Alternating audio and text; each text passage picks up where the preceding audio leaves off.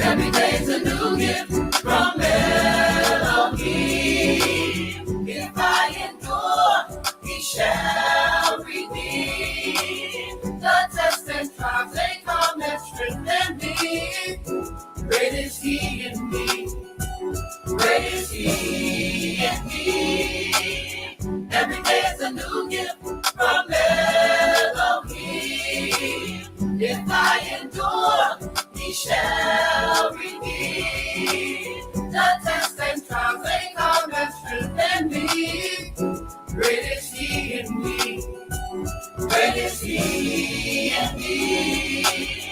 When I wake in the morning, I'm glad to see that your love for me still remains.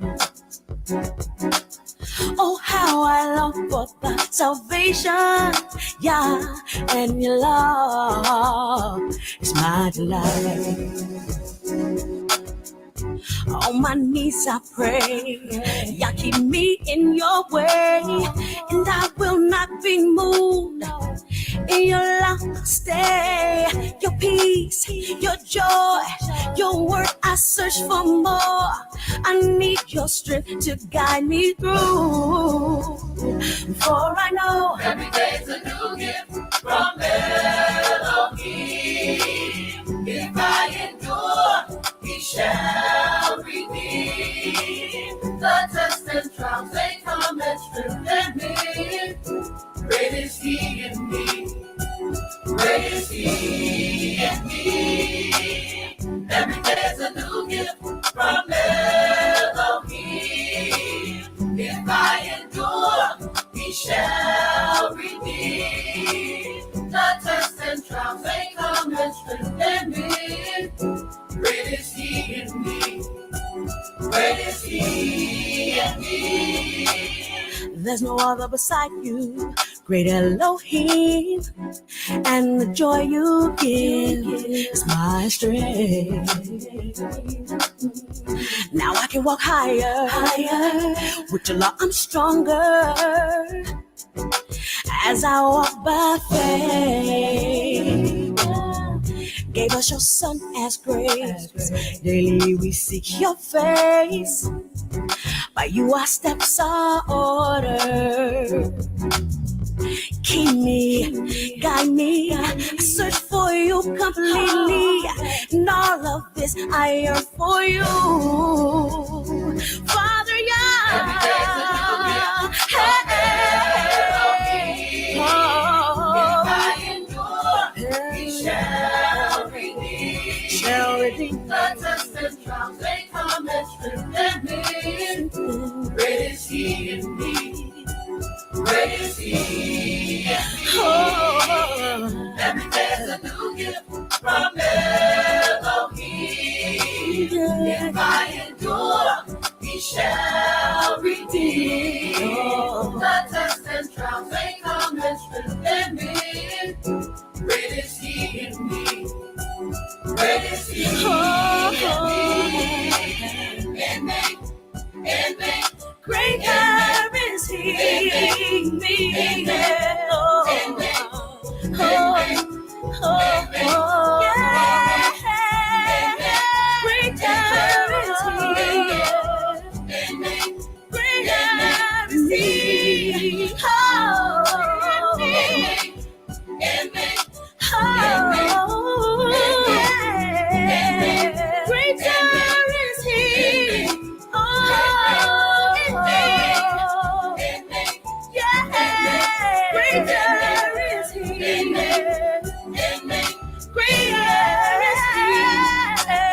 His words a lamp unto my feet. He rules over the world. His words a lamp unto my feet. He rules over the world. His words a lamp unto my feet. His words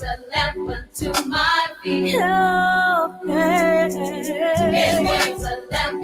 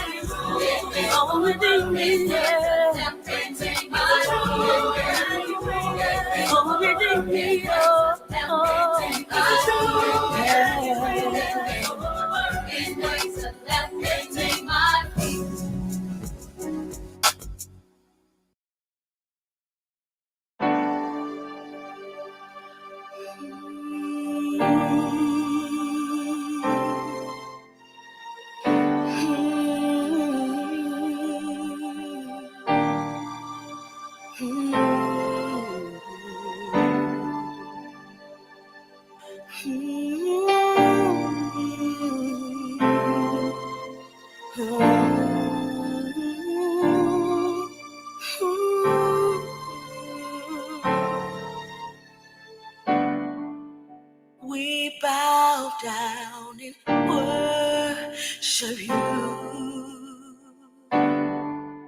We glorify your holy name. We praise your holy name today.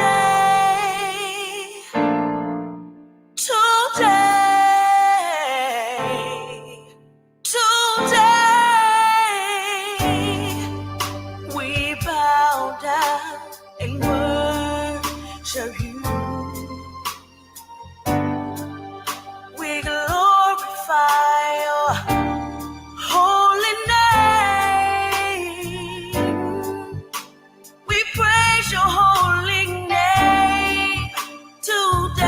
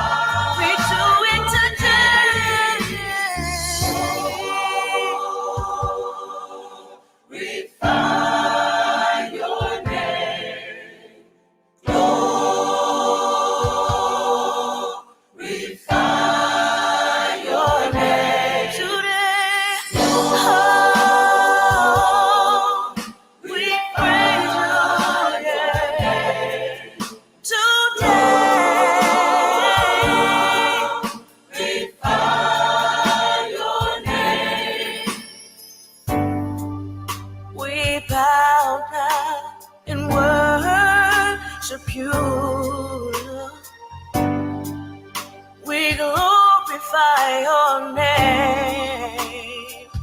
Oh, we praise your holy name today.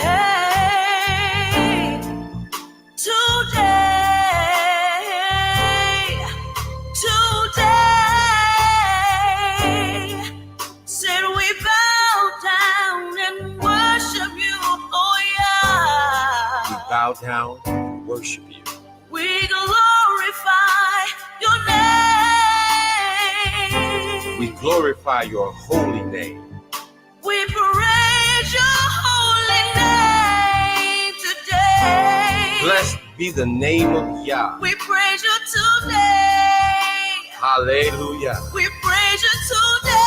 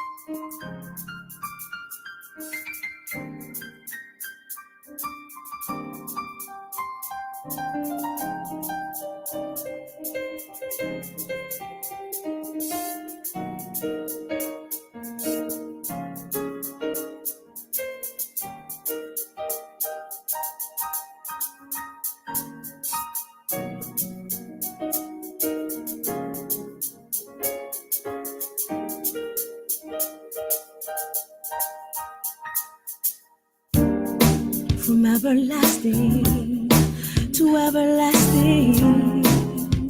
Thou art Yah, from everlasting to everlasting. Thou art Yah, thou art Yah, from everlasting to everlasting. Thou art Yah, thou art Yah, from everlasting to everlasting. Thou art Yah.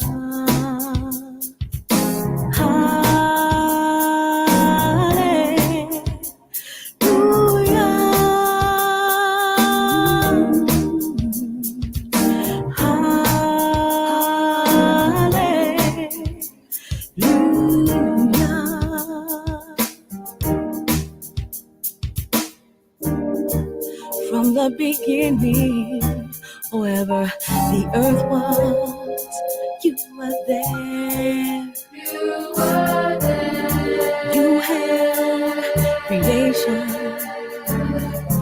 in the palm of your hand. The sun, the moon, the stars, heaven above and earth below. The tides of the sea and the direction the winds blow. A humble servant you have made in me. A humble servant you have made in me. And my only desire is to follow thee from everlasting to everlasting. From everlasting to everlasting, thou art Yah. From everlasting to everlasting, thou art Yah. From everlasting to everlasting, thou art Yah. From everlasting to everlasting, thou art Yah.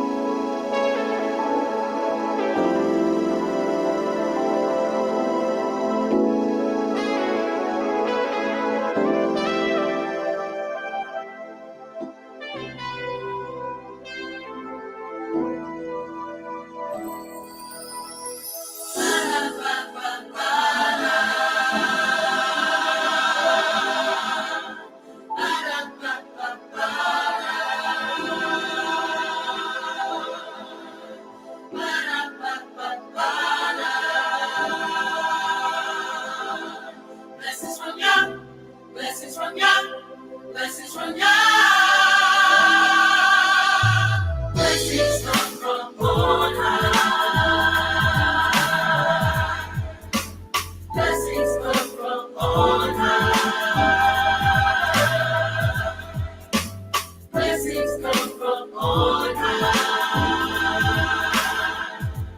Blessings from Yah, blessings from Yah, blessings from Yah. Blessings come from on high.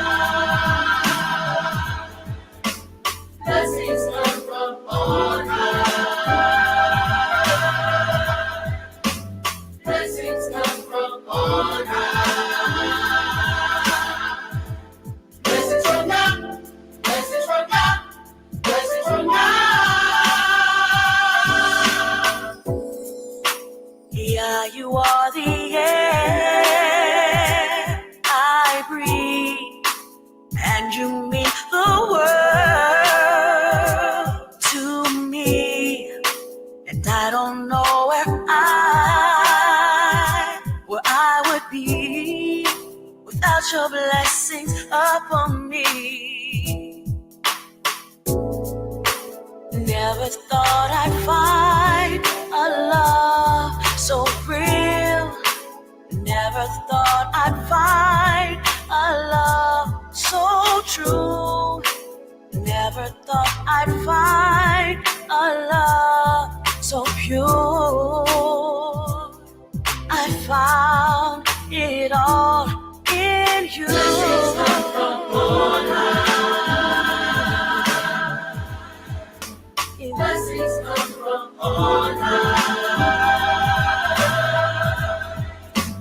Blessings come from on high. Blessings from God. Blessings from God. Blessings from God. Blessings come from on high. Blessings come from on high. Blessings come from on high. Blessings from God. Blessings from God. Blessings from God. I praise you, Yah, for all you've done.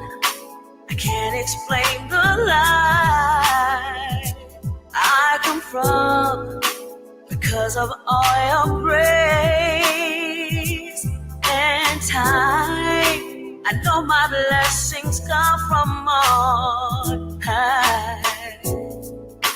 Never thought I'd find a love so real. Never thought I'd find a love so true. Never thought I'd find a love so pure. I found it all in you. Blessings come from on high. Blessings come from on high. Blessings come from on high. Blessings from God. Blessings from God. Blessings from God. Blessings come from on high. Blessings come from on high. Blessings come from on high. Blessings from God. Blessings from God. Blessings from God. I got the blessing, got the blessing, got the blessing. I got the blessing, got the blessing, got the blessing. I got the blessing, got the blessing, got the blessing. Blessings from God, blessings from God, blessings from God. I got the blessing, got the blessing, got the blessing. I got the blessing, got the blessing, got the blessing. I got the blessing, got the blessing, got the blessing. Blessings from God, blessings from God, blessings from God.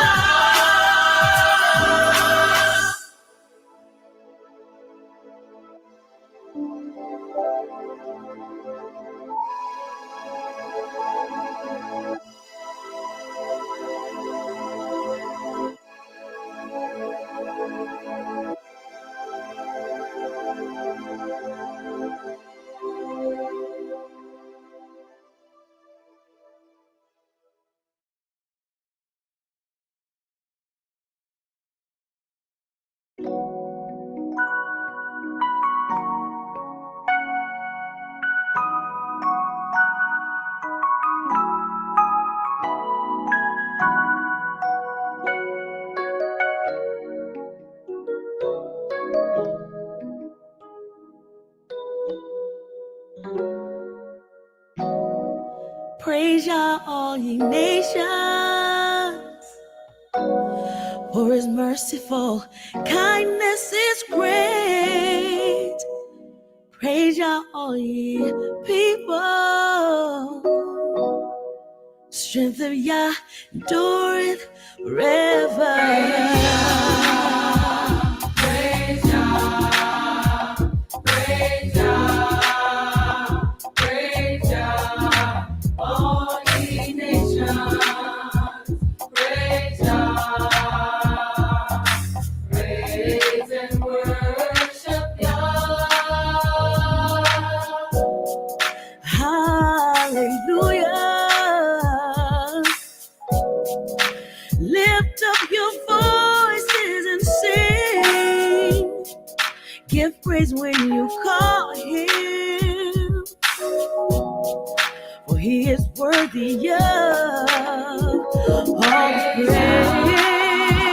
Praise Yah, Ooh, praise Yah, praise Yah. all ye nations. Praise Yah, praise and worship Yah.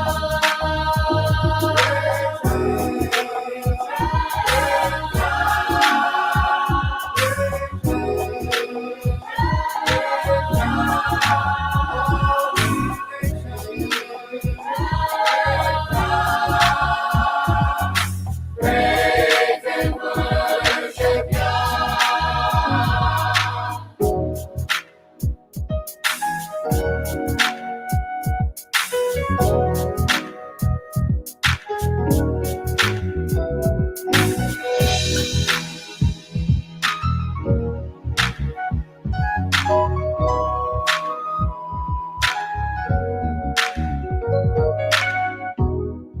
Hallelujah. Lift up your voices and sing. Give praise when you call him, for he is worthy of all praise.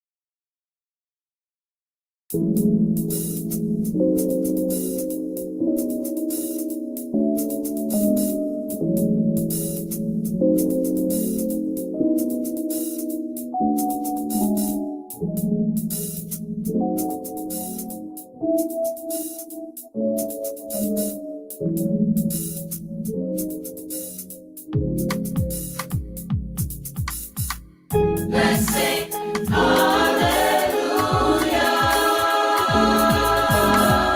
Let's sing hallelujah.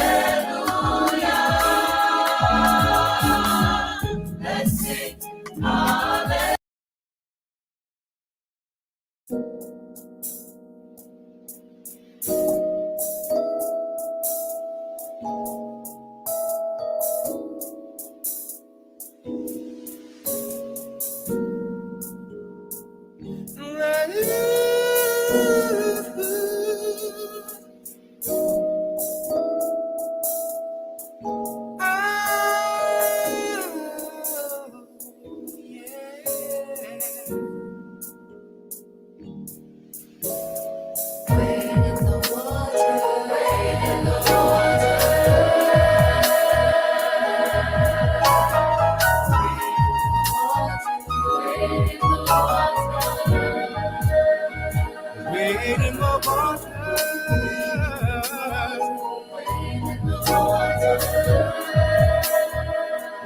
Y'all gonna trouble.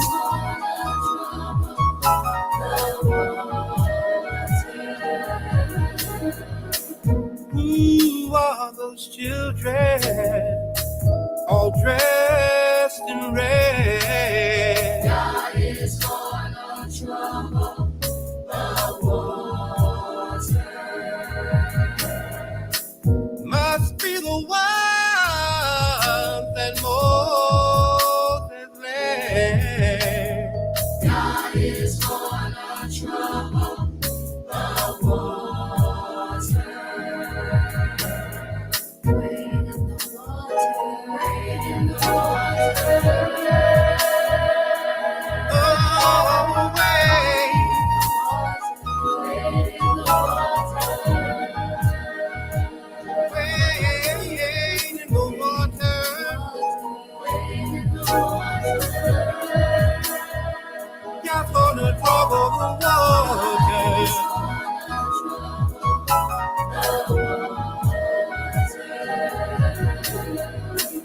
Who are those children all dressed in white? God is gonna trouble the water.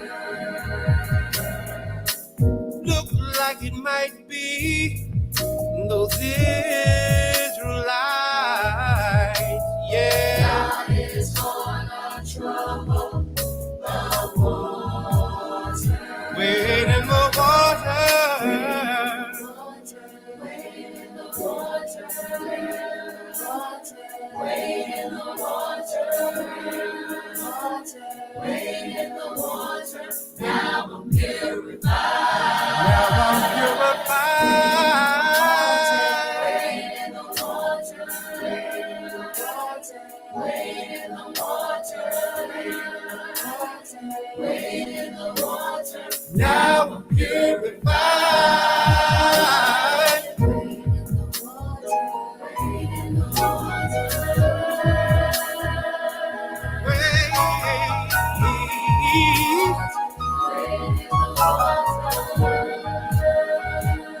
Hold your boots and don't you faint. Wade in the water.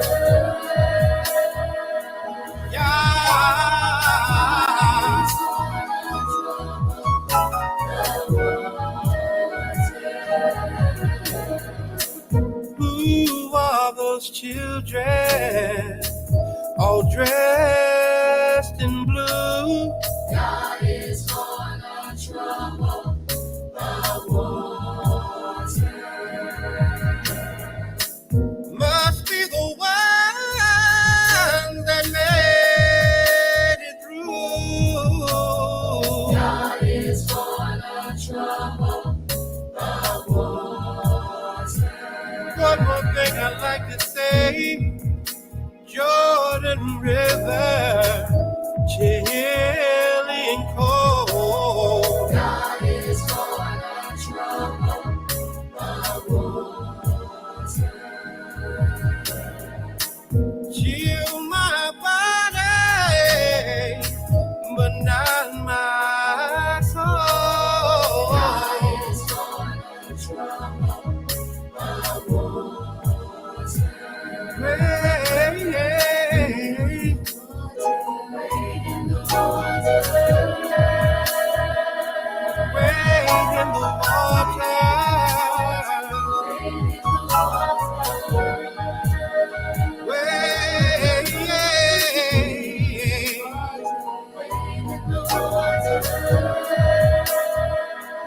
Oh, yeah, I'm gonna trouble. He's gonna trouble the water.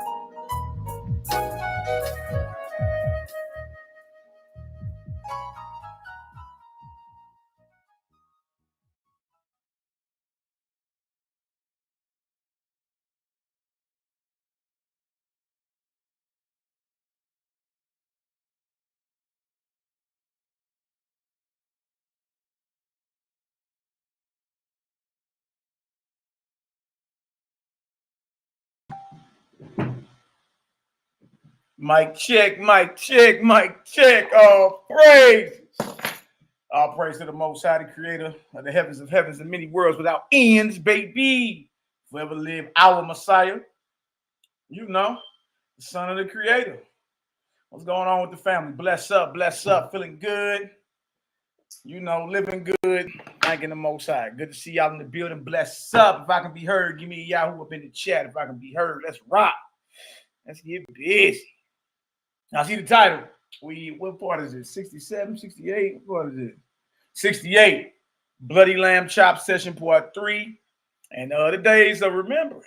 The days of remembrance. Being on that 364-day calendar, dealing with the some call it the Enoch calendar or the what Jubilees and them talking about. 364 days, right? And the first day or the beginning of every seasonal transition, there's a day of remembrance. So there's a day of remembrance for the first month, a day of remembrance for what? The fourth month, a day of remembrance for the seventh month, and a day of remembrance for the 10th month, right? For in other words, the first day of spring, summer, fall, winter are all days of remembrance. You understand that those is on, something else other than what the nation of Israel, what's called the Jewish calendar today. What's called the lunar cycles and all that, the lunar calendar and all that. Yeah. So with the lunar calendar, though, you got to constantly adjust your dates. That's why the feast don't never be a whole year from the previous year.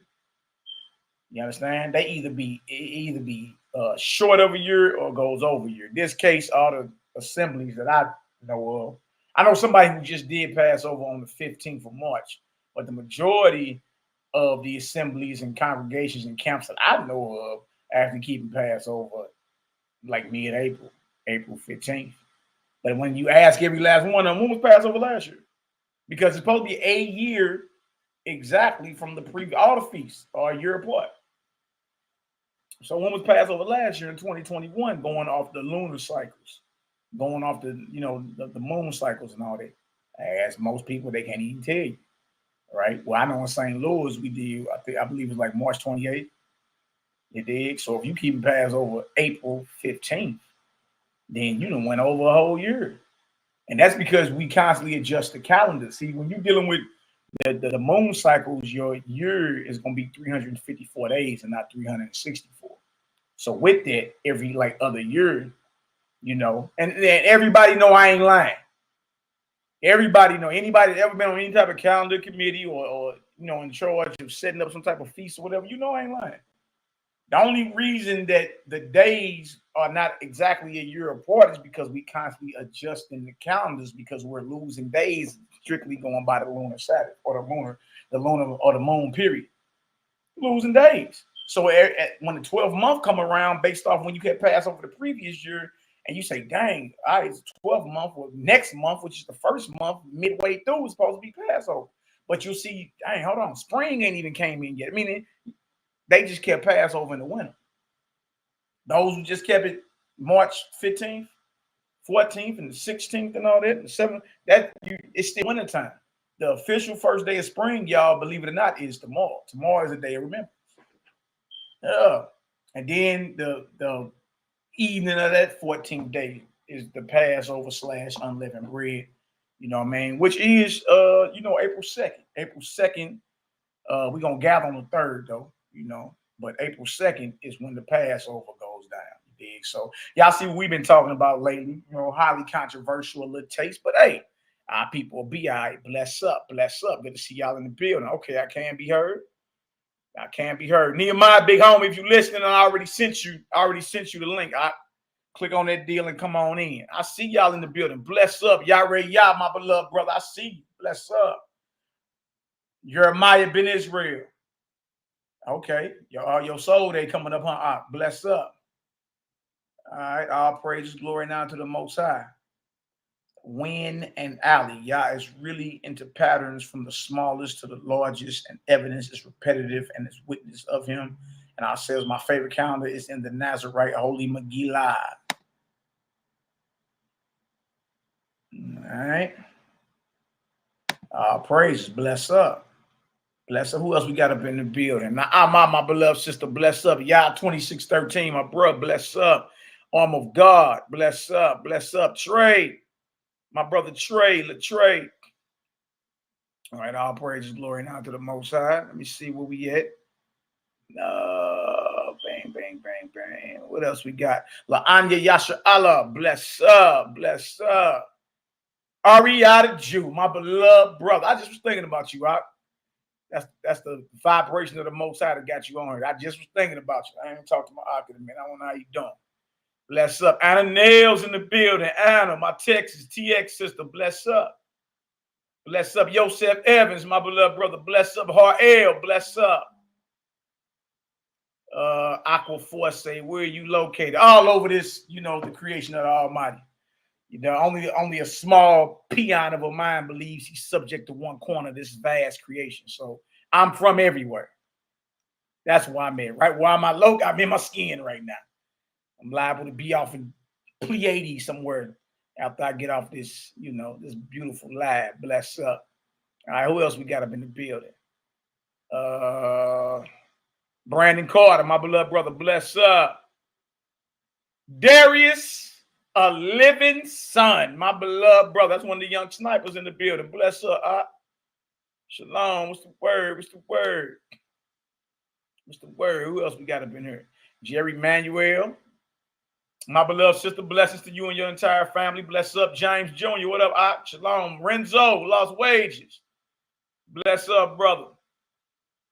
Bless up, bless up, bless up. All right, you die, my beloved brother. Bless up. Spoken by royalty. Bless up, Rita. Nakamya, my Barak, my beloved brother. Bless up. Yeshaya, my 30 South brethren. What's the word, Print Blake? Much love, brother. Bless up. Mahalya Yasha'al. Bless up, my beloved elder Sistren. Much love, much love, much love. Good to be seen in the building. Bless up. All praise, glory, now to the Most High. Kind of chilly here today. What they call the STL, but I'm getting warm a little. Let me take this on up. What's going on around here? Bless up. All right, y'all. Well, look. You know how we do. We share information, present information. Sometimes it's highly controversial. A lot of times it offends. It offends folks. But, y'all, we just here to present the info. You understand? That's all it is. That's all it'll ever be. Present the info. Either you can accept it or you can't. If you can't, we're not mad at you. We ain't mad at you. Every man and woman got to live off their own convictions. Every tub got to sit on its own bottom. All right? We just present the info and, and if you ever want to know why we rock the way we rock, then that's just a conversation that got to be had. All right? We're here to present the information and challenge you, make you think. That's the problem. One of the main problems in Israel today, or within, if you want to call it the conscious community or conscious Israel, nobody likes their thoughts challenged. Nobody likes their thoughts challenged. You dig? Nobody likes their beliefs challenged. All right, but that's only gonna make you better. That's only gonna make you more sharp for the Creator. So you should, your views and all that should be challenged. Most of our people don't like that. They've grown comfortable. And what we got up out of the so-called church and the Muslim mosque and got into the Israelite, and then we learn a few basics and just get comfortable. But it's never questioned. You understand? It's never questioned. It's never put up under close scrutiny. It's not combed through with a fine-tooth comb. You understand? So we're challenge you to be better. Challenge you to be better. And if what you're hearing don't resonate with your spirit, then that's just what it is. It's okay. It's okay if it don't resonate with your spirit. I would tell you don't do nothing that your spirit don't agree with. You understand? Now, how many teachers are going to tell you that? No, brother, the books say kill the kids. You look, your child is too rebellious and you can't handle the child. Take the child over to the elders at the Israelite summits and tell them elders to break that little cat. Does that make sense to you? After all, brothers in the law. It's in the law, brother. Your child you can't handle your child, break them. Take them to the elders, they'll break them. Now, that makes sense. No, it don't make no sense. For one, I'm a check whatever situation it is going on in my crib, dealing with my children. So ain't none of that. Two, what I look like passing my child off to be murdered by some decrepit Negro that fought like me. Man, please. Y'all crazy as all hell. So again, never do nothing that your spirit don't rock with. It don't, just don't resonate with you. Don't resonate with what you mean kill children, kill your kids, and burn the woman. If you call her for a case, burn her. Remember Judah in Genesis 38? You did burn her. Damn, good Lord, what's going down in this deal? So you gotta learn how to deflate and balance. Everything is about balance. All right. I'm never saying that the Most High ain't about judgment, because I truly believe, you dig, that none of us have gotten away with anything, and we all gonna have to answer for the things that we've done wrong against the Creator. Absolutely. Absolutely. But for each thing you've done wrong, there's even that punishment has a expiration time. You see what I'm saying? You never pass redemption. Like, you never pass redemption. And our job is to assist our brothers and sisters in resurrection, raising up. So we teach spiritual progression over this way. All the extra arguing, on the side net of TVs and the different platforms, and arguing over that man, woman, and that man went over there and got caught laying with a white woman, and this other woman over here been showing her breast off, and this other brother over here got pictures of this other man. What man? Look, all that's madness. All of it's madness, and all of it's a distraction to keep you from progressing spiritually. You dig? So know what to entertain and what not to. A lot of stuff I just don't entertain it, man. You ain't heard about so and so, and he took his ex Gail out, and now he all mad, claiming they committing adultery. And look, y'all figure that out. You understand? Understand this: your matter, whether you a man or a woman or a child or whoever, your matter is with your maker. You already know when you going off and doing wrong. You know you going off when on your way to doing wrong. You already know it. You done planned it. You done set the tone. You dig? You done concocted your lie, your little story. You know what I mean? Like, when you're going to do wrong. So what did the next brother or sister need me to tell them for? You're wrong. You're wrong. And they know when they going off. Everybody know when they going off. So what we got to develop and what we got to master, brothers and sisters, is this, right? Always be approachable. You don't want to be unapproachable. Be approachable. Be someone that somebody can come talk to get these things off their chest, because they don't need you to tell them that they doing wrong. They need to get that burden off of them by talking to somebody that they can trust, by coming to somebody that can pray for them, by coming to somebody that can help them in their healing process and all that. You see what I'm saying? The world don't need none of us to be, you wrong, and man, look, everybody that's going off, no. They make a conscious decision to go off. So it is what it is. You dig? So all praise and glory now to the Most High. So we talking about the bloody lamb today, little taste, part 3. Because over here we profess that the Most High is separate, changes not, holy. There is no other deity or God or whatever you can compare him to. You know what I mean? So when we get into like certain things that's done in the scriptures, and then we start searching history, dealing with the surrounding nations that was around us while we were in ancient Israel, and we start seeing some of their practices and customs to their gods are identical to what we doing to ours. Y'all, we got to bring that into question. That the Most High is separate. How is he being praised the same way Baal is being praised, or Ashtaroth, all the little gods up under them, Baal Peor, all these different gods and all that. You did. So our job is to body the false gods. That ain't nothing personal. You did. We ain't even got to get it like talk about nobody personally. We just body their God, bring their God down, make them look at the ugly nature and character of the God they claim they serve, and say, dang. Dang, I didn't even know that. Dang, that like that. He command that to go. Yeah, is that the maker? Is that the maker? Right now, remember I was telling y'all 600,000 men besides the children and women left Egypt according to the book of Exodus. 600,000. So if that's one lamb per house, then that's 600,000 lambs. All right, unblemished, whose throats had to be cut and blood poured out and poured wiped on the doorpost and all that. Right? Say, okay, well, it wasn't every lamb for a house. Say it was every lamb for every other house. That's still 300,000 lambs. 300,000 lambs, unblemished. All right. Just so you can get up out of Egypt, right? Now watch this. I put them numbers out there, right? But look what I just stumbled across before we went live today. Let me share this with y'all real quick. Abundant blessings to everyone in the chat. Bless up. Much love. Much love. Now, watch this, y'all. Look at this. Look at this. Good night. Look at it.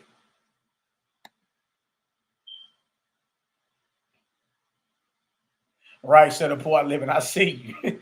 Question is, did they have that many lambs? And trip off this is every year. We ain't just talking about, you talking about every year. The lamb had to be 1 year old, a male, and unblemished. Right? And it had to be a lamb for a house. All right. Now, this article I just found. How long to kill 256,000 Pascal or Passover lamb?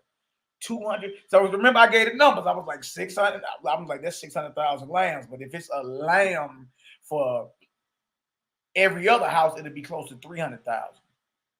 We can cut that in half and say, all right, bump it. Every 4 houses share a lamb. That's 150,000 lambs. Now, look at this. According to this article, Josephus says that at least 256,500 lambs were killed in the temple for a Passover in 1 year. Between 66 and 70 CE. So before the fall of Jerusalem. You did. Every year, it was on an average of 256,000 lambs. So then somebody put the number, like, how in the hell are y'all killing all those lambs? How? Wow. Now watch this. Watch this. Let's read some of this.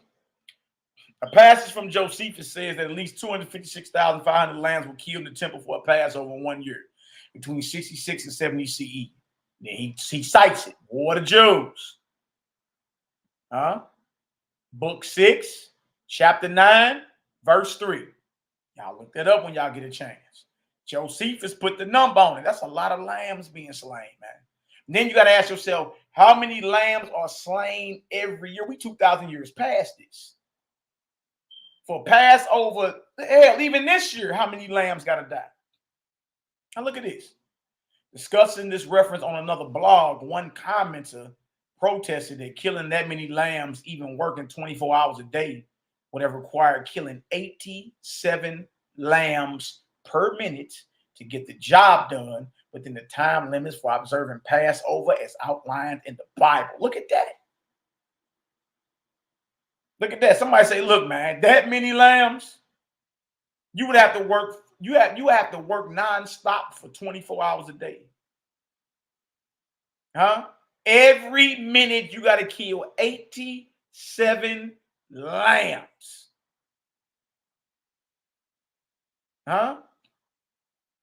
87 lambs per minute, 24 hours a day between from the moment that it's selected. But you can't start killing it until between the evenings, between the evening of the 13th and the evening of the 14th. So in other words, you got a 24-hour period to kill 256,000 lambs. Look at this. That's a lot of lambs, man. It's a lot of lambs. So he's saying, look, y'all got to kill 87 lambs a minute. 24 hours straight to kill that many lambs, to meet the timelines and the guidelines spoken of in the scripture. On closer inspection, that scenario seems to have only one priest doing all of the work. So here's another way of looking at how so many Passover lambs could have been killed in one afternoon by temple priests if more priests had been involved. Look at that. He like, well, you got a point. Dang, that's only for one priest. Dang.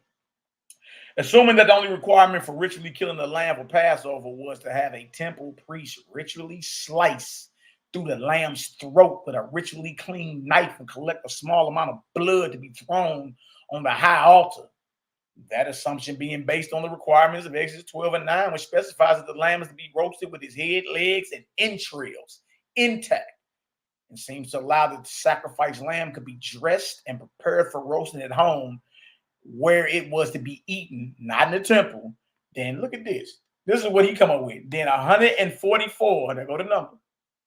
Then 144 priests killing 6 lambs a minute, 10 seconds per lamb, assuming the men were lined up in a moving line holding their lamb in the right position for easy slicing, would have taken only about 5 hours to kill 256,500 lambs, assuming that the ritual killing started at 1 p.m.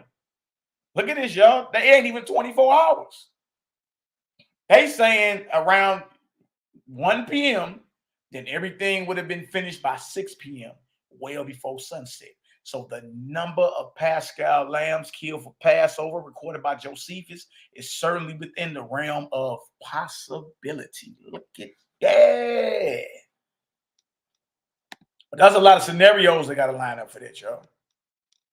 It's a lot of scenarios. You need 144 priests. You need all the men who are head of their households, who had a lamb lined up in a single file line, and the priests go down the line slitting throats, slit the throat, slit the throat, slit the throat. You know what I mean? Collect the blood, throw the blood on the altar, and take that dead animal home, and you finish the rest of it. And roast it. Look at that.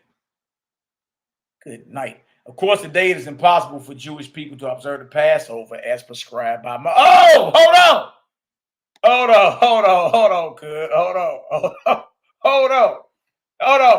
Did this heathen just say it is impossible for Jewish or Hebrew people to observe the Pesach as prescribed by Moses? True about this, y'all. Since the Yahudim or the Israelites have no temple and no priesthood as required by law. Look at that. Look at that. They even know if the priest ain't there and the temple ain't standing on the tabernacle, how can you ritualistically kill any so-called animal and eat it and claim you observing the law and the Torah? How?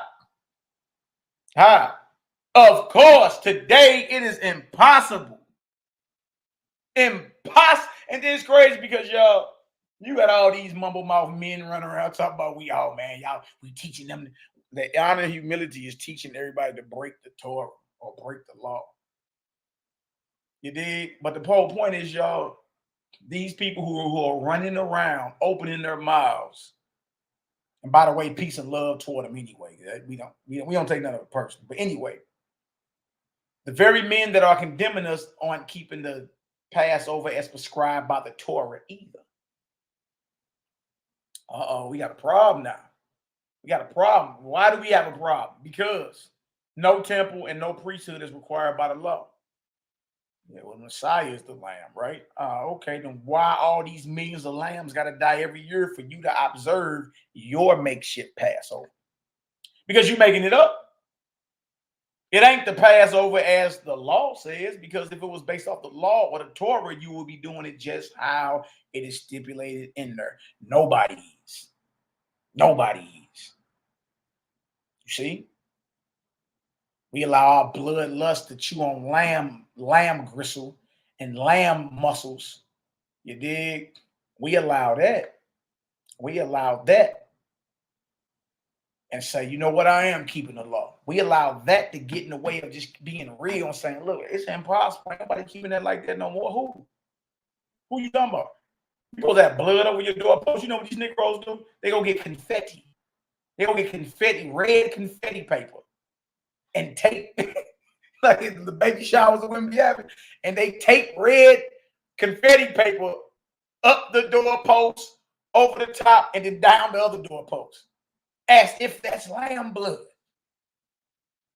See, you know you're not doing it based off. So how is it that you're claiming that we are violating when nobody is keeping it according to how it's prescribed? How is that possible? How are you condemning brothers for choosing not to chew on lamb? You condemning brothers and sisters for not chewing on lamb for a Passover and claiming we are violating the Most High's law or command when you ain't keeping it either. The lamb you got wasn't selected on the 10th day. The lamb you have, you understand, throat wasn't slit, blood wasn't collected. You understand? The lamb you have, the lamb you have wasn't roasted whole with fire. You ain't ate no lamb chitlins and lamb organs and lamb kidneys and lamb livers, because that's the purtenance. You're supposed to eat the purtenance, the head, the leg, and the purtenance thereof. So the lamb you eat, so just be real, you're doing your own thing. You're not doing it how it says for it to be done in the scripture. So especially with my messianic brothers, they'd be like, oh, well, you know, Messiah the lamb, as if I don't know that already. All right, well, if he's the lamb, why do millions of lambs have to be slain to satisfy your bloodlust to chew on lamb muscles, lamb gristle, lamb loin, lamb shoulders, lamb legs? Oh man, you know, Passover, you're supposed to kill a lamb. Yeah, you're supposed to kill it a certain way according to the text. And if it ain't killed a certain way and processed that way, you understand? Then guess what? You're doing your own thing. And a lot of our people don't see that. They just run their mouth. Oh man, y'all blasphemous, bro. You ain't none of y'all keeping Passover how it says. So that means you violating too. I'm gonna read it again. Of course. I see you, Naama. Naama, my sister say, folks just making their own laws as they go, SMH, and want to cast the first stone at you. Yeah, I know. It's crazy. Like, bro, stop it. You ain't when it selected that lamb. You ain't kept it up to the, you ain't kept it up to the 14th day and killed it. You ain't put no blood over your doorpost. You ain't made sure that lamb was a male, and you ain't made sure that that lamb was 1 year old. Nah, you ain't did none of that. You feel me? The point being, it's impossible. That's the point. It was never about, you know what I mean? It was never about you. It was never about killing lambs and chewing on lamb gristle. And it's deeper than that, all right? Of course, today it is impossible for Jewish people to observe the Passover as prescribed by Moses, since Jews have no temple and no priesthood as required by the law. Today's Seder, they call a Passover day a Seder. You know, look, your pre-Passover, your prep Passover meal. They call it Seder. Today's Seder is an annual remembrance of the redemption of the children of Israel from Egypt as commanded in Exodus 12. But the rituals observed are man-made substitutes. There it is. There it is. We looking real suspect by now. We love to drive everybody else about the paganness and the pagan holidays they involved in. We love to drive everybody. Well, it's a man-made holiday. Well, everything you doing is a man-made substitute. Claiming you following the laws of the Torah of the Creator. No, you're not. No, you're not. And when we get to reading and showing, hey, y'all, these rituals that you talking about, a lamb, blood over the doorpost, 7-day feast, meet on the first day and the last day. You understand? Y'all, Israel, this is not exclusive just to Israel. That ritual had already been going on in that whole area called the land of Canaan. Had already been going on before Israel, before Israel was even in Egypt. They already got, and look, and this is going to their gods. When you talking about the Phoenicians, the Canaanites, the whoever, the Amorites. The Amorites is one. We're going to go into some of that today. All right? Hey, trip about this, y'all. Halfway through the first month, 7-day feast, lamb blood meet on the first and the last day, midway through the first month. Ritual already going on before Israel even went into Egypt. What are we talking about here? And it's going to who? Their gods. So when the Most High told Jeremiah, I didn't speak nor command that, you understand? That's frighteningly accurate. That's true. That's true. Because true about this, y'all, that what you know is the Passover sacrifice and the Passover ritual with the lamb, the blood, the 7-day feast, and all that, y'all, that been going on within that whole Fertile Crescent area. You understand? Way before Israel even got into Egypt. And it was rituals to the gods that they were trying to appease. So how is a heathen Hamitic ritual serving the Creator when the Creator is holy, set apart? There ain't nothing, there is no worship of any false god or deity that should resemble the Creator. All right, if I'm making sense, give me an 8 up in the chat. All right, if I'm making sense, give me an 8 up in the chat. All right, now look at this. Read this again. It says, today, Seder is an annual remembrance of the redemption of the children of Israel from Egypt as commanded in Exodus 12. But the rituals observed are man-made substitutes that have no sacrificial lamb and thus no biblical authority behind them. No biblical authority. Hey, Malik, man, you over that you ain't eating no flesh no more. You ain't eating that meat no more. What about the Passover? Oh, y'all ain't meat on Passover. Oh, y'all sinning, y'all breaking. Look, man, everything that the entire Hebrew Israelite nation is doing, especially when it comes down to the Pesach and all that. Listen to me. The festivals and all that. You understand? All of that.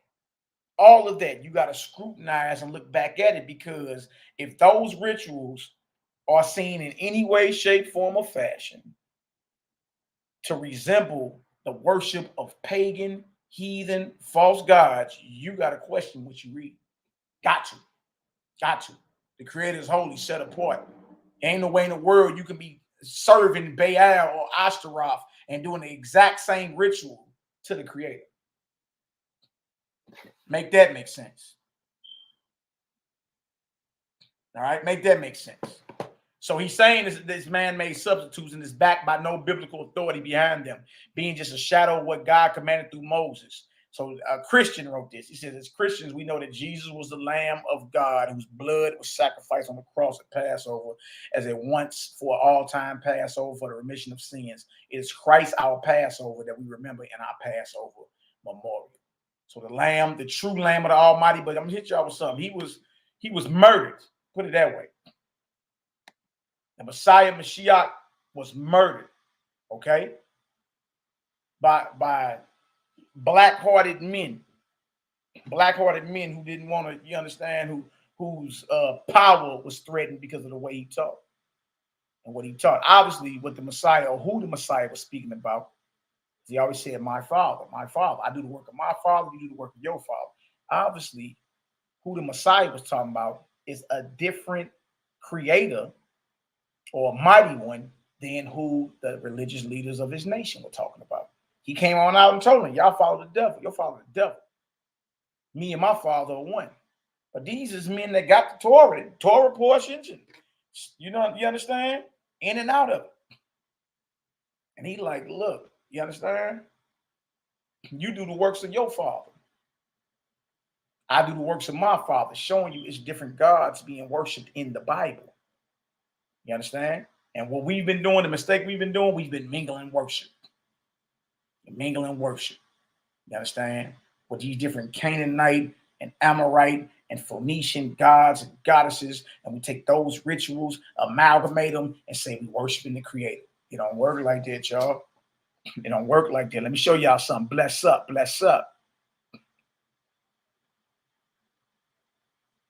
That's what's up, Wayne and Allie. That's right. You should always be able to ask questions.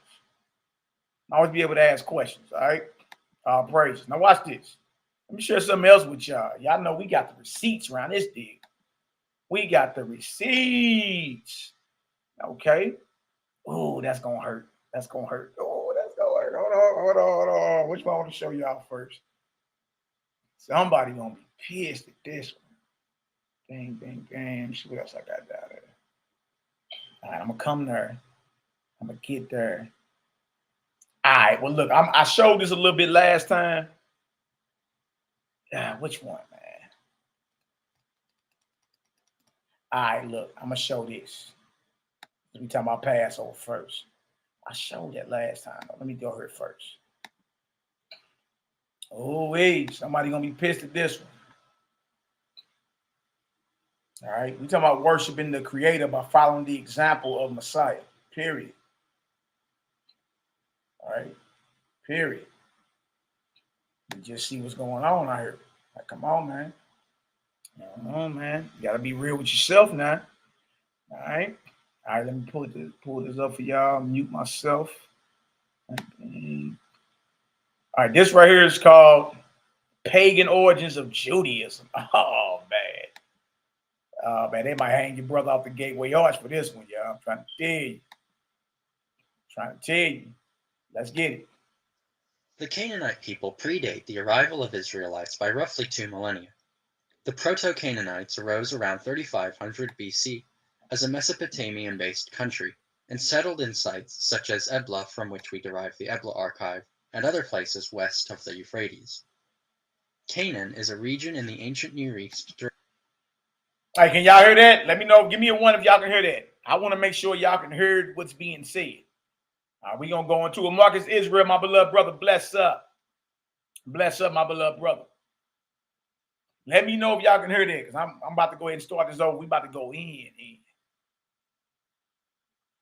Look at Max. Look, Max Lowe told me he watched this about 3 hours ago, bro. We on the same accord. See, I didn't know you watched it.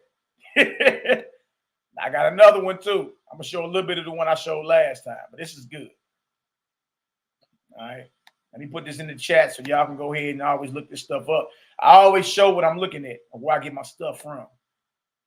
All right, very, very transparent.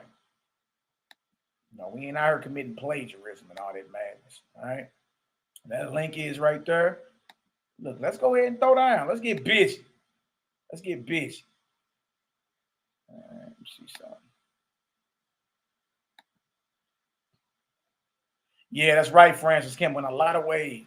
And wondering why we, running our mouth like we got it. Nah, we running our mouth against everybody, talking crazy. Now it's man-made, but how about your rituals for your feast days that you claim you're keeping for the Most High? Those rituals are man-made and backed by no biblical authority because they're not being done how it is prescribed in the scripture. That's why. All right, now watch this.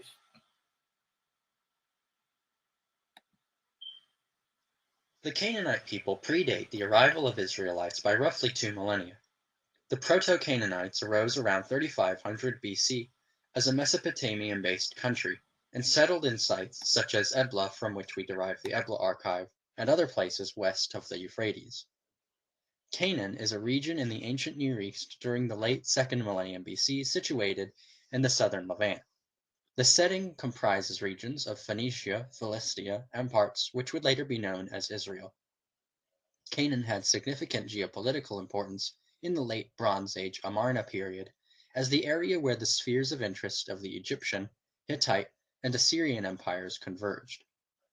Knowledge of Canaan from archaeological sources is almost exclusively from artifacts dated to the period in which the region existed under the hegemony of the New Kingdom of Egypt. Since the Egyptian Empire controlled this region during that time, much of our knowledge from archaeology comes from the Amarna letters and other documents of governance which record information from the time of Egyptian rule. Much of the primary source knowledge of Canaan stems from excavations in areas such as Tel Hazor, Tel Megiddo, and Gezer. The late Bronze Age state of Ugarit, what is now Ras Shamra in Syria, is considered a quintessential source of Canaanite culture and religion, from which was found the Ugaritic texts and other artifacts of Canaanite culture. The Israelite religion is one which originated out of these Bronze Age polytheistic ancient Semitic religious traditions, specifically the Canaanite religion. It exhibits a syncretization with elements from Babylonian religion as well as some Egyptian influences. The religion began as a henotheistic offshoot of the Canaanite worship of El, along with his secondary epithet, Yahweh, which refers to El Yahweh Sabaoth, often translated as Lord of Hosts, which likely means El who creates the armies. El, who was the supreme god of the Mesopotamian Semites, later became the chief god of the Hebrew Bible. In Canaan, he was known to be the father and the ruler of the divines, as well as the creator. The god of the Jews evolved gradually from the Canaanite El, who was the high god of the pantheon, to the Israelite El, who is likewise the chief god of the Hebrews. The essential qualities of the Canaanite El were retained in the god of the Hebrews, along with memories of the theogony of El and the gods. Over time, the Israelite group of Canaanites converged to the sky gods El and his son Baal-Hadad, and El was conflated as Yahweh. Early on, the Israelites also worshipped Yahweh along with his wife Asherah, who was originally the consort of El in the Canaanite tradition.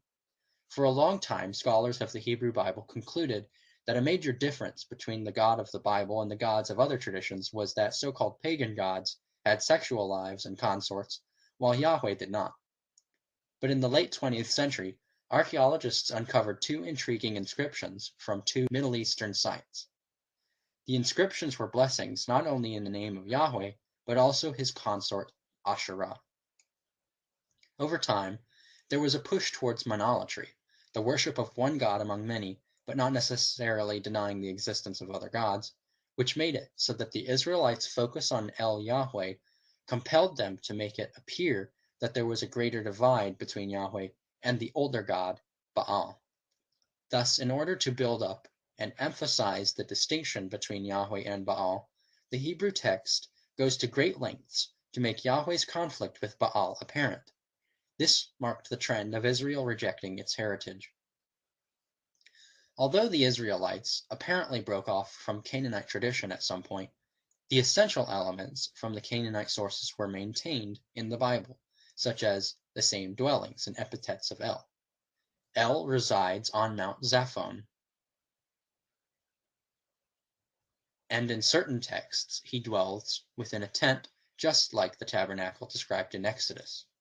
Titles of the Canaanite El were preserved in the Hebrew tradition, such as the following: Elyon, which is Most High; Rechem, which is Bull. Also, El was called the god of patriarchs, a warrior, and El was called Olam, which means eternal. These were the names for the Canaanite El, and they became the names for the Hebrew El. Interestingly, Babel, relating to Babylon, is a conjunction of Bab and El, meaning gate of the god. But it was not singly El from which Yahweh evolved, but also Baal-Hadad, the Canaanite storm god. Indeed, also the name which Jews substitute for Yahweh lest they utter it is Adonai, the term from Canaanite Adon, which means Lord. It's a synonym for Baal, which also means Lord. The connection between Yahweh and Baal is undeniable. We find narrative instances of the Israelites understanding of this connection in parts of the Hebrew text, such as Exodus 32:8, the crafting of the bull by Aaron and the Hebrews as Moses was on Sinai, in which it is said, "These are your gods, O Israel." We see in the Israelite religion precisely what one should expect to see from a religion evolving from and assimilating religions surrounding it. In numerous passages, Yahweh is depicted as any ancient Near East storm deity, the most notable of which is Baal-Hadad. Like Baal, Yahweh is a warrior who descends from his mountain home, riding on a chariot of clouds. His voice is thunder, and his weapon is lightning. The earth quakes, and the skies release rain at his command. In primeval times, he asserted his authority by defeating the sea, becoming the ruler of the skies. Exodus 15:3 reads, Yahweh is a warrior, Yahweh is his name. Numbers 23:22, El, who brings them out of Egypt, is for them the horns of a wild bull. Numbers 24:8, El, who brings him out of Egypt, is like the horns of a wild bull for him. He shall devour the nations that are his foes and break their bones. El of the Canaanites was also called bull and warrior. Here are some examples of parallels between Baal and Yahweh as attested to by the Ugaritic literature in the Baal cycle and the Hebrew Bible. Let me tell you, Prince Baal. Let me repeat, rider on the clouds. Now your enemy, Baal. Now you will kill your enemy. Now you will annihilate your foe. You will take your eternal kingship, your dominion, forever and ever. And the Hebrew Bible reads, Behold your enemies, Yahweh. Behold your enemies perish. All evildoers are scattered. Your kingship is an eternal kingship. Your dominion is forever and ever. The parallels with Baal extend also to the motif of the mountain where Yahweh revealed himself. There was thunder and lightning and a heavy cloud on the mountain, and Mount Sinai was covered with smoke because Yahweh had descended upon it in fire, and the whole mountain trembled violently. The same imagery is used of Baal's theophany. Then Baal opened a break in the clouds. Baal sounded his holy voice. Baal thundered from his lips.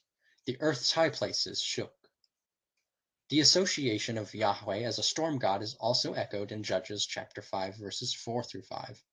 Yahweh, when you went out from Seir, when you marched from the highland of Edom, the earth shook, and the heavens too streamed, and the clouds streamed with water. The mountains shook, before Yahweh, the one of Sinai, before Yahweh, the God of Israel. And Psalm 104, verse 3, Yahweh sets the beams of his chambers on the waters.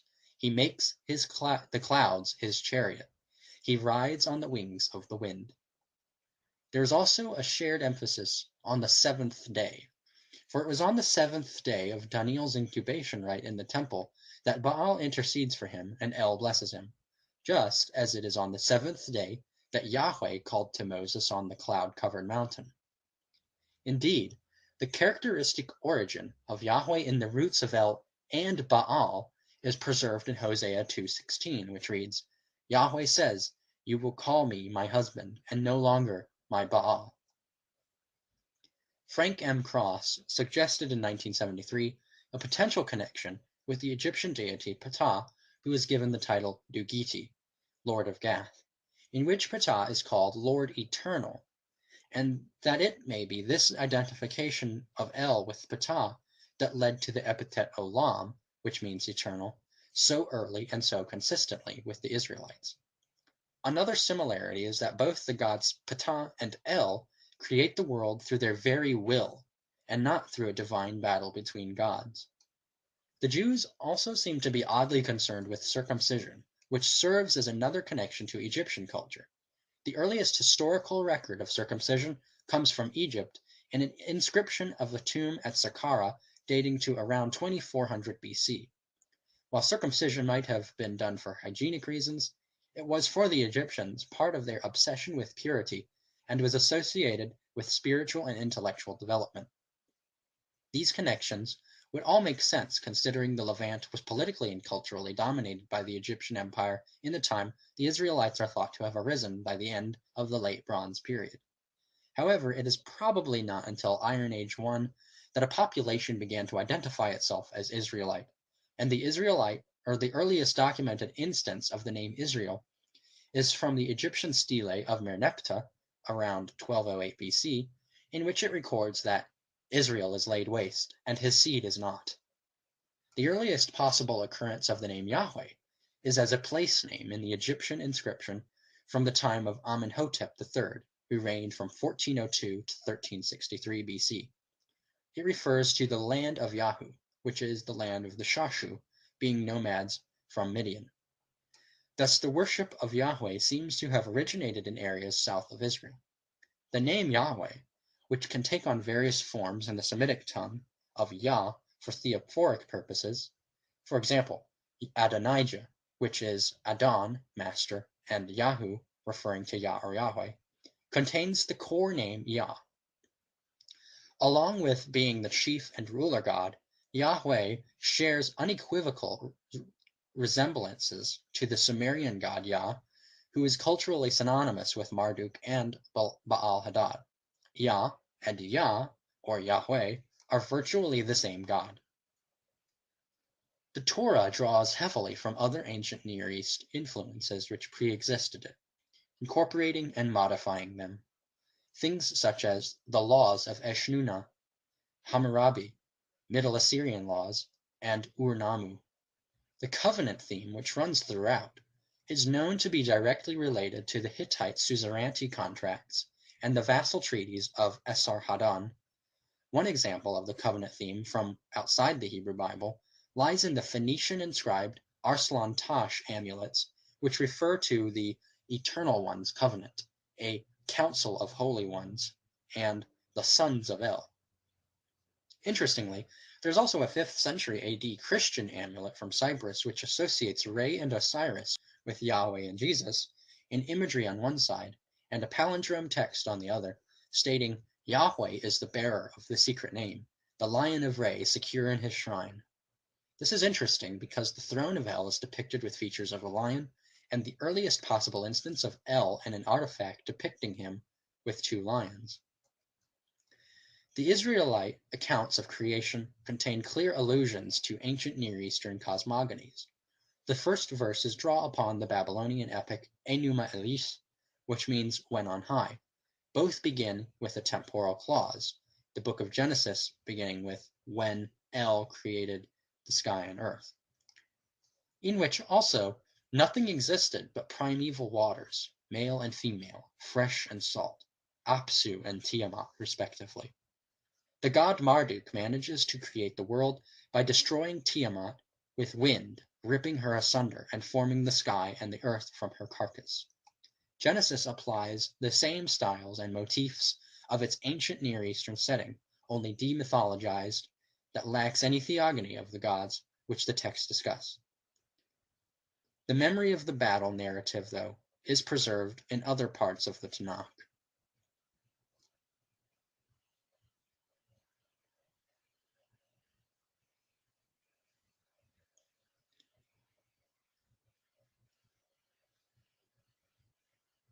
There are still significant differences, however, between typical ancient Near East religious traditions and the Hebrew Bible.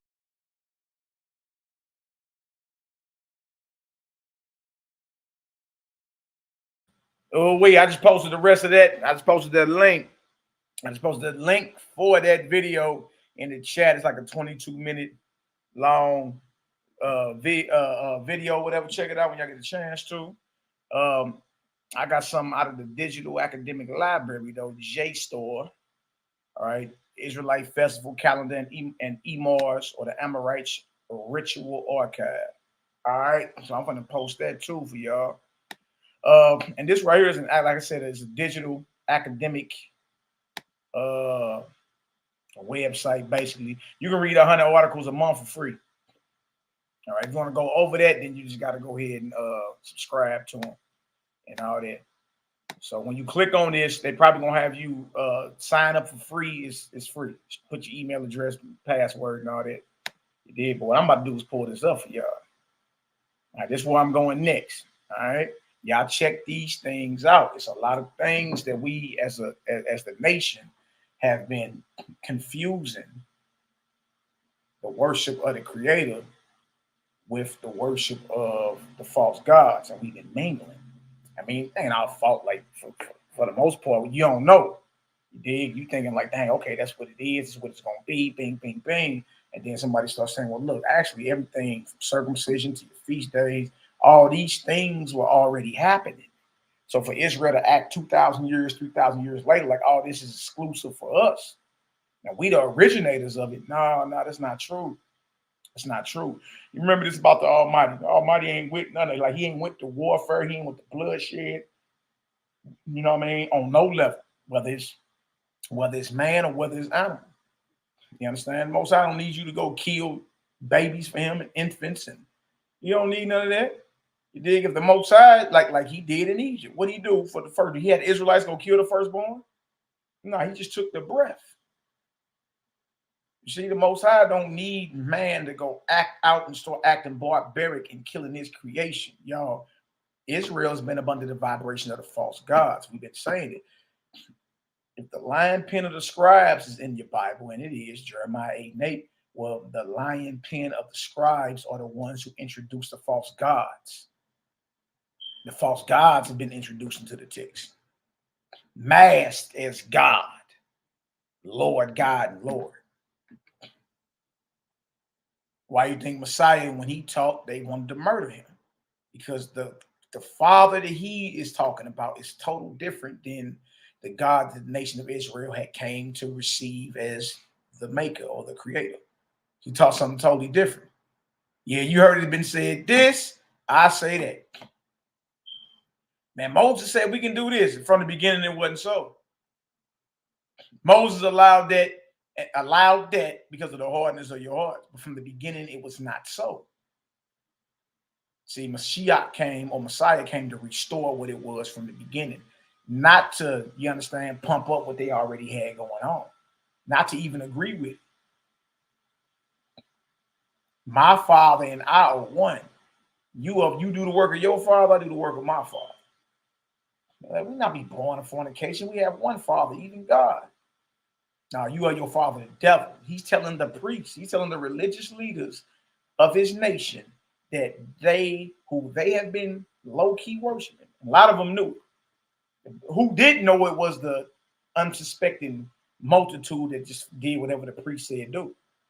And did whatever the scribe said do. You know what I mean? If the scribe said do it, they got it done. If the priest said get it done, they got it done. You understand? Because everybody wasn't walking around with a Torah scroll. Now you had to go to the synagogues, go get to hear the words of the prophets, to hear what the Torah was saying. You had to go to the synagogues on Shabbat for that. Your average brother and sister was not in possession of a Torah. So if the men who are in charge, if the men who are the gatekeepers, if you got to come to them, but they're compromised, they part of a fraternal brotherhood that was prophesied by Jeremiah to be writing lies. And how dare we say the Torah is with us and we are wise when the very scribes who are in charge of writing out the Torah have inscribed lies into the text. But with the lies come the false gods. You see? You dig? Now, what about the false gods? The rituals. Rituals. All right, we get into the scripture and we start seeing these rituals are identical with the rituals of other heathen gods and other heathen people that surrounds us, that we were told never to learn their ways and all that. And they had been doing that. It ain't like they picked it up from us and said, okay, well, I'm just going to worship y'all like the Israelites worship the creator. What you have now is an amalgamation. It's a combination of Sumerian, Babylonian, Egyptian, Canaanite, all balled up into one. And what you have today was called the modern Hebrew Israelite movement. You know what I mean? Before on the right, I identify as an Israelite, absolutely. Prince of the power, absolutely. You understand? But within Israel, there was always a small group or an elite faction that held fast to the worship of the creator. You understand? Worship of the creator. Amongst Israel, that faction was known as the Essenes and Nazarene brothers and sisters. Nazarene basically a branch of the Essenes, northern branch, Galilee and all that. That's the faction right there that held on to the true worship of the creator. It did. Majority of the nation was up under the vibration of a false god, mainly Baal. Mainly Baal. You see that? Now, you think it's a game? Watch this. I want to share something. I just posted the link.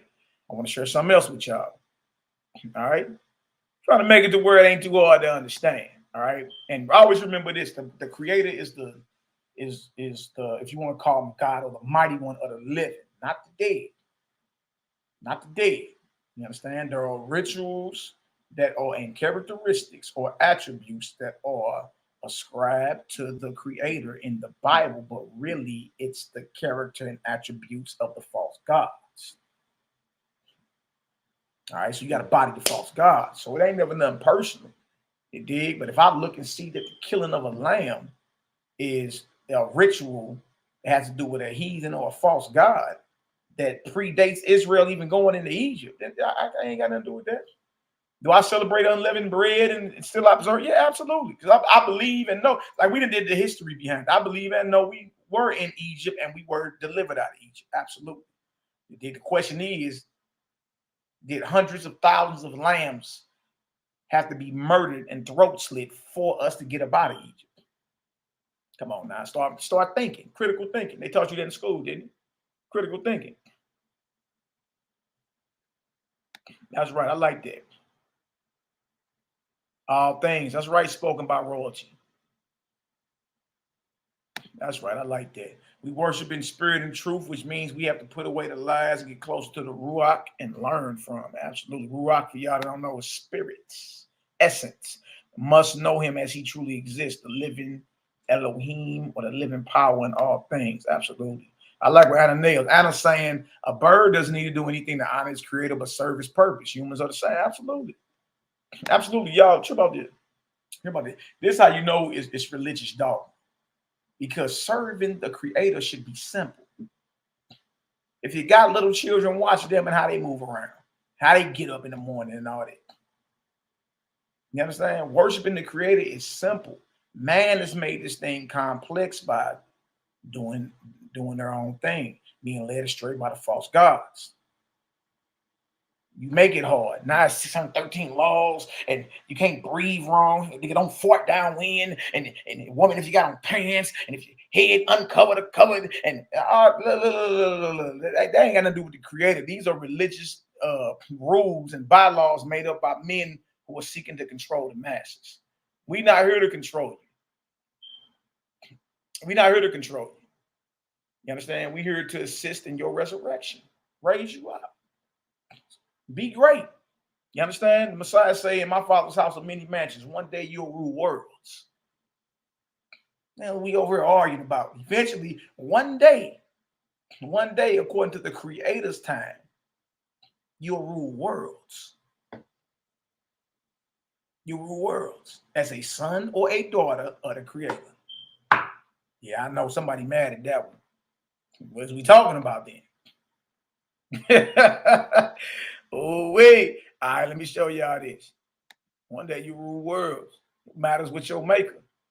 Now, I can tell you, say, get to it. You understand? Get to it. All right, let me show y'all this. Oh, wait. Oh, wait. I know they mad at this one. Nehemiah, big homie, where you at? You ain't on her yet, man? Tell me you on her. I sent this to Nehemiah earlier this week. Latrey, I feel you, big bro. I feel you, big bro. Just imagine how long we've been worshiping false gods. Man, it's deep. Absolutely. You got to body the false gods, man. It's the creator. Messiah was sent to guide us back to the worship of his father, which is the creator. Right? If Israel was already doing it, right, there was no need for Mashiach to come. Israel would have never failed. You see? Yeah, I feel you on that, Anna. I feel you on that. I feel you on that. But if you ever been hungover before, it don't last forever. You know what I mean? You've been hungover before. You know, the next morning you wake up, you're like, dang, I tripped. All right? But then you start to recover, correct? It's the same thing when you fall. You may fall, but a righteous man gonna get back up. Righteous woman gonna get back up. Not making any excuses for anybody, but never. That's a trick of the adversary to make you feel as if you're not worthy and stay down. Just like when you hung over, you went too hard last night. You feeling the effects of all those strong spirits, ain't you? It's time to recover. That's what it is with sin. You got to recover from that. Thank the creator, you ain't dying. You did. Now look at this, y'all. And this is off JSTOR. JSTOR. JSTOR is a digital. Matter of fact, if y'all want to know what JSTOR is. All right. Some people, hey, you pulling up pseudo. Right, so let me show y'all what JSTOR is. All right. This website was actually launched 27 years ago. Let me stop sharing that. I'm going to come back to that. All right. I'm going to come back to that. Let me show y'all what this is. If everybody may not know what JSTOR is. All right. It's right here. Where is it? Right here? I think it is right here.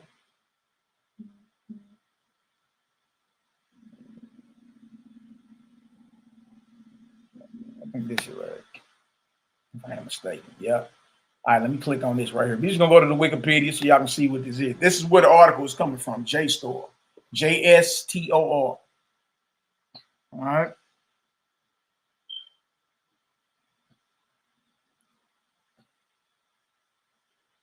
Where you getting this stuff from? All right, JSTOR. All right, short for journal storage. That's what it means. All right, journal storage. It's a digital library founded in 1995 in New York City, originally containing digitized back issues of academic journals, and now encompasses books and other primary sources. Books and other primary sources, as well as current issues of journals in the humanities and social sciences.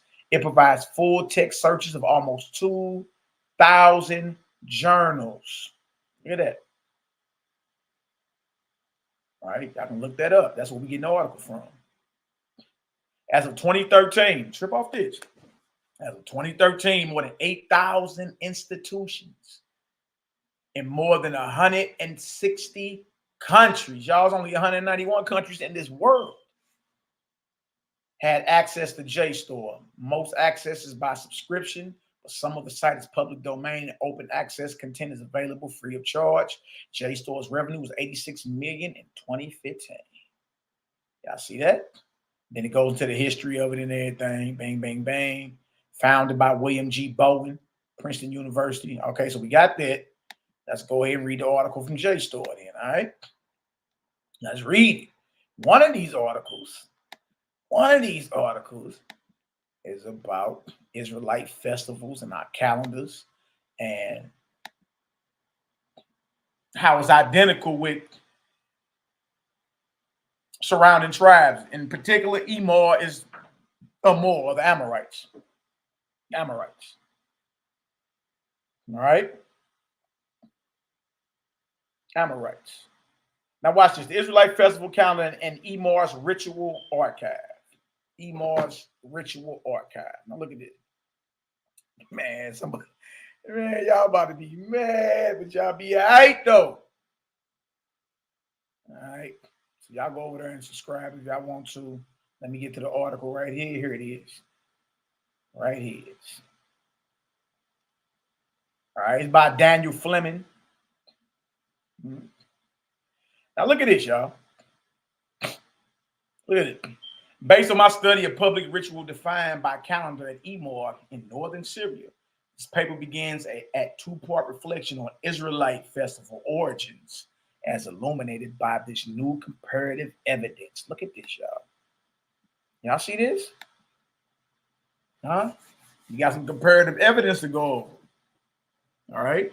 We got to go over the Leviticus 23 and all the different spots within the Torah that talks about the feast days, right?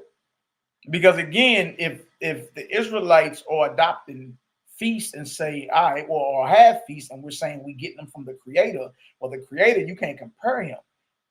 The Creator is not about to have you doing rituals that are identical to the false gods who have rebelled from up under him. It don't work like that. It don't work like that, man.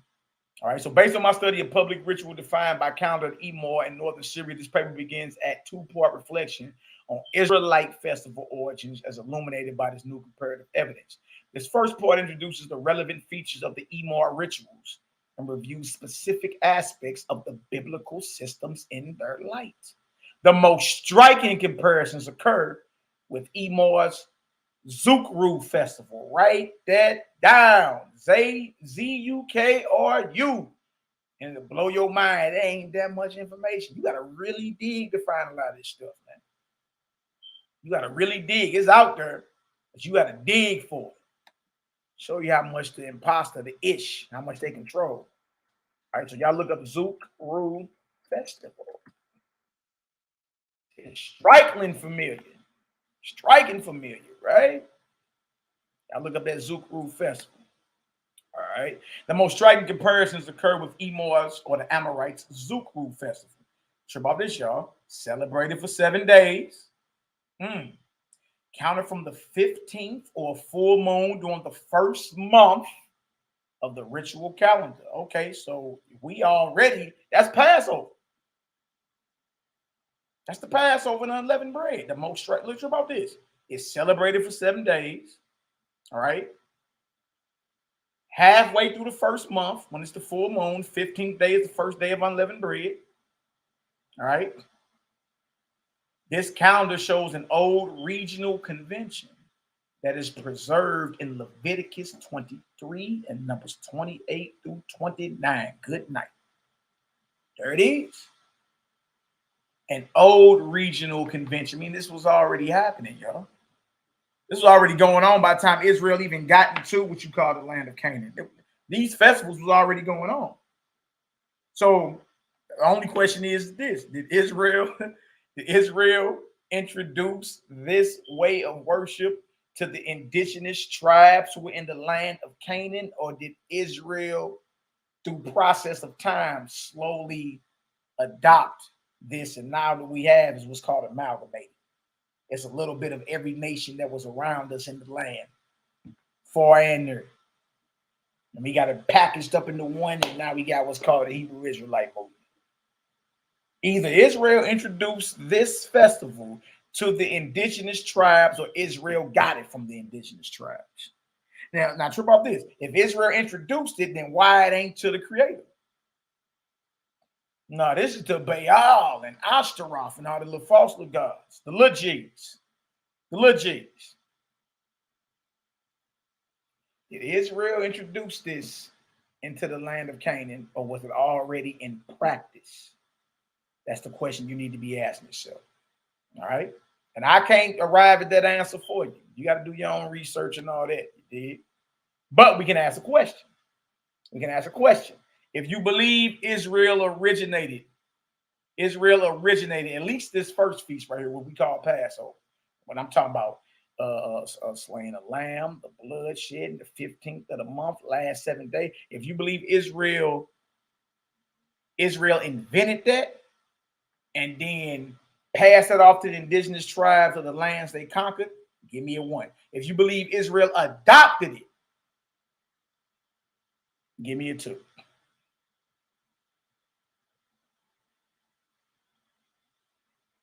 That's right, Adam. Kind of like how Christians celebrate Easter, which was something else. Right. Ema said they adopted it since it was already there. It's easy. Yeah, that's easy. It was already adopted. Shout out to my aunt Curtis Fluker. Good to meet you, Ak, in the flesh, my beloved brother. Bless up. Yeah, it was adopted, y'all. Okay. Now that's hard for a lot of people to understand. I know. Trust me, I know. All right. But you got to ask yourself this: the Most High, and he's holy, he's set apart. You can't compare him to any other deity of God. He ain't with the bloodshed, he ain't with the murder, he ain't with the war, he ain't with none of that. He about living life abundantly, and then, watching you progress till you inherit the world of many mansions. You did? That's what he about. About preservation of his creation, not, destruction. Well, this thing was already going on by the time Israel got into the land. What you have is what's called an amalgamated text, y'all. That's what it is. Meaning it's just a combination of many cultural ideologies packaged into one, and now it's called a Hebrew Israelite thing. All right? Look these things up. I ain't making it up. They mad because I'm just bringing it out. I ain't afraid to bring it out. I ain't afraid to sit in the hot seat. I'm not afraid to speak on something that's controversial. It's just what it is. All right. This calendar shows an old regional convention that is preserved in Leviticus 23 and Numbers 28 through 29, whose calendars may not so easily be derived from Second Temple practice. You see, the calendar in the Bible is not derived from the Second Temple period, meaning the time of Ezra and Nehemiah. Coming out of Babylon, rebuilding Israel and getting the temples and the sacrifice. That's not where that come from. Like, this stuff been going on.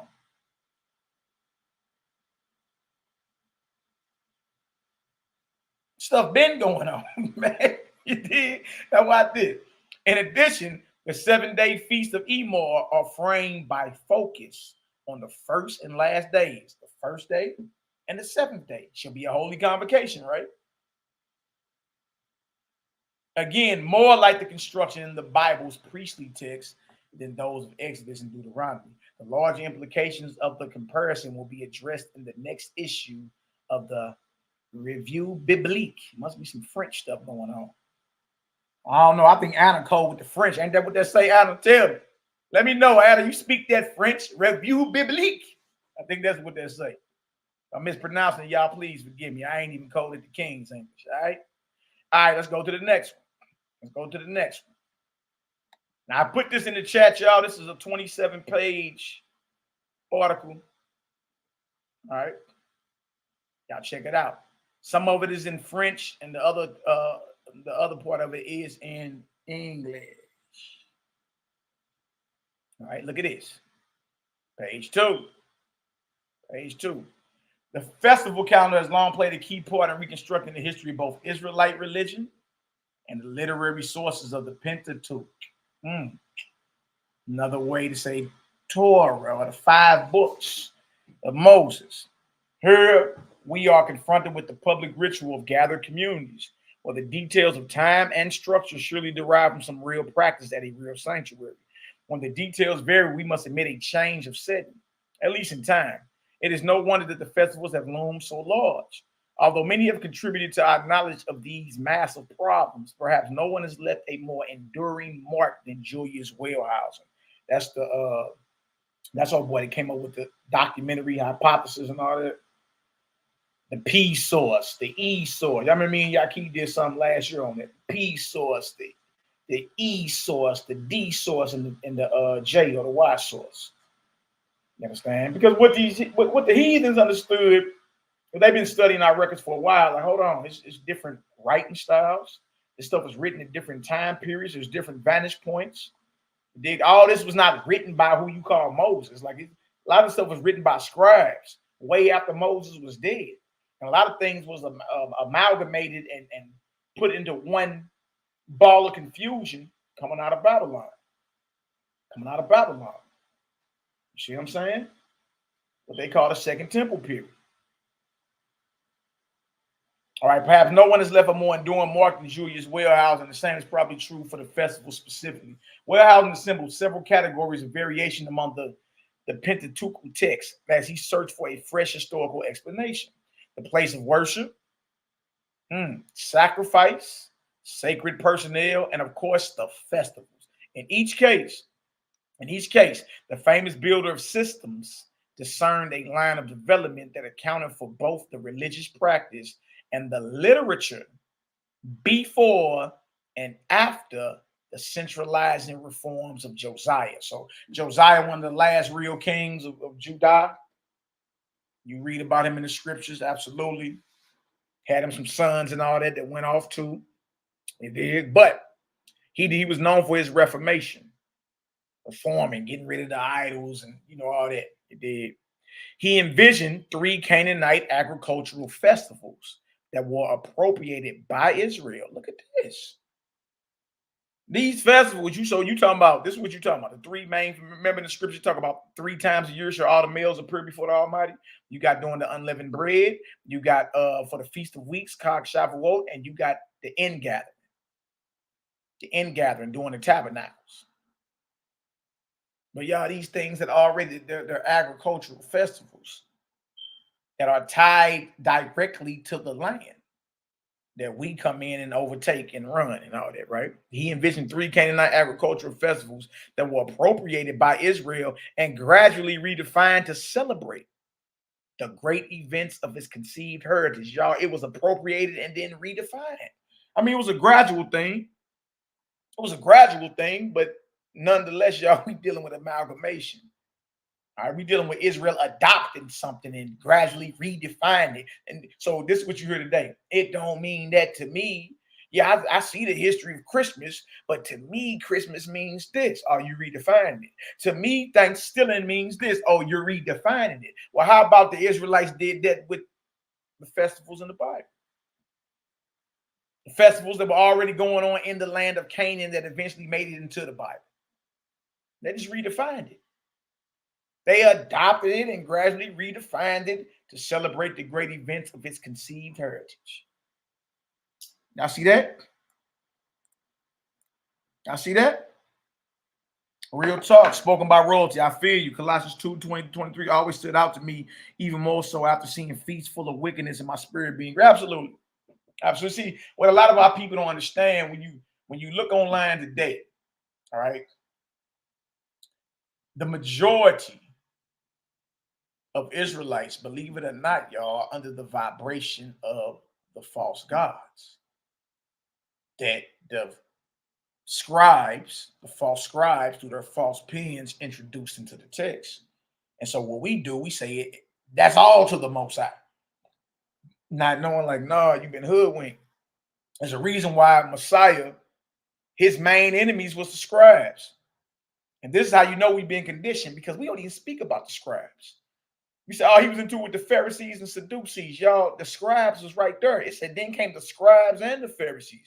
Unless your righteousness exceeds the righteousness of the Pharisees. No, the scribes and the Pharisees. What's the deal with these scribes, though? What's up with these scribes? Who are the scribes? Well, y'all, the scribes are the ones who will be given authority to write down the laws and the history and to interpret. But if they have a false pen and a false mind inspired by a false God to promote a false agenda, then the unsuspecting masses believe they following the Creator, even though they're following a false God and not knowing it. And that's why the Messiah was that's why the Messiah is so important, and he destroyed everything they had going. Because what he taught was polar opposite than what they taught. See, you ain't seen it. He said, I'm of my father and you of your father, the devil. The Messiah told you the whole time. They worshiping false gods around here. They're not worshiping my father. They worshiping the false gods. That's why they wanted to murder him. One time they tried to throw him off the cliff. Remember? They tried to throw him. He had to get up out and they tried to kill him. You got to tell you the truth. Right? You got to body the false gods. That's it. It ain't nothing personal. And I'm never the one to act like I'm better than anybody just because I don't chew on the dead carcasses of animals anymore. That ain't me. You did? I'm just here for you. Like, so whenever that blood get hot and you get, all type of poison in your blood and you got inflammation and you like, man, I'm jacked up, and you got to come get with the brothers. You got to come get with the healers. And guess what we going to put you on? Genesis 1:29. Before we put you on Genesis 1:29, we're going to have a massive prayer over you. And we're going to put you on Genesis 1:29 so your body can electrify, balance out, and heal, man. All right? That's what that's about. All right, we approachable. We never acting like we better than nobody. Never that. You did? But we are here to provide solutions. All right? We are here to provide solutions. All right? Now look at this. He envisioned 3 Canaanite agricultural festivals that were appropriated by Israel and gradually redefined to celebrate the great events of his conceived heritage. This process crystallized in the last decades of the Judean kingdom and in the community of the Second Temple. Against a tradition of harmonization, the critical evaluation undertaken in the 19th century and giving classic expression. Hold on now.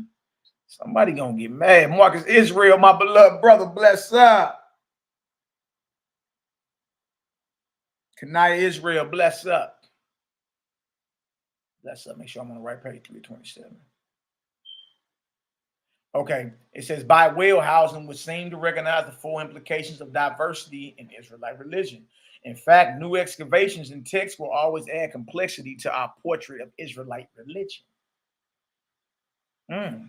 Not reduce it. And the most potent criticisms of the classic system will surely be that its conception was too simple, even where it was useful. Based on my most recent study of the public ritual calendar Emor in northern Syria, this paper attempts a preliminary reflection on Israelite festival origins as illuminated by this new comparative evidence. This fragmented view of one Syrian festival system, incomplete but coherent by its preservation in a single archive, suggests that the biblical evidence has been misread at certain points. The reality of Israelite practice appears to be more complex than Wellhausen's model allows, and the biblical legislation may require a somewhat different approach. The Pentateuch defines the 3 major feasts in several forms, and the differences have often been explained as revisions of a unified, authoritative custom known at several stages of its development. In evaluation of the law as a whole, the crucial moment is generally the centralization of one site, advocated by Deuteronomy and carried out by Josiah. Perhaps oddly, the cycle of 3 major feasts does not belong to this movement in substance. The main descriptions in Exodus 23 and 34, Leviticus 23, numbers 28 to 21, 9, and Deuteronomy 16, all require 3 times a year when the people must gather to celebrate Yahweh. Deuteronomy 16:16 adds to the Exodus command the emphatic qualification at the place he chooses, but the assembly itself is a received practice. The basic nature of the rite does not change and is remarkably consistent through all of the festival versions. The principal variations involve feast names, the rationales for the autumn feast, and calendar definition. The movement toward one cult center does not by itself explain the diversity of festival practice and biblical law. EMAR provides an opportunity to reconsider the biblical festivals with 2 new points of control. This new archive attests none of, hold on, y'all. I'm only going to read a little bit more of it because it's 27 pages. I'm going to read a little bit more of this, post the link again, and y'all can do the study on your own, all right? The Israelite festivals themselves, but rather indicates patterns of calendar, construction, and occasion that touch interpretation of the biblical systems. Perhaps the most intriguing aspect of the comparison is its relation to the so-called P, or the priest source of Jerusalem tradition, which has the most detailed calendar. This calendar shares some regional conventions. The priest calendar shares some regional conventions that EMAR shows to be much older. In the mid-first millennium, y'all, we got a problem. Most biblical scholars tell you we came out of, Egypt around 1400, before the Common Era. Some say 12, but some say 14. So when it says this calendar shares some regional, this calendar shares some regional conventions that EMAR shows to be much older. So the priestly calendar, if you compare it to the Amorite calendar, shows to be much older than the mid-first millennium. In other words, much older than before Israel even came out of Egypt. Good night. Good night. There it is. There it is. If what they discovered at Ugarit, called the Ugaritic text, you dig, Northern Syria, discovered in 1928. Clay tablets. You know what I mean? It's like, which Dead Sea Scrolls and your Nag Hammadi, and yeah. You dig? Well, not a lot of people don't talk about the Ugaritic text, though. All right? And how the indigenous tribes, and it's very detailed, how they used to worship and all this. Crazy, man. All right? Look at this. I'm going to read that again. This calendar shares some regional conventions that EMAR shows to be much older than the mid-first millennium, meaning older than when Israel is older or before Israel exited out of Egypt. We should not be surprised by this. If the Bible's festivals indeed share features of Canaanite practice, though Wellhausen did not envision this sort of memory in the priestly version. In addition, the construction of the feast around 7-day blocks of celebration takes a form in P, the priest source, that is more precisely like EMAR festival structures than the form in Exodus and Deuteronomy. Good night. Good night. Good night. It's saying that the Leviticus laws, or the priest document in the Bible, you dig, is more closely related to what they dug up in Ugarit than it does with what's in Exodus and Deuteronomy. Wow. It is somewhat surprising to find that the closest comparisons between EMAR ritual and the Bible appear in the festival calendar and construction of the priestly law. Unfortunately, the alphabetic writing system bequeathed to us only modest remains from first millennium Syria, Palestine, while the earlier period offers more plentiful text in cuneiform and clay. One of the first original languages was the cuneiform. Second millennium comparisons with the Bible. Second millennium, y'all, and ain't talking about in the year 2000 when we talking about 2000 BC. So now we around the time of Abraham. You see, second millennium comparisons with the Bible have sometimes been drawn carelessly, but they remain fruitful. These older writings allow us to separate what is long at home in the region from cultural novelties. No northern Syrian empire brought a direct influence on Israel from a distance, and we have to explain similarities as the shared heritage of the region. Oh, really? Really? So the similarities in the Zuko festival and the Passover, we're gonna brush that off as shared heritage of the region.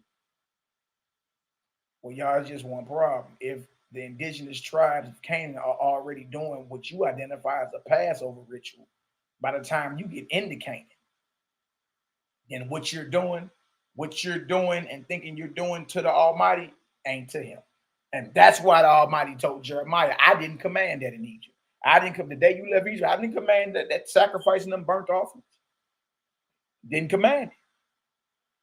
Y'all, this was already going on in the region. That's serious. All right. Such continuity is important to observe because the reconstruction of Israelite culture through time depends heavily on pinpointing novelty and its sources. Emor extends the list of traits in the priestly law that are hard to consider new to the Second Temple cult. Ooh-wee. Ooh-wee. Ooh-wee. Y'all get some understanding so far. Give me a 9 up in the chat or something. Y'all know they ready to hang your brother off the Gateway Arch. Whew. Boy. The contribution of Emor. Contribution of Emor. We're gonna get into it. We're gonna get into it. We real methodical over here. We surgical with it. All praise to the Creator. Surgical with the knowledge, surgical with the information. All right. We're supposed to be growing in this thing, y'all, not stagnant. They settled on your leaves, like I say in Zechariah. Most High gonna punish all those that are settled on their leaves, meaning you're complacent and content. There's no spiritual progression, there's no growth. All right, I thought the scriptures say try the spirits. Now, how you gonna try, but you don't check the spirits that are in the scripture? The scripture tell you, believe not every spirit, but try the spirit, whether they be of the Creator. For there's false prophets that have gone, because for many false prophets are going out into the world. See that?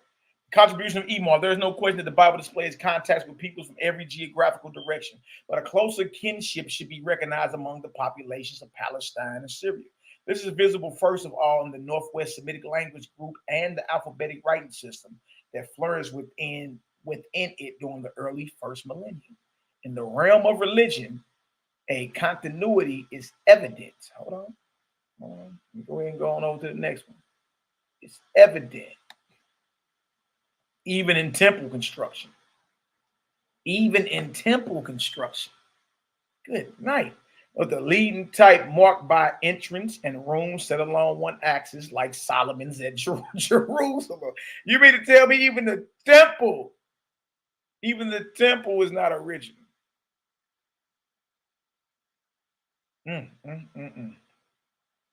At the northern end of this zone, Emor's 3 major temples share the same form, along with the visual access to the public that it embodies.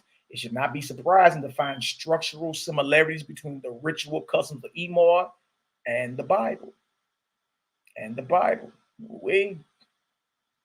Y'all be going back to second millennium or mid first millennium before the Common Era. Now, according to most Bible scholars and most Israelites, we came out of Egypt around 1450 BCE, around the 1400s, 1500s. That's mid first millennium BCE. And what we just read says that those practices were already happening, going back to the second millennium BC, 2,000 years before the Common Era. We're waiting. Through the century and more since Wellhausen's work, the idea of Canaanite origins has consistently stood behind the more recent explanation for the festival texts that describe this core public religious observance. In fact, the Canaanite connection is logical but has remained almost entirely inferential, without evidence for actual Canaanite or Transjordan practice. Inscriptions from the larger region do not offer a substantial basis for definition of a cultic calendar. The year cycle of agricultural activities listed on a limestone block found at Giza appears to serve late 10th century administration without a direct ritual connection. All right. No. Let's keep going. Here we go. Let's get busy. The only ritual texts available for comparison have come from Ugaritic. There it is, the Ugaritic text. All right, the only ritual texts available for comparison have come from Ugaritic, property outside the immediate circle of Canaan and the Transjordan. This site is early and north of Canaan, never mind Israel, but no such extensive archives have been available from Canaan proper. Ugaritic has provided a useful frame for defining what is Canaanite because it displays repeated points of cultural continuity with the South, as evident in the Bible and isolated inscriptions. In religious terms, this is most visible in the dominance of El and Baal throughout the Ugaritic literary text. The rituals share features with biblical cults such as the Kohen as priests and the Silamim offering, etc. offering. These do not derive from Canaan directly, but they assist greatly in any reconstruction of Canaanite religion before the appearance of Israel and Yahudah, the states dominated by the national deity of Yahweh. In spite of the tremendous value of Ugaritic narrative poetry and ritual for finding a context in which to place Israelite religion, they have not greatly illuminated Israel's festival calendar. Efforts to read a New Year festival in the Baal myth exceed the evidence, and other literary texts offer little more substantial assistance. The ritual texts offer no direct match for the biblical festivals, though the harvest would certainly have been celebrated widely. Without control from ritual discovered in Israel's ancient neighborhood, definition of a Canaanite festival practice underlying the Israelite set can be no more than hypothetical and in danger of oversimplification. Okay. And we're going to be fair with it, right? Now look at this. Look at this. Emor has now yielded a large body of ritual text that extends considerably our knowledge of regional practice. The Akkadian ritual texts from Emor are roughly contemporary with the late Bronze Ugaritic texts. You're talking about like from 2000 BC all the way up to like the 1100s. That's the Bronze Age, all right? But from 125 miles inland on the Great Bend of the Euphrates, at least 4 of Emor's festivals, Sumerian Ezen, are built around a 7-day core, and one of these commences at the 15th or full moon of a month defined as the head of the year. Good night. What festival for us is the 15th day of the first month and last 7 days? Let me see if y'all been listening. See if y'all been listening. What feast commences the 15th day of the first month and lasts 7 days?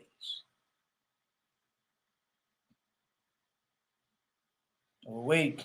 Emor's festivals represent one prominent block of public rites among a collection in the archive of a cult official who identified himself as the diviner of the gods of Emor. This figure supervised a center for ritual administration that was excavated as the Temple M1, where he and a team of assistants kept records of inventory and disbursements for a wide range of Emor sanctuaries and events. Such documents were not necessarily drawn up in direct service of ritual occasions, and they derive from the wider activity of the diviner's cult supervision. Along with these, however, the Temple M1 archive yielded at least 187 tablets and fragments created expressly for some ritual occasion, whether simply as offering lists or for more detailed accounting of expenses and procedures, all drawn up in connection with local needs. The fuller texts are cast as normative by use of durative verbs, though they probably reflect single observances of the rites described. Some of the longest texts elaborate individual events with the festivals. Most prominent among them, one unique tablet reviews 6 consecutive months of annual rites from occasions that involve the diviner directly, and 2 consecutive months are covered by one tablet each. Together, the text for individual rites and those for segments of the annual calendar provide the most information regarding local, public, ritual, and Emor. I'm gonna read one more, and then I'm gonna let y'all, finish it off. All right. Man, I don't know. All right, this is a good one. Let me get right here. The Emor festivals. All right. The festivals in particular distribute offerings to every city shrine and sometimes include explicitly the gathered populace so that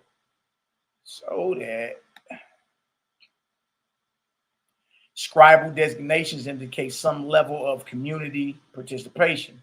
5 festivals or festival sets are recounted at any length in the diviner's archive, though the Ezen designation also appears in fragments too small to evaluate. 2 of these are installations, which likely occur after the death of the previous office holders. The Nindinger, high priestess of the storm god, and the Mas R2 priestess for a start of battle. Only the Zukru, that's the festival that Passover comes from. Only the Zukru among the 5 festivals is celebrated according to the calendar. And even this is not an annual event under the festival rubric, where it occurs every 7th year. Emor thus offers no certain counterpart to the biblical scheme of annual pilgrimage assemblies at central locations, and the Mesopotamian term Ezen appears to be reserved for events celebrated outside the year's routine. Nevertheless, the Zukru calendar resembles closely the definition that comes to characterize Israel's spring and fall festivals, and both the Zukru and the installations are constructed about a 7-day center, like the major feast of the Pentateuchal law. There it is. Nevertheless, the Zukru calendar resembles closely the definition that comes to characterize Israel's spring and fall festivals. Good night. Ooh-wee. Zukru. Yeah, Z-U-K-R-U. Z-U-K-R-U. Hurry, let me post this in the chat too, so y'all can have that. And look this stuff up, you know what I mean? All right, y'all look this up when y'all get a chance. All right, let me paste that, and then let me go back to the beginning so anybody that's just coming in can see what we reading. And it's about a lot of the bloody feasts that you find in the scripture. A lot of our people think it's, worship of the Creator, but y'all really ain't. It's a combination of different cultures and ideologies rolled up into one. And in time, called Hebrew Israelite culture. All right, this is what we're reading from right here, though. I just put it back in there. All right, got it off JSTOR. All right, which means journal storage. Shows y'all everything with that. All right. Ooh-wee. Zukru, yeah, that's what it is. All right, so y'all check that out. Look, it even getting to the killing of lamb and shedding blood, and it's crazy. 7 days, halfway through the first month, and guess what? They're gathering on the 1st and 7th day. Y'all, we got a problem. We got a problem at that point. These are rituals to the gods of these indigenous tribes that was in the land of Canaan. Our mighty one, the creator, is holy, set apart. Can't compare him. You dig? Y'all, especially when it come down to, you know, blood sacrificing, cutting the throats of all them. Look, even Josephus saying 256,000 lambs were killed. And, you know, and one for one Passover. Come on, man, stop that. That's too much. That's too much. That's, you know, come on. That don't even make sense. All right, so we put out the whatchamacallit. Let me get out of that one. All right, got something else I want to show y'all. But before I do that,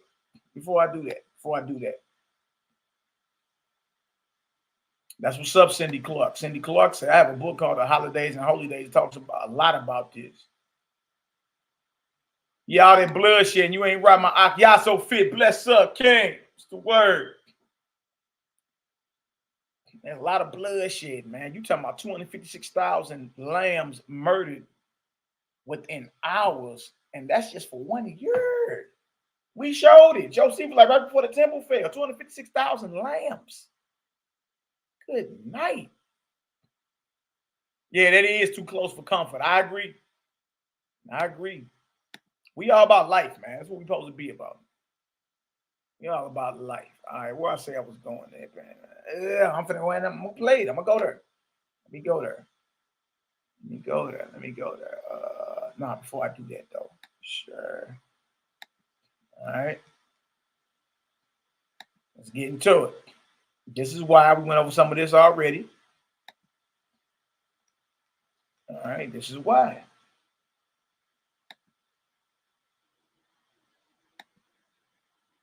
All right. So let's go back. We went over some of this in the last two videos, but I want to show y'all. All right. You start dealing with older text than what you have in the King James. This is the Peshitta. It's the Peshitta. All right. Holy Bible from the ancient Eastern text. That's actually my book. I just took a picture of it. I actually had a book. All right. From the Aramaic of the Peshitta. I don't know why I have my flash on, but see. All right. Now, watch this. Look how Jeremiah 7 reads in here. Look how it reads. And this is why now this makes sense that the Creator never commanded for us to be slaying or slitting the necks of all these lambs and chewing on it. That's what we call it. That's Joshua. That's out the Septuagint. We'll pull that up too. That's Joshua. That's out the Septuagint. My other one is this is. Yeah, this is right here. I want to show y'all this is Jeremiah 7 out the Peshitta. All right. Jeremiah 7, that's verse 12 to 15 on there. We're going to jump on down, though. We're going to jump on down. We're going to show. All right. Again, my book. Now look at this. Jeremiah 7, 21 through 22. Now this makes even more sense. This makes even more sense now out of the Peshitta. This is not out of your Masoretic text that the KJV is based on. Masorah, Masoretic, that, you know, they came into play, y'all, probably in the 1000s. Like about 1,000 years ago. You got the Septuagint that goes back to roughly 300 something, 300, 200 BC, before the Common Era. And then you got the Peshitta that was around the 1st and 2nd century. All right. So all these, the texts I'm about to go show predate the King James. All right. Now look at this. This is Jeremiah 7, 21, 22. Thus saith the Creator, add your burnt offerings to your sacrifices and eat meat, which I did not command your fathers to eat. No? Neither did I command them concerning either burnt offerings or sacrifices in the day when I brought them out of the land of Egypt. There it is. Malachi Maccabee did not write that. That's in a Bible that's older than the KJV you have in your house right now. The Peshitta. You see this? Most I say, eat. Look, y'all eating. Look, eat meat that I did not command your fathers to eat. Now we keeping the dietary law over here. Yeah, really, but the Most High never commanded us to eat meat. Man, that's just talking about catfish, pork, shrimp, crab, and lobsters. Man, you can't find nowhere in the biblical narrative where the Most High even accept pork, shrimp, crab, and lobsters on any altar. So they ain't even talking about what you call an abomination, y'all. That's talking about what everybody running around here talking about clean meat. Oh, we eat clean meat. Now, how you gonna deal with that if this right here is older than your KJV? You banging and holding on to the KJV, but this is older. When we read in the KJV, you're gonna see half that verse was cut off. Add your burnt offerings to your sacrifices, and eat meat which I did not command your fathers to eat. Neither did I command them concerning either burnt offerings or sacrifices in the day when I brought them out of the land of Egypt. The day that we were brought out of the land of Egypt, y'all, is the Passover unleavened bread. So the killing of the lambs, the sacrifice, was not commanded by the Almighty. Remember, the Messiah told you plenty of times in the scriptures, Moses allows you to do certain things because of the hardness of your hearts. But from the beginning, it was not so. That happening is not a command from the Almighty, even though you may read that in the Exodus narrative. Jeremiah don't agree with the Exodus narrative that the Almighty commanded the slitting of the throat of hundreds of thousands of lambs and blood put over their doorposts so the Most High could identify who an Israelite was, and so Israel could what? Be released from bondage. But it took hundreds of thousands of lambs to be slain. I thought the Most High already knew. Look, trip off this. All the plagues that hit Egypt. The Most High knew every time who Israel was and who the Egyptians was.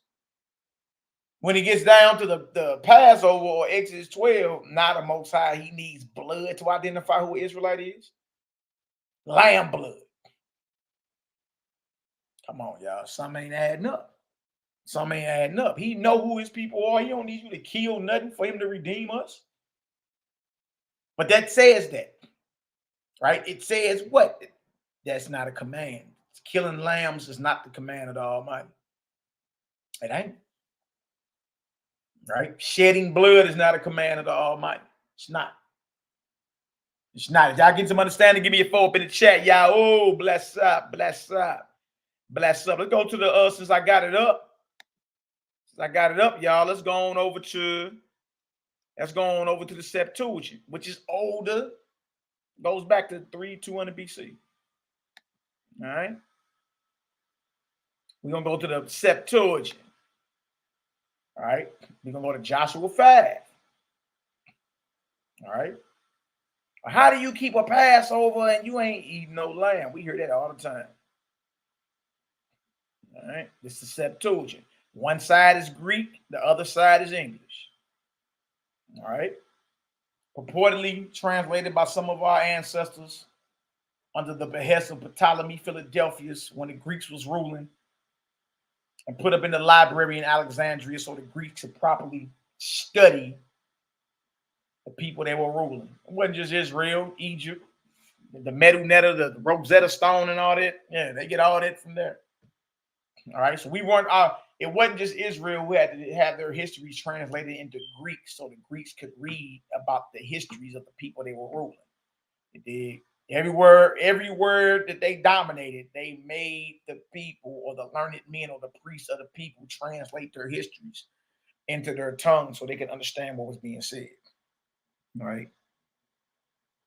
All right, Cindy Clark. He knew who you were before the word was made. And so also he need blood to identify you. Come on now, stop.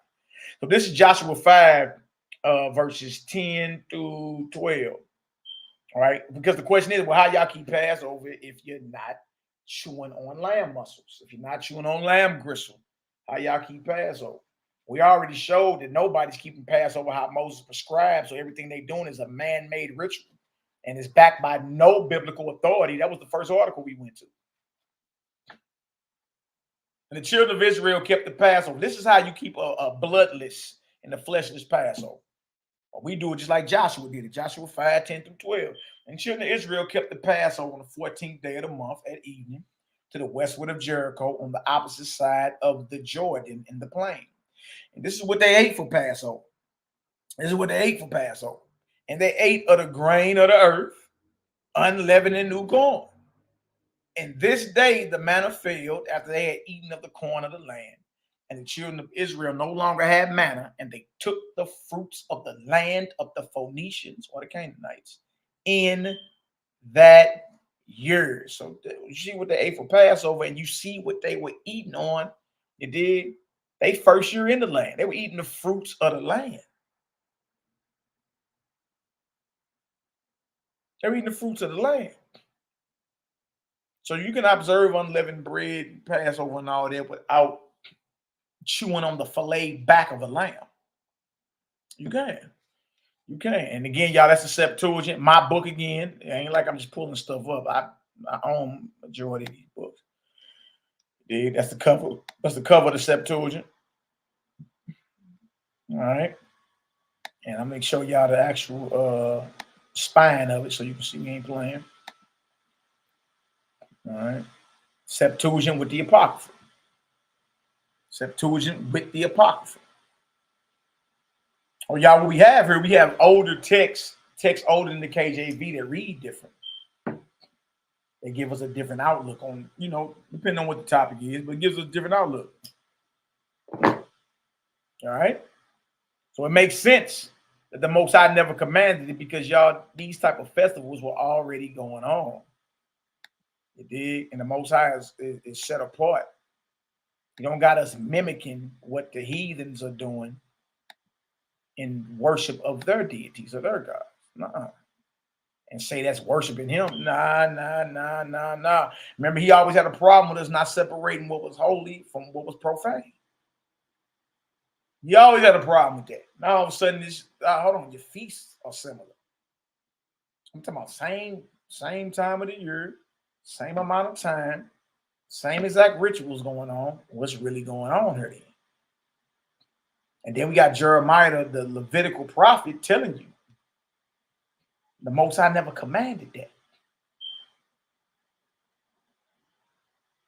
Can you show a picture of the first text, the Holy Bible? What you mean, Lorna Jackson? You want me to show a picture of the first one I had up? Yeah, I'll show that for you. Let me see. I got you. Yeah, you can get all this stuff off Amazon. It'll come right to your door. Yeah, I'll share it for you. I got you. It'll come right to your door. Right to your door. Y'all go get that deal. Go get that deal. That is. That is right there. All right. Forget that little flash. I had my flash on when I took the picture. All right. But Holy Bible, you type that in on Amazon. Holy Bible from the Ancient Eastern Text. George M. Lamsas. And then type in Peshitta. Because that's what the name of it is a Peshitta Bible. Peshitta.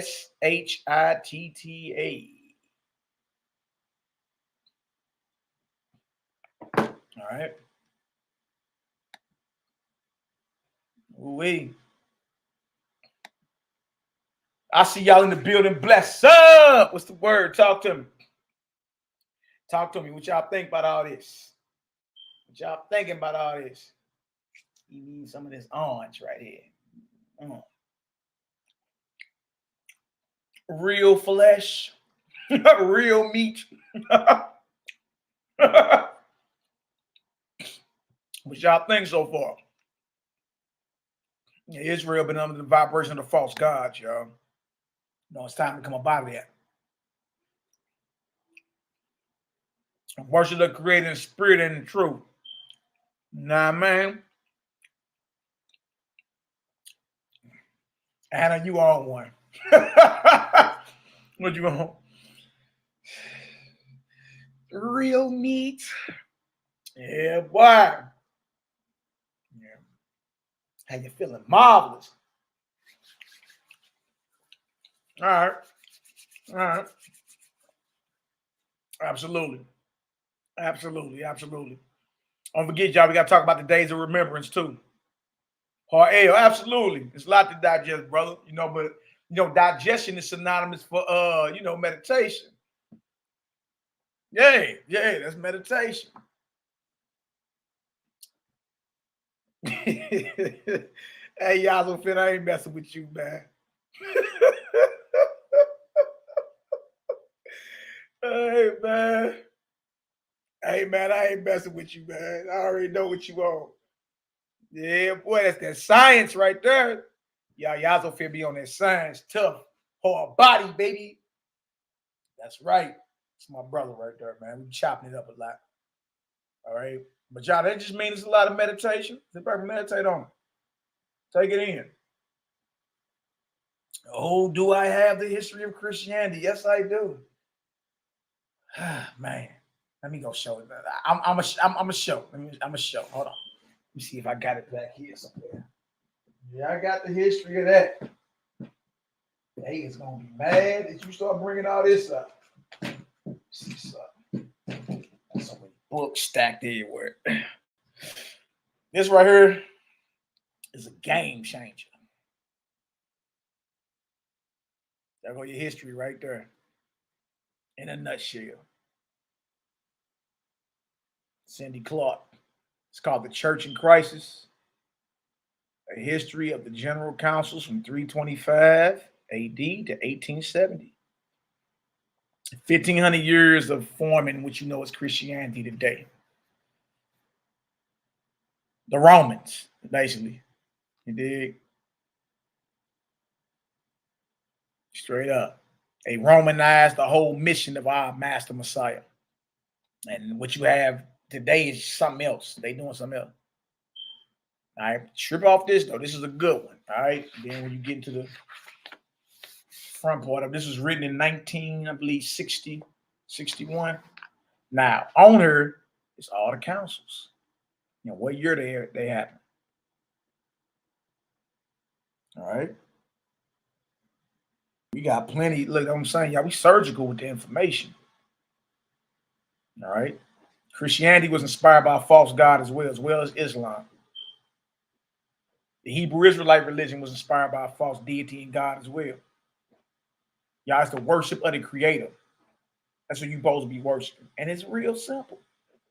So the worship and serve the Creator, y'all, is simple. And once you realize that, it'll be a heavy burden to come off your shoulders. Heavy burden. All right? You worship the Creator by not worshiping no one else but Him. You dig? And guess what? Righteous service done unto others. All right? You need an example? Well, Messiah gave the example. Follow the teachings of Mashiach. All right? Look at all these councils that had to be held, though, to form what you know is Christianity today. All these councils. Look at all these. Look at all this. Look at all these. Look at all these editors. Because you know it's all type of editing going on. It's additions, it's subtractions, all that's going on. They arguing over what is, you know, canon and what is considered heretical. And whatever didn't make it into the Bible based off the vote of those men. Based off the vote of those men was considered heresy. It was considered heresy. I'll give you some more. I think there's a game back here, man. Nobody playing with nobody. Huh? Essene Gospel of Peace. All 4 books in 1 volume. You're scared of that. Messiah got all type of teachings in her.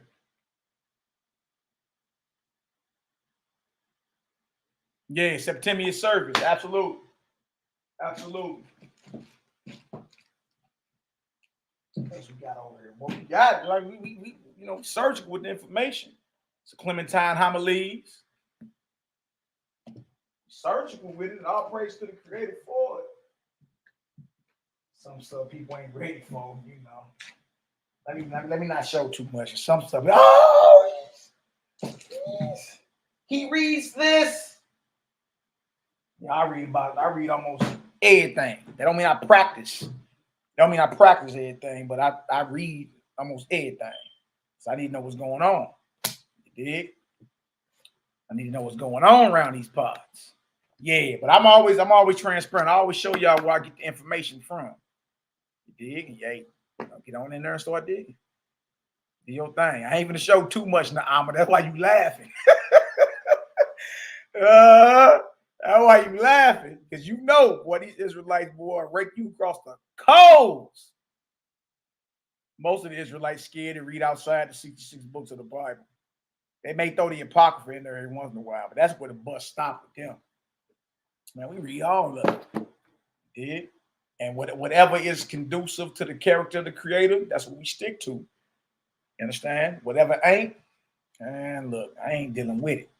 You telling me if you telling me that if the Creator told me right now to shoot you in the eye, I would. Now the Creator don't need man to go shed blood for him. Is you crazy? Look at Key. All right, man. Yeah, like, man, show it, man. I got so much stuff. And look, this ain't even 1% of what I got. Need to build a bookshelf for real. I done had this so many times I had to get it back. All right. And that don't mean everything you read in these things is gonna sit well with you, but you know the information is there's a lot of stuff that was floating around that, you know, based off the voting of Roman men was not, and it's your history. You know, and that don't mean all of it agree. You dig? But who is somebody else to tell you what is canon and what is heretical? You dig? Especially if we are the ones, letting everybody know now it's a difference between the Creator and all y'all gods and Lord gods, and you know what I mean, it's a difference between the Creator and who you think the Most High is, because who you think the Most High is will have you killing children. If the voice you identified as God say, go kill all the babies right now, blow that water head off your child, right? You'd be surprised how many people say, all right, bet. But if deep down you like, nah, that don't even sound right. I'm not killing my child for nothing. Nah, I'm not doing that. All right. Now, so if it's a problem, then we got to question the text then, because there are times when who you identify as God commands you to slay infants, commands you to slay animals. They ain't did nothing to you either. Think about it. Think about it. It don't even make sense. And if you're saying, no, man, this is in the Bible, that's what it is, the Most High said it, I'm going to do it. Then how you get mad at the next, you know what I mean, idiot that decides to microwave their child? You see that? Like, how you mad at the next person that say, look, they killed his children and his wife because God told him to do it. So you got to know the nature and character of the Creator. Once you do that, anything that's outside of that, you know not to even, man, I'm not dealing with it. You understand? I'm not dealing with it. I don't care what voice gonna skip across my plate. Kill your children. Hell no. How about that? I'm just saying what y'all want to say. I'm just saying what y'all thinking. Y'all know good and well if you got inspired to kill your children, you know good and well you're going to say, oh, hell no, I'm not doing that. Because the Creator is not with the bloodshed.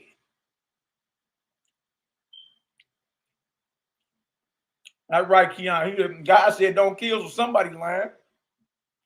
All right. Let me show y'all something else too. I'm good orange fire up in there. Oh, y'all ain't scared you on no fruiting. Orange fire. All right, let's get her done. That's right, Sister Aria. That's not the voice of the Creator. It's not. It's not. I don't care what nobody got to say. All right. And we can get into it. Let me share this with y'all too. All right, let's eat. Let's eat. Let's get her done. A lot of people mad. Man, you saying God ain't evil? That's exactly what I'm saying. Exactly what I'm saying. That's what the Messiah taught. He said, you of your father the devil, and the lust of your father you will do. He was a murderer from the beginning, and abode not in the truth. And when he speaketh of a lie, he speaketh of his own. Well, the Messiah said the evil comes from, Slick Willie. It don't come from the Creator. Not at all. It don't come from the Most High. But even though the scribes and them would teach that the Most High is the one that creates good and evil. The Most High told you go kill them babies. The Most High told you that if you can't control your child, take your child to the elders, and the elders will brick your child to death. You see that? Oh, burn the woman. She out here tripping. Burn her with fire. Hell out of here with all that. Ain't none of y'all about to go do that. You know better. And if you're not doing that, because deep down you feel it's wrong, then guess what? You got to question the text at that point. That's it. That's it. There's nothing wrong with critical thinking. What's wrong with that? I showed this a little bit last time. All right, got you right here. Brother. How you like me now? All right, this right here is called Pagan Passover. I played a little bit of this. I might not play the whole thing. Let me put the link up in the chat. Bless up. Jamie Samuel, I see you. I see you in the building. Bless up. Y'all have known Jamie about 40 years. I just turned, about 39, 40 years. It's crazy. All right, let me put this on up in there. Glad you up in here, though. She bro. All right. Paste that right there. All right, so that's the link.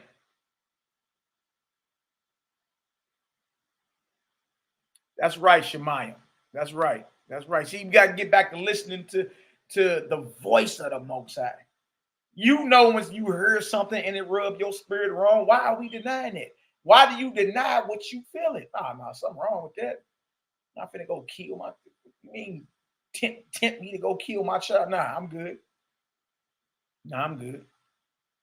But see, y'all got to realize, to the Israelite nation, that's blasphemy what I just said. What you mean you not going to kill your son? Hell to the no, I'm not killing my son. Ever. Or my daughters. Ever. Ever. It's not going to happen. Wait. What? Precept.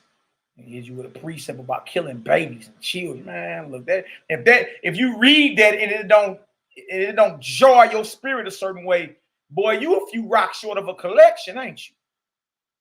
How you read about bashing baby skulls into a wall and it don't rub you the wrong way? How? Nah, Jack. Something else going on. You dig? Something else going on. All right, let's get this right. French archaeologists led by Claude Schaeffer began investigating a tomb recently unearthed by a farmer. What they uncovered at the site was not only a tomb, but an entire city which had been lost to time for 3,200 years. The city, named Ugarit, held thousands of artifacts from throughout. Ugarit. In 1928, a group of French archaeologists led by Claude Schaeffer began investigating a tomb recently unearthed by a farmer.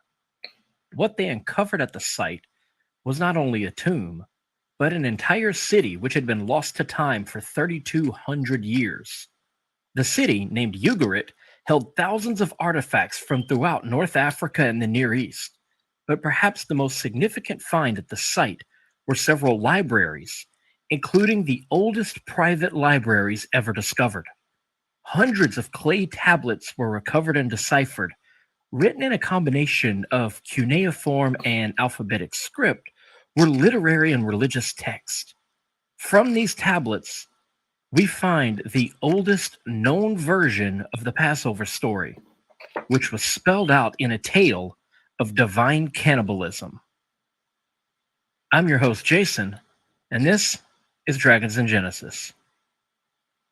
The 10th and final plague kicks off in Exodus chapter 11 after the failure of the 9th plague, which saw Egypt plunged into darkness for 3 days. Pharaoh releases the Israelites to go and worship, only to have Yahweh intervene yet again and harden his heart, causing Pharaoh to rescind his latest order and keep the Israelites captive. So now Yahweh tells Moses that he will bring one final plague, and this time he'll allow Pharaoh to make up his own mind without divine interference, and the Israelites will finally go free.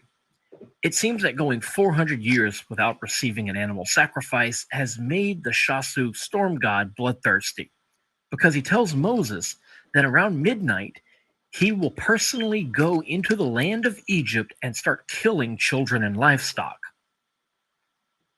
In ancient cultures in North Africa and the Near East, sacrifice of the firstborn, whether human or beast, was actually quite common. This practice serves to appease brutal desert gods so they will not strip the land bare, kill the flocks, and starve the children to death. It might be an echo of that brutal time about 7,000 years ago when the pastoral lands dried up, killing off half the people in North Africa.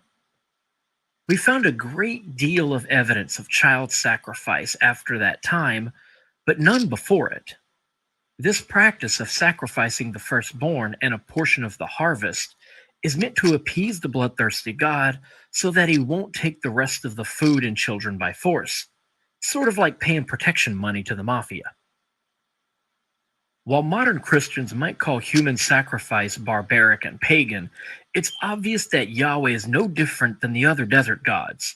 We see it as early as the Cain and Abel story when he demands burnt offerings, and it continues on throughout the Old Testament. It's even the main focus of the New Testament, where the ultimate blood sacrifice is made. Here in Exodus, we have yet another example. Yahweh thirsts for the blood sacrifice he's been forced to do without for centuries, and in order to quench that thirst, he threatens the lives of the Israelites and eventually begins claiming the lives of the Egyptian children and livestock. In order to tell the difference between the Egyptian children and livestock and the Israelite children and livestock, Yahweh gives a series of instructions to Moses. He tells Moses to slaughter a yearling male goat at twilight and paint its blood on the doorpost. They must then chop up the animal and eat it all before dawn. Any leftovers must be burned. They also cannot make leavened bread for a week. Before this plague, Yahweh had no trouble differentiating between Israelite and Egyptian people and livestock.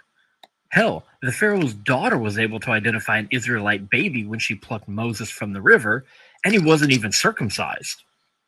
So this sacrifice of a goat, painting of the blood, chopping up and eating of it before dawn, doesn't really make sense as a means of identification, especially since Yahweh can look at a group of animals and know exactly which one was born first.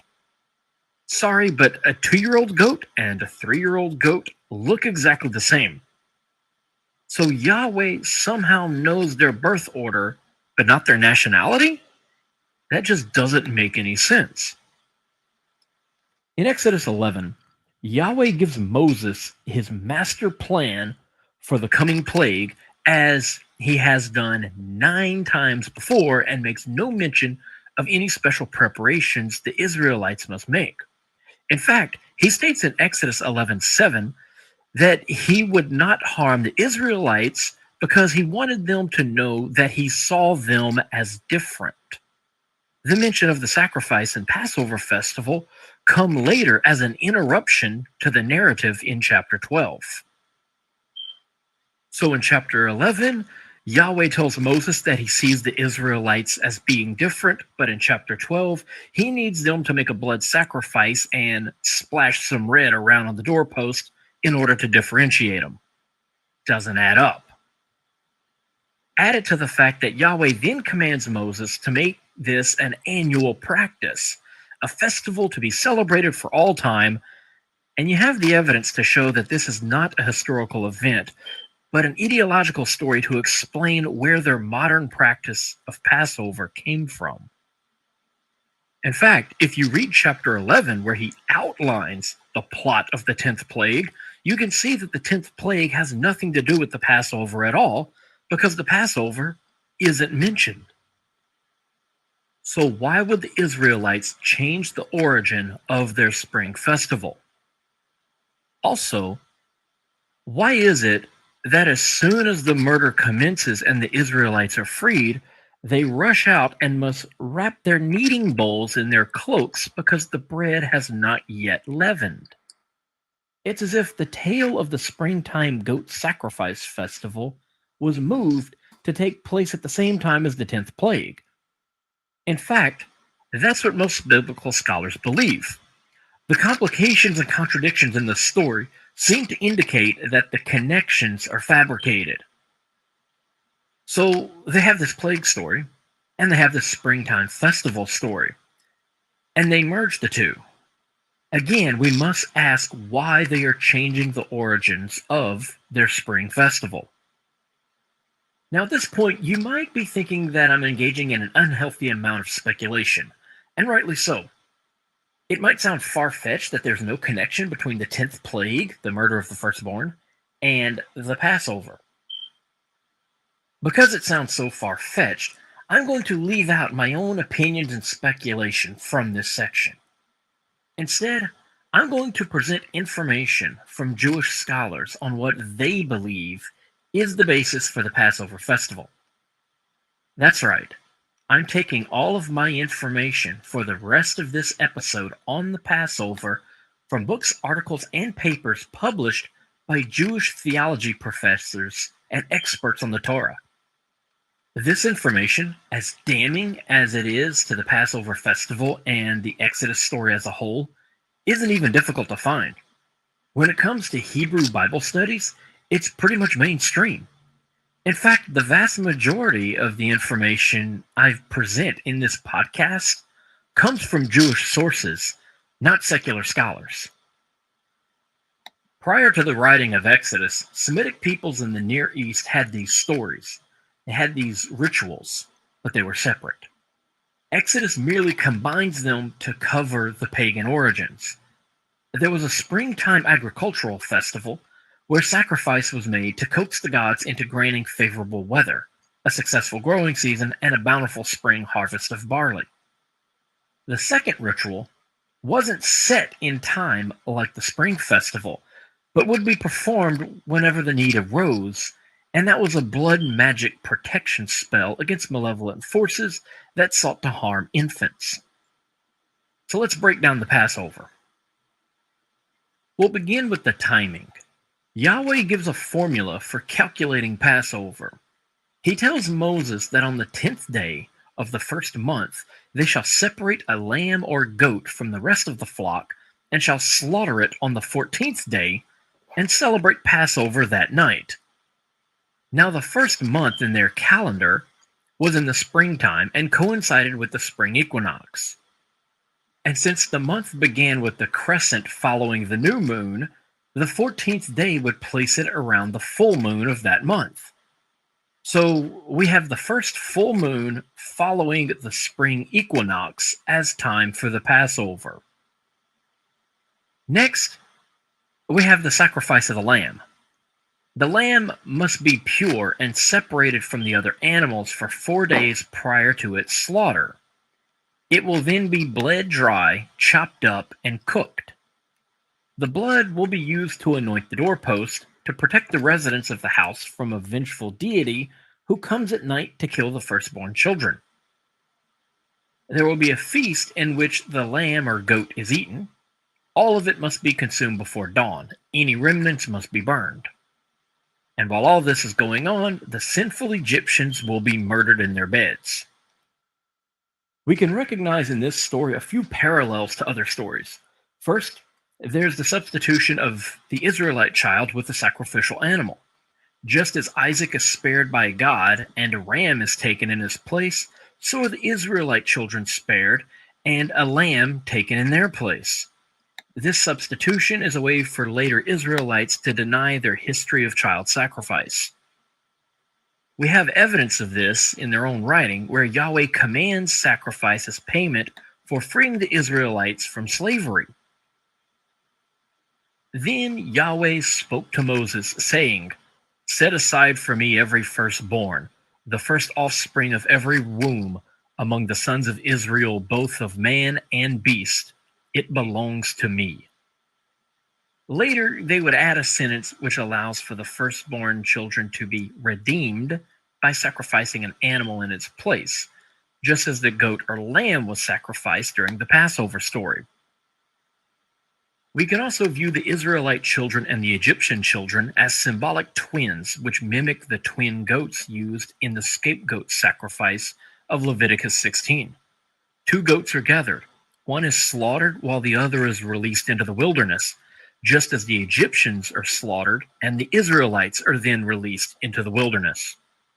This will be repeated in the New Testament when Yeshua, called Son of the Father, is crucified, while Yeshua Barabbas, which means Son of the Father, is set free.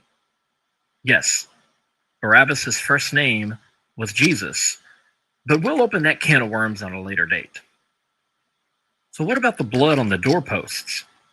In the story, they're there to ward off Yahweh to prevent him from murdering children in their sleep.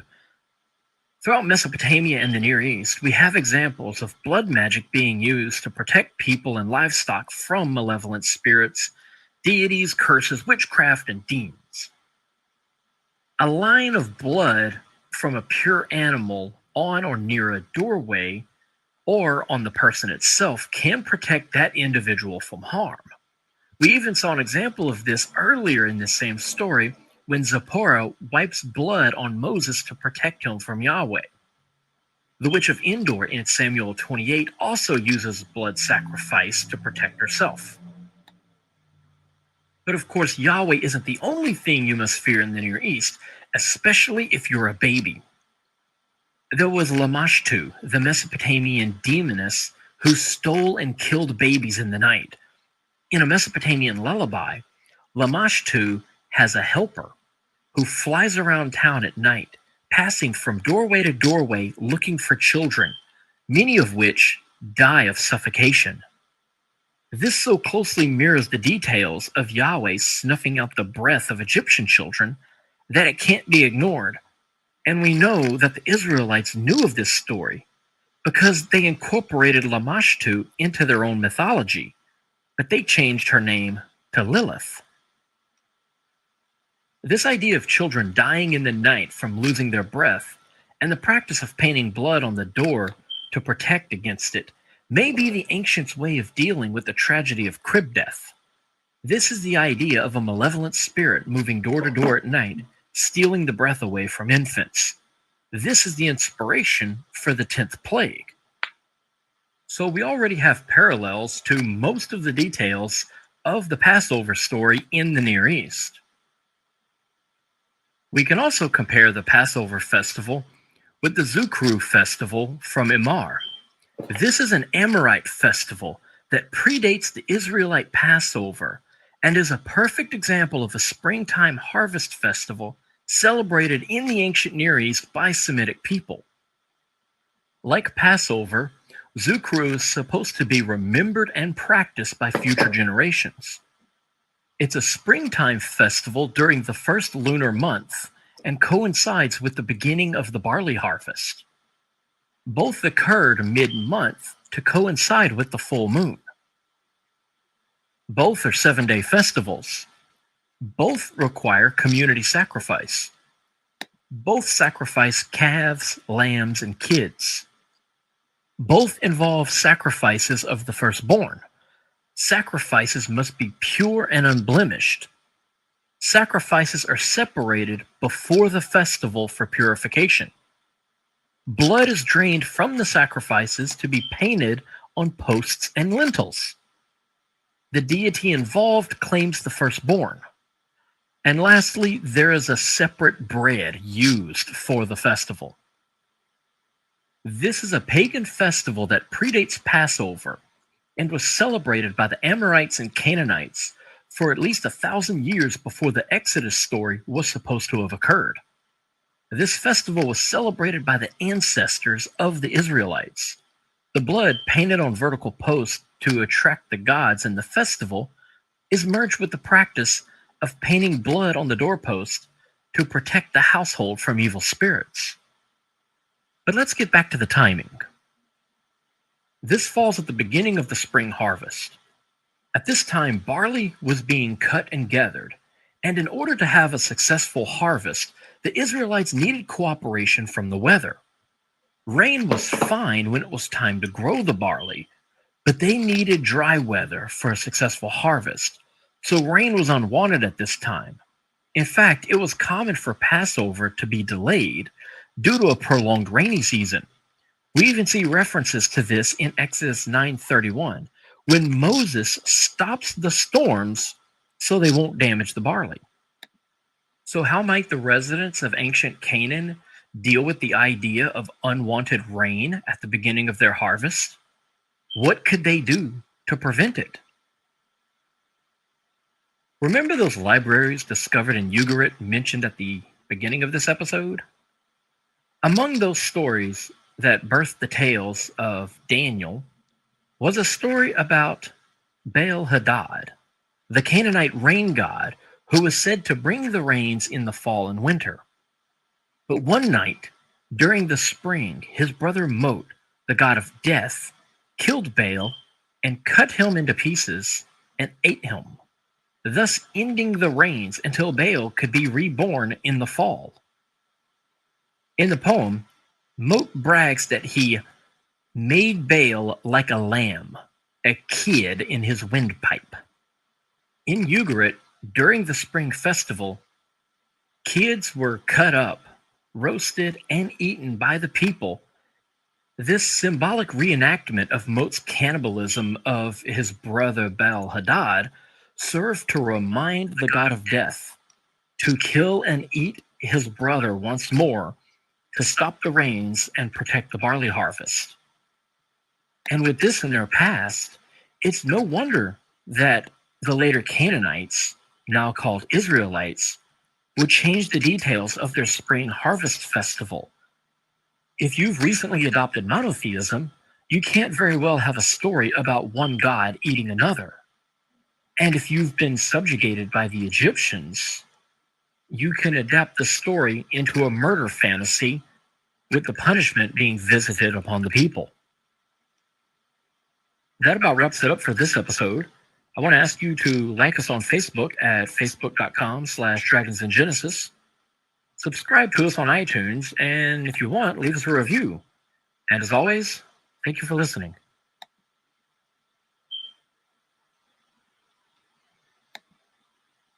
Oh, way, oh, way, oh, way. Man, all praise is going out to the Most High. Yeah. It's a lot. You understand? But look, what I found out is we just stick to the teachers of Messiah. Stick to his teachings. The Messiah taught the reality of the Creator. He taught the reality. All right? Look at Ak. Ak say, those Israelites that choose to believe all the negative things said about the Most High are bloodthirsty and vengeful, very egotistical. Somebody say psychopaths. Yeah, all we can do is pray for our brothers, though, man, brothers and sisters. You understand? All we can do is pray for them. I'm gonna show y'all a group of these brothers too, real quick. I've been around a little bit, so I kind of know, know what's going on. A little taste. All right.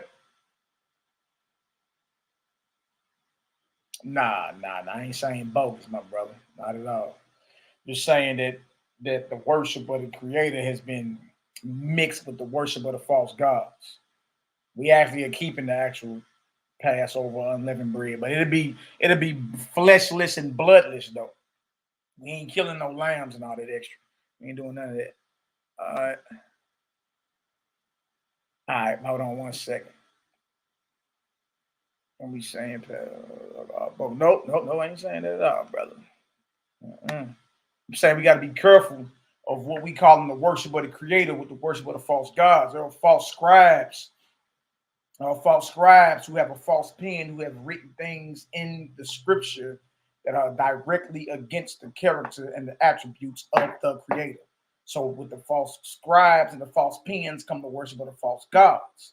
All right, and a lot of this stuff was put together and put into one ball of confusion once we left Babylon. Because remember, the Torah was burnt, you dig, and all that. So no, I ain't saying it's bogus, not at all. What I'm saying is what we have is an amalgamated text. That's what I'm saying. You got the worship of the false gods combined with the worship of the true Creator, balled up into a ball of confusion, and we all saying, okay, the Creator said this, when really it ain't. It's the product of a false scribe who's under the inspiration of a false God that's hiding behind the titles of God, Lord, God, and Lord. That's all I'm saying. So if it's about bloodshed, if it's about war, if it's about murder, if it's about killing the innocent, killing innocent children, if it's like the Most High bloodthirsty, you got to cut 100,000 lambs' throats for you to be redeemed. That ain't got nothing to do with the Creator. Nothing. That's why Jeremiah said that the Most High never commanded it. That's what I'm saying. And I'm saying that the only brotherhood out of the nation of Israel that had the true worship of the Creator, are the Essenes. The Essenes / Nazarenes. Them the only ones that had the true worship of the Creator. The priesthood went up under the vibration of the Creator. You see that? The Sadducees and the Pharisees, they went up under the vibration of the Creator. The scribes went up under the vibration of the Creator. You understand? No, everybody that's in Israel don't look at what we received as a scripture of the Torah. It's not the same way. All right? As seen Nazarene perspective is the Most High don't change. And what is we doing? He changing his mind all through here and all type of crazy stuff going on. So now I ain't saying nothing bogus. What I'm saying is you got to be careful. You got to be careful to not mix the worship of the Creator with the worship of the false gods. But Israel has been doing it. I'm gonna show it. I ain't just gonna talk. I'm gonna show it. But I'm gonna show y'all these brothers right here. Show y'all something, man. This is Facebook. Some of y'all might know the elder or whatnot. Now, I think it was last year. I can't find the post, but I mean, it's a few pictures on here we can look at. Last year, I seen dude had a this is crazy, man. Dude had a lamb stretched out on a cross, jack naked on a cross, man. But let me show y'all this, man. You gotta watch all this. You gotta watch it. I'll watch it. Mary Sterling, peace, shalom, shalom. Did not Messiah die by blood for remission of sin? I just want to understand. Messiah was murdered, Mary. Yes, our Messiah was murdered. Yes, our Messiah resurrected. But he was murdered. He was murdered by black-hearted men because he embarrassed them and showed that they were not worshiping the Creator. They were under the vibration of the false gods, even in his time. So the Messiah was murdered, all right? You're supposed to look at that murder and say, you know what? How about I continue his mission, and that his murder is supposed to spark radical change within you to live accordingly. You understand? I'm going to hit you with something. You're responsible for your own crimes against the Creator. All right? Your true repentance comes from a true atonement, comes from changing your ways, which is amendment, and turning away from doing what you was doing. That's where true repentance come in at. Yeah, dude had a lamb stretched out on a cross. I'm like, what the hell is going on? He was murdered. Messiah was murdered, right? And his murder ended the whole thing. He came to end that sacrificial system, not get along with it, end it. For this purpose was the Son of God revealed that he may destroy the works of the devil. Now, you're responsible for your own crimes against the Almighty. All right? You're responsible for your own crimes against the Almighty. But the good thing is that none of us are past redemption. You can always be redeemed, man. You know, you have to go through your judgment and your punishment, you know what I mean? But you can be redeemed. You dig? Messiah is the example, Sister Mary. He's the example. All right. He's the example. You want to know how to praise and worship the Creator? Follow the example. That's what a Messiah is, a Savior, a Messiah, an anointed one. You know what I mean? Because there comes a time where mankind needs an example, needs help resurrecting, needs help raising up. You feel me? So Yahshua, Yahushua, however you know, Yahushua, however brothers are saying it. You dig? So yeah, we definitely messianic. We definitely messianic. Believe that. You dig? But we not about to play with the Messiah's death like most men do today. Oh, I'll be forgiven. Messiah died. Like, how insensitive how we become.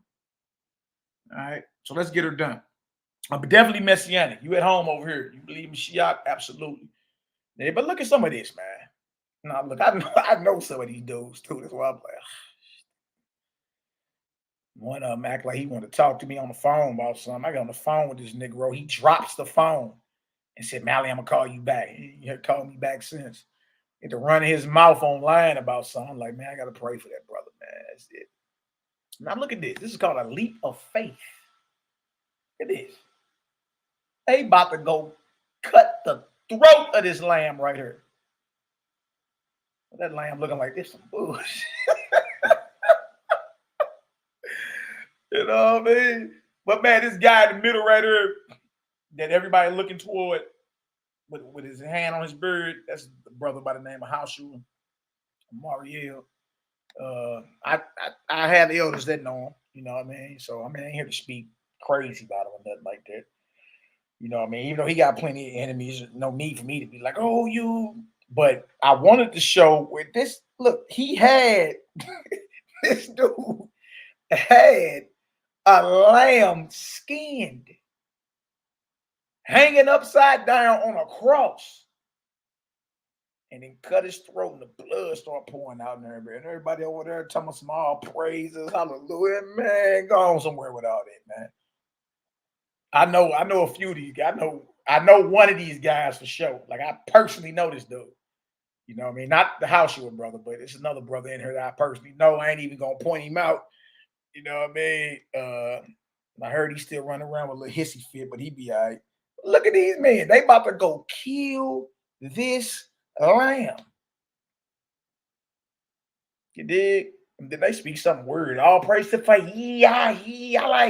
Like, man, I don't know what these dudes saying. Like, I don't know. Like, I don't know where the hell they getting it. It's just crazy, man. See, with me, it just be like, I ain't doing that. That's against my spirit. If I don't feel it, like, when I look at this picture, I don't feel inspired to be, you know what I mean, with them. I just don't. I feel inspired to be with these guys. Talking about a leap of faith. What faith? Y'all about to go murder this lamb. For what? They supposed to all be messianic. What y'all gonna murder this lamb for? Know what the one brother told me? Nigga, we hungry. Nigga, somebody hungry. You know what I mean? Goes, nigga, we hungry. I'm like, damn, dog. Y'all gonna kill the little lamb. Why? Because you hungry. Come on, man. Stop that. Stop that. I'm gonna show y'all that real quick. I couldn't find because he had dude strung up on a cross. He had a lamb strung up on a cross. I'm like, dude, this dude got the, what is he doing? It looked crazy. It looked crazy when I seen it. I say, man, these dudes, they really think they doing the work of the Almighty, man. You know what I mean? They really believe that. Abinadiah, my beloved brethren, bless up, King, bless up, King. My beloved West Indian brethren, bless up. I see you. What's going on? All right, let me go ahead and share some things in the scriptures too, man. All right, all praises. All right. Nah, man, we chosen the way of life, not death. Life. All right. There's no violence in the Most High's realm. It's not allowed. All right. I could let y'all see this though. Bang, bang, bang, bang, bang. Let's try this one too. Let's try this one too. This is when they was doing same community, but they were doing Sukkot. You know, the tabernacle. I'm gonna say the Feast of Weeks. The tabernacle.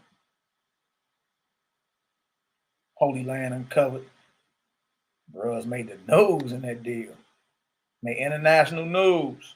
Black Hebrew Israelites celebrate Sukkot, a reunion of the house of Israel. When this video come out, let me see. Yeah, I remember this came out. Sure did. I remember that. Last week, our senior producer, Uri Shapiro. Welcome back. You're watching Holy Land Uncovered. I'm Emily Francis.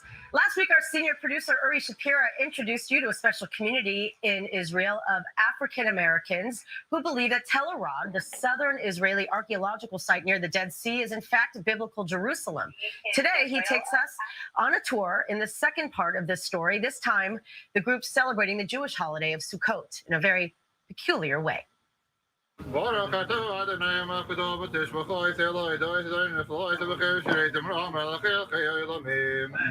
Jewish holiday of Sukkot stands for values including hospitality and a respite from materialism. This small group, known as the Beth Israel community, also sees the holiday as a symbol of redemption. They decided to reenact the ancient Israelite exile from Egypt, so they wandered to the wilderness and built a tent camp. It's definitely a tribute to the ancient way, pretty much of Abraham, of how they would go throughout the land and set up their Sukkot.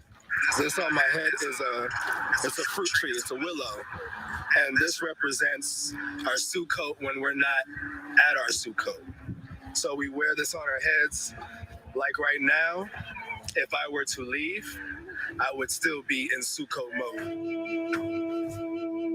The group decided to build their camp in front of Tel Arad, an archaeological park which they believe is the biblical Jerusalem. This year, the park is closed due to a national lockdown following the coronavirus pandemic. Hoshua Amariel, the leader of the group, protests the decision. They gave me this document because the national park called them on me. Now, we're outside of the national park jurisdiction, but they took it upon themselves to go out of their way to call the land office on me because we're out here outside the national park territory, keeping our holy day. You see what I'm saying? So this is a part of this is proof, you see what I'm saying, of the vendetta against my community and us pointing to this place as the actual Mount Zion and the real Jerusalem.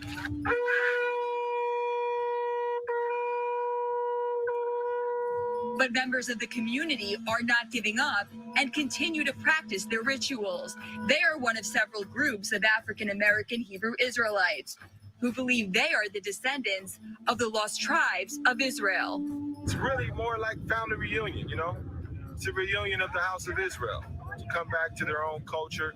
My family in the States, they still celebrate Sukkot to this day. When they released us from the slave plantations, we began observing this feast where we reside in tents for 7 days.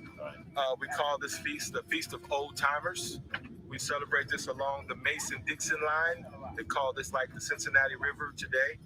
And we dwell in tents for 7 days, still to this day. The battle to recognize Tel Arad as a holy place as the community continues its legal struggle against the Israel Nature and Parks Authority. Meanwhile, they continue their practice and hope one day more people will join their group, which they see as something beyond religion and faith.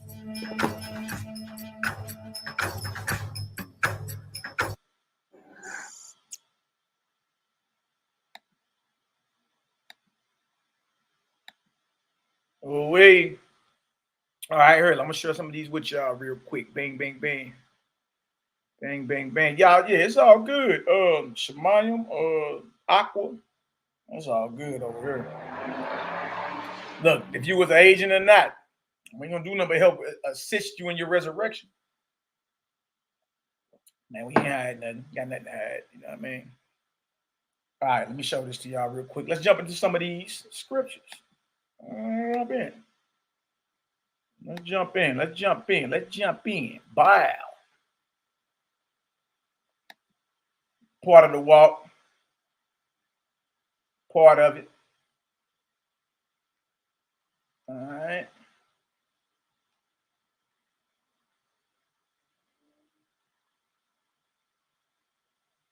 Start at verse 20. Amos 5:20. And this is for my whatchamacallit? Let me see. Who asked this question? I think it was my J. Hood, if I ain't mistaken. All right. And it's about could the Most High possibly use the pagan practices for a certain amount of time to still reveal himself to the people. And well, let's see what we get when we go into this. We're going to go to Amos 5, and we're going to go to Isaiah.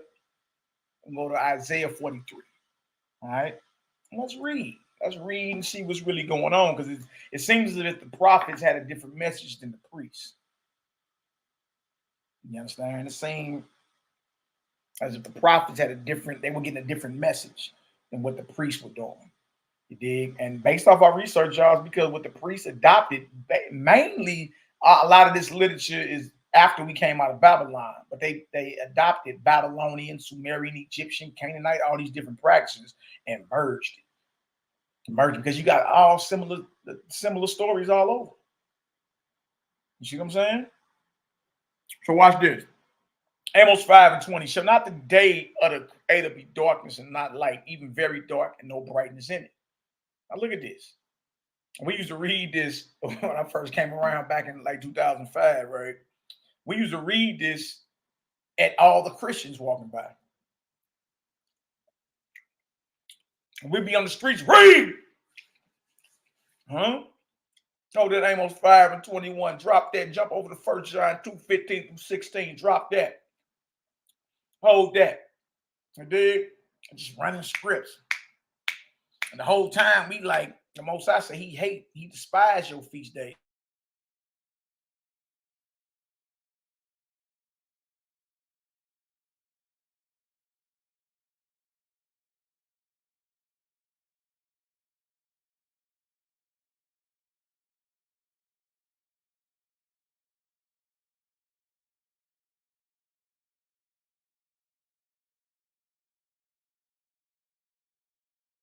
We can't be talking about the feast because he gave us the feast day. Rebuke is going to whom?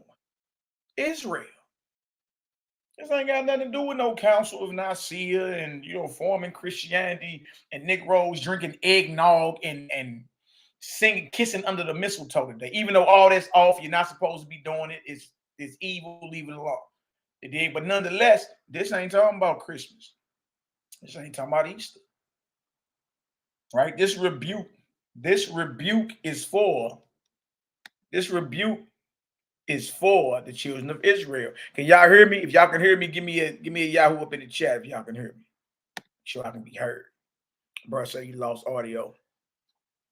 If I can be heard, give me a Yahoo.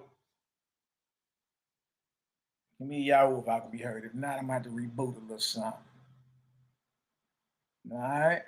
What we got over here?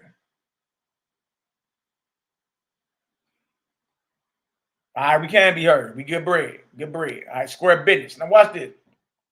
So if the Most High or the Creator is saying through Amos, I despise your feast days, and we automatically thought he was talking about Christmas, Easter, Halloween, Thanksgiving, false New Year. You know what I mean?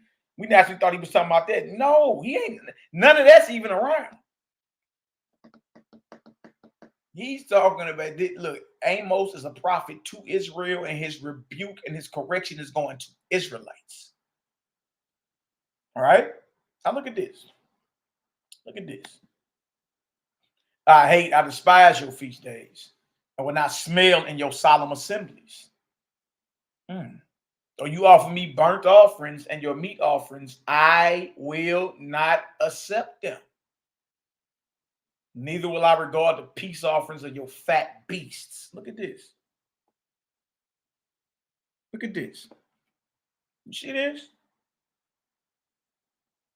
Like, oh, that's Israelite talk. Solemn assemblies, feast days, burnt offerings, meat offerings, the fat of beasts, peace offerings.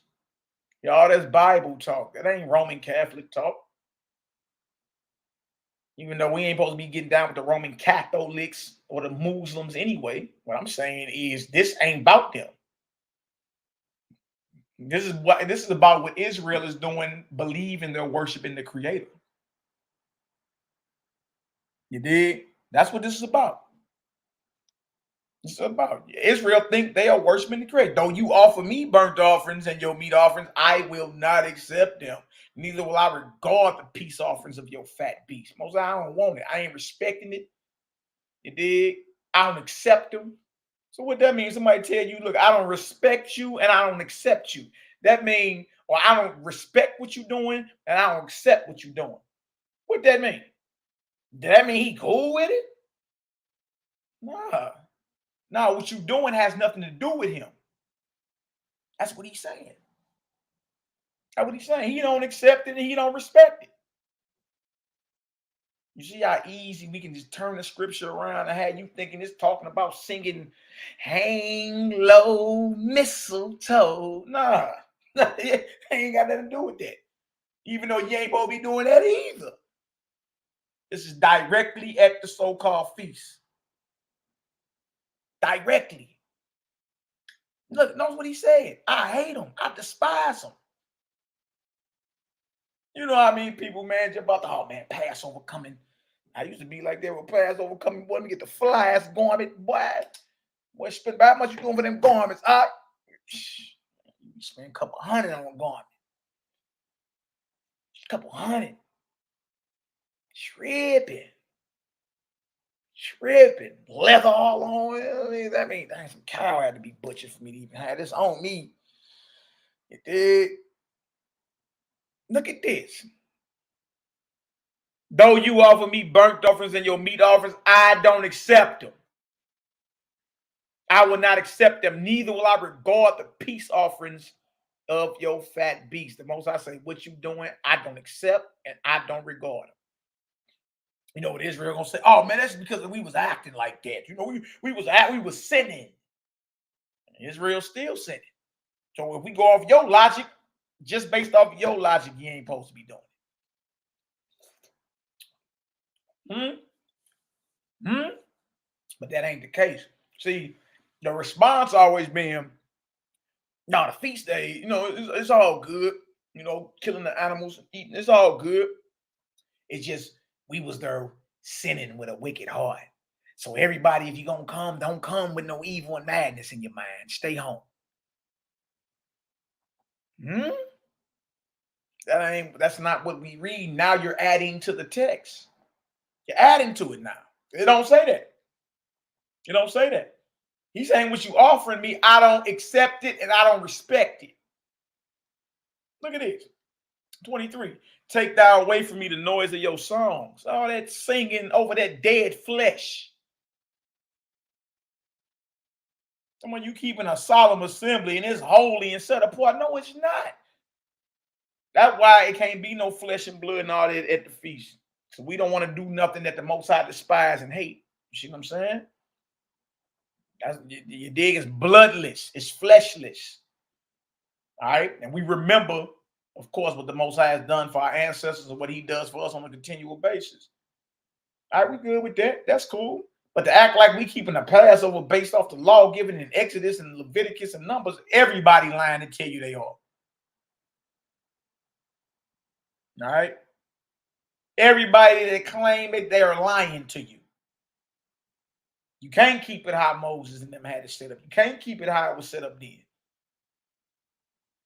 You need temple, you need priesthood. You need priests. You need altars. You need your own flocks, actually. You need your own flocks. You need to be able to go get, and you need to be able to go inspect them flocks, and the goats or the lambs need to be 1 year old, exactly. And they got to be males, unblemished. Why you doing that, man? Stop that. For I will not hear the melody of your vows, but let judgment run down as waters and righteousness as a mighty stream. It's from my YHWH'S 25. Have you offered unto me sacrifices and offerings in the wilderness 40 years, O house of Israel? You see this? Look at this. That's a question, though, y'all. He's asking, did you offer me sacrifices in the wilderness? Now, why would the Most High be asking that if he commanded for you to offer him sacrifices and offerings? Why would he be asking? Surely Israel, the whole time they was in the wilderness, they were sacrificing, correct? Why would he ask you have you offered unto me sacrifices and offerings in the wilderness 40 years, O house of Israel? Because we know they were sacrificing, right? So the next question is, was it to the Creator? Or was it to the false gods? I know. Now look at this. Remember, that's a question, right? But you have borne or carried the tabernacle. Good night. The tabernacle of your Molech and Chiun, your images, the store of your God, which you made to yourselves. Man, good night.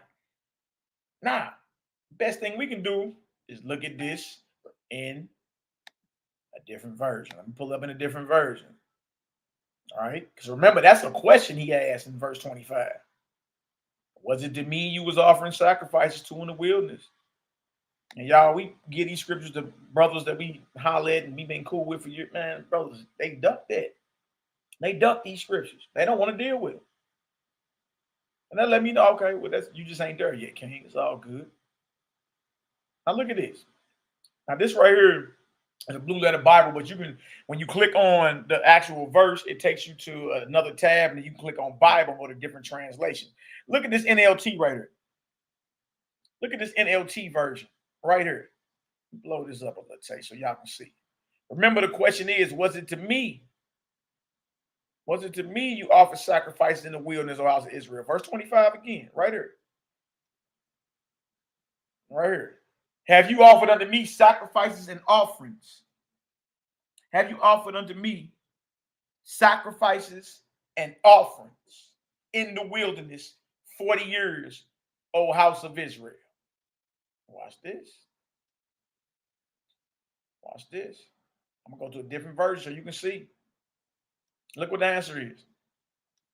The answer is no. No.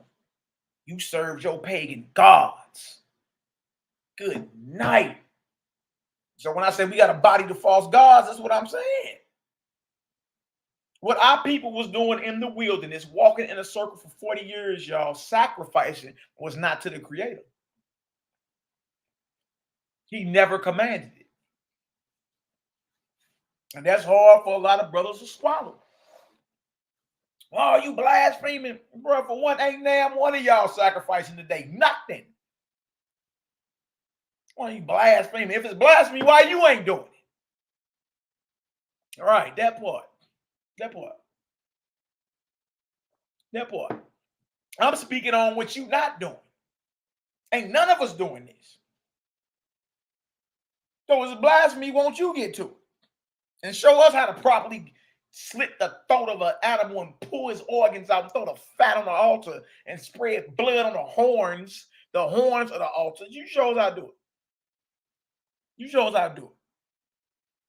Come on, man. Stop that. He's saying that wasn't to him. No, you served your pagan gods, Sakuf. Y'all, we just looked at a video that said what? Israelites over in the promised land observing Sukkot. Tabernacle, Sakuf.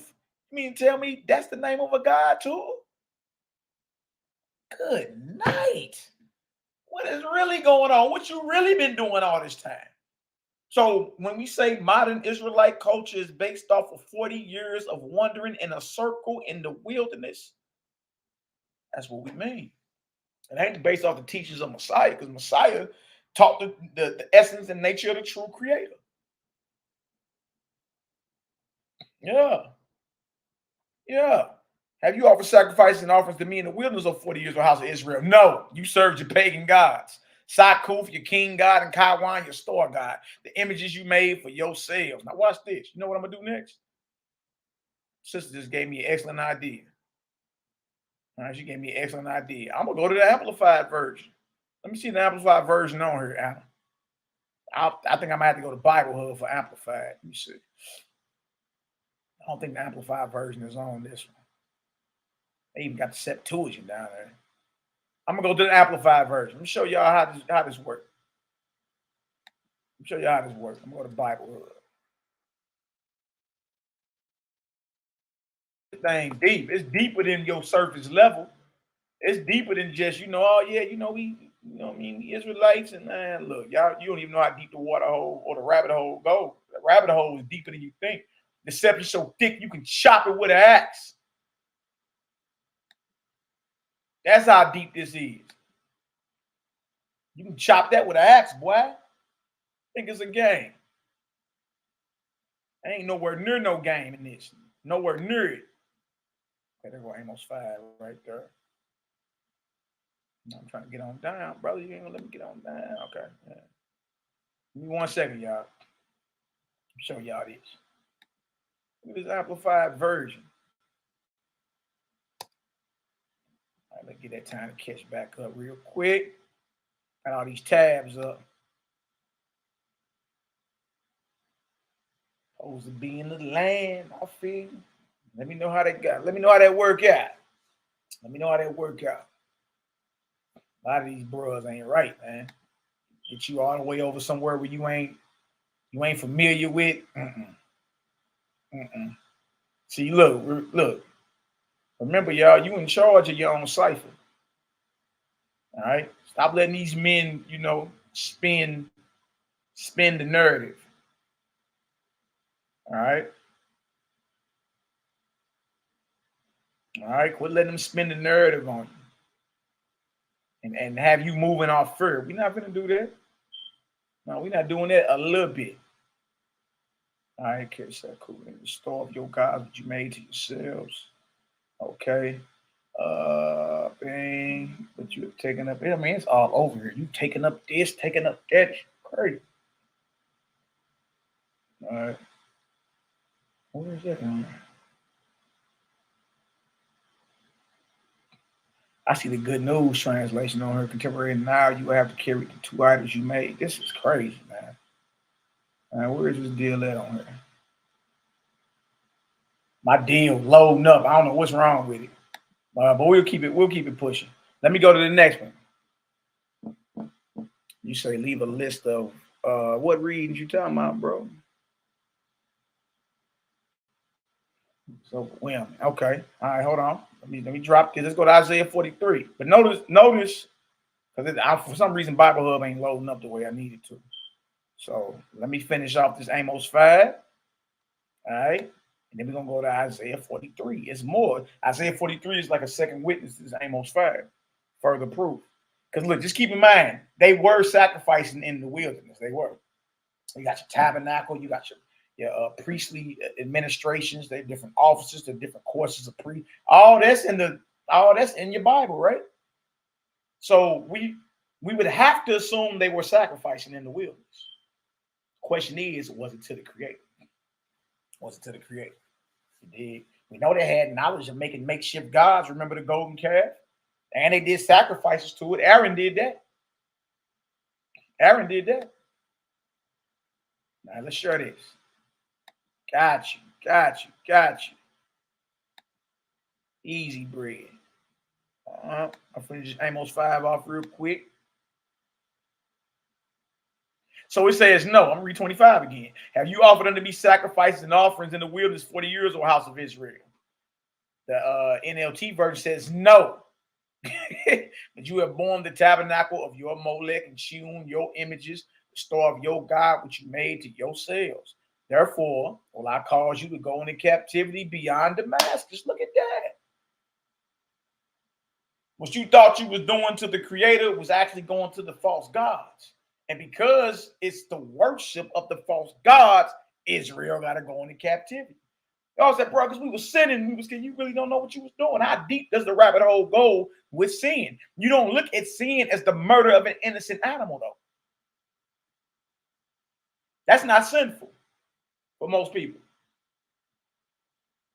The captivity in this is linked directly to us assuming we were sacrificing to the Creator.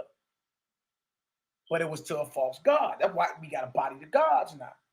It ain't nothing personal. I mean, people going to get mad at us behind it, but it ain't nothing personal. We got to bring the false gods down. Look, Amos doing it. Now, a true prophet of the Most High, he calling it out. Y'all was worshiping Molech. He named the gods. He named them.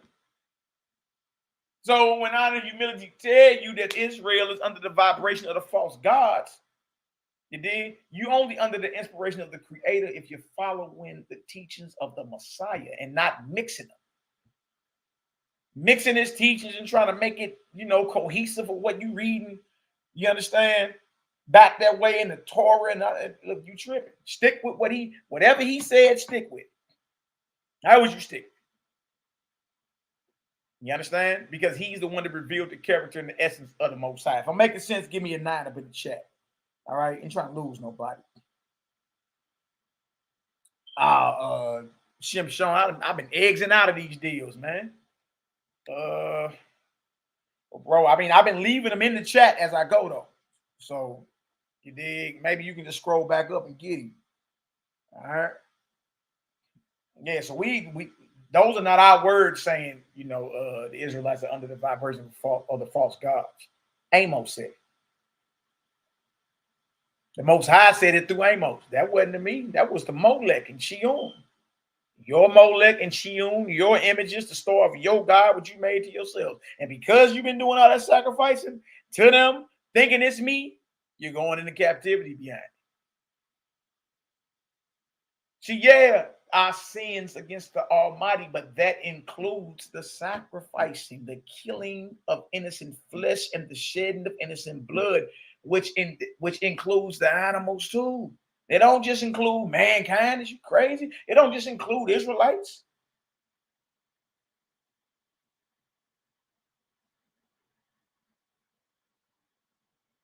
You see that? Victoria Jackson, bless up, bless up. Absolutely. The gospel of the Nazarene, very revolutionary. Very, very. We started bringing that out last year. Oh, wait, everybody, boy, they was holding councils on your brother. You dig? My daughter came and showed me something one time. She just typed Malaki in on Google, something. I forgot what she was on. My oldest baby, Juju there. She like, Abba, who is these men talking about you? Y'all, it was like 20 to 30. I probably only knew like 4 of them. It was like 20 to 30 Negroes who don't even get along, all on, I guess they was on YouTube or something. It was something crazy. Openly condemning me. I was like, dang, since when are y'all concerned about what I'm saying? What I'm saying must be really hitting home then. We rattling the gods now. You know what I mean? We rattling the false gods. That's what we doing. And that's what we called here to do. And we gonna do it. We gonna do it. And for anybody that fancy themselves as our enemies, peace and love to you. You understand? We just doing the bidding of our Father, man. We got to body the false gods. Our God, the Creator ain't about all that. Israel has mixed the worship of the Creator with the worship of the false gods. Right? You mingling worships. That's why the Most High could tell you that wasn't to me. That was to Molech. I hate your feast days. I despise them. I don't respect them. I don't accept them. Let judgment run down like waters. Was that to me you were sacrificing to? No, that was the Molech and your other images and all that. And because of that, you going into bondage. Good night. Ain't nothing else to talk about at that point. You know what I mean? Who we talking about at that point? Ain't nothing to talk about. Clear cut, ain't it? Therefore, will I cause you to go into captivity beyond Damascus, say of the Creator, whose name is the Creator. That's what I'm going to say. All praise and glory now to the Most High. Let's drop that. All right. Y'all see the understanding so far? Y'all get it? Most High say, I hate and despise your feast days and will not smelling your solemn assemblies. And go to Isaiah 43. Let's show it. Keep in mind, we are under the assumption that they were sacrificing in the wilderness. Right? Obviously, they was, because the Most High just said through the mouth of Amos that was to somebody else, meaning they was doing it, but it wasn't him. All right? If y'all get some understanding, get some foes up in the chat. 4 for the tribe, baby. Bless up. 4 for the tribe. Bless up. One love. One love. All right? Now watch this. Watch this.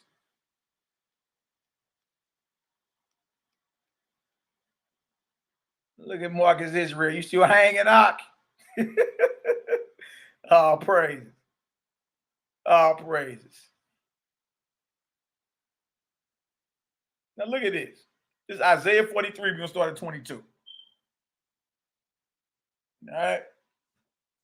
No, ain't none of that. Most I don't get no, he don't rejoice in the blood of lambs. We got that in Isaiah as well. Remember, Amos is Isaiah's father. So this is his son. So the father, his father get word from the Almighty. You did, like that wasn't to me. They serving them pagan gods. They dealing with the false gods because the false gods were very prevalent in that area. That's how we was able to show you earlier about the Zukru festival, which is a predecessor to the Passover.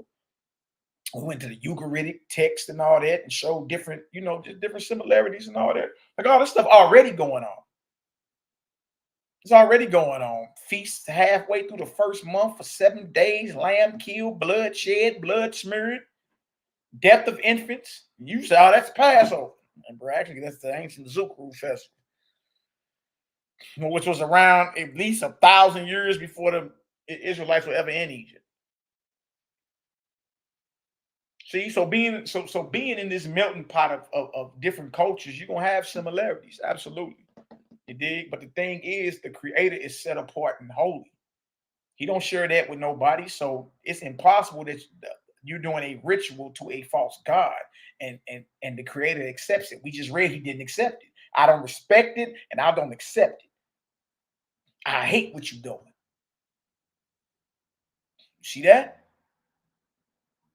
We got a lot of, you know what I mean? Man, we got a lot of, self-evaluation to do. Got to go back to the drawing board, man. That's what Israel don't want to do.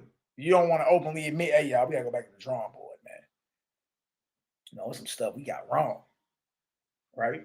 And you got to be man enough or woman enough to let people know that. Like, hey, look, I thought we was going the right way, but obviously I looked at the directions wrong. Get off right here, bust a ugly, get back on the freeway, and let's get back on path. That's it. That's it. You'll be respected more for it in the end than trying to hide something. You dig? Always be truthful. Always be truthful. Gotta be fair. Like, look, on this channel, we be fair. We be like, well, look, it ain't like they not reading that in the Bible. It ain't like they not reading that the blood of an innocent animal and the fat off its organs, when it get burnt, is a sweet smelling savor. And that's say that. But then you got right over in Isaiah where the Most High say, I don't delight in the blood of bulls and goats. I don't like it. So at least we be real. At least we be honest. Yeah, y'all reading that, but you're not understanding we victims of these false scribes. We victims of these translators. And we base our whole lives, man. We fall out with family over this stuff, man. We stop dealing with each other. Stop loving on one another. You dig? And the whole time, you mean to tell me that it's false scribes in here? You dig? Promoting the agenda of the false gods and combining it all into the worship of the Creator. Nah, man, stop that. Go with that. Go with your spirit. Go with that first voice. That first voice ain't never failed me, ever. Ever. You know when it's off. You come around a group of Israelites and your spirit is just, if your spirit get joy behind it, man, it's time to make a move. I'm going to get about it. Just ain't feeling it. Just ain't feeling it. Rub my spirit the wrong way. You did? Because some of these men are drunk with power. You got to watch that. I know men used to be like servants, and you think he talking to somebody. This nigga talking to his wife. Servants. Make us all some mint juleps. I say, hey, look, look, stop that. Stop showing out in front of us. Sis, I'm cool. I don't need none of that. Servants, my brothers need. I'm like, bruh, and guess what? He ended up losing that woman too. Woman got up out of there. This nigga crazy. I bet. You know what I mean? I bet. Who finna go for all that? Servant. He's kind of like hit on the back. Servants. Bring me and my brother a fifth of Hennessy privileged, chilled on ice. Servant. This house need cleaning. Man, who is about Man, look, ain't nobody finna put up with that. Man was drunk with power. And, you know, the woman, when she finally had enough, she was like, man, look, I'm out of here. Bye. And been gone ever since. Drunk with power. Because anybody in their right mind is not about to get, you understand, put in bondage, man. I'm gonna willingly subject myself to no sadistic Negro for what? What I look like? Like some, you know what I mean? Oh man, you know, oh, here he come, man. He been in the truth, brother, 50 years. And I go knees knocking, and you know, I got the jaws of reference when I see him. And y'all remember how Denzel was looking at Elijah Muhammad in that Malcolm X movie Spike Lee put out back in the day. Y'all remember that?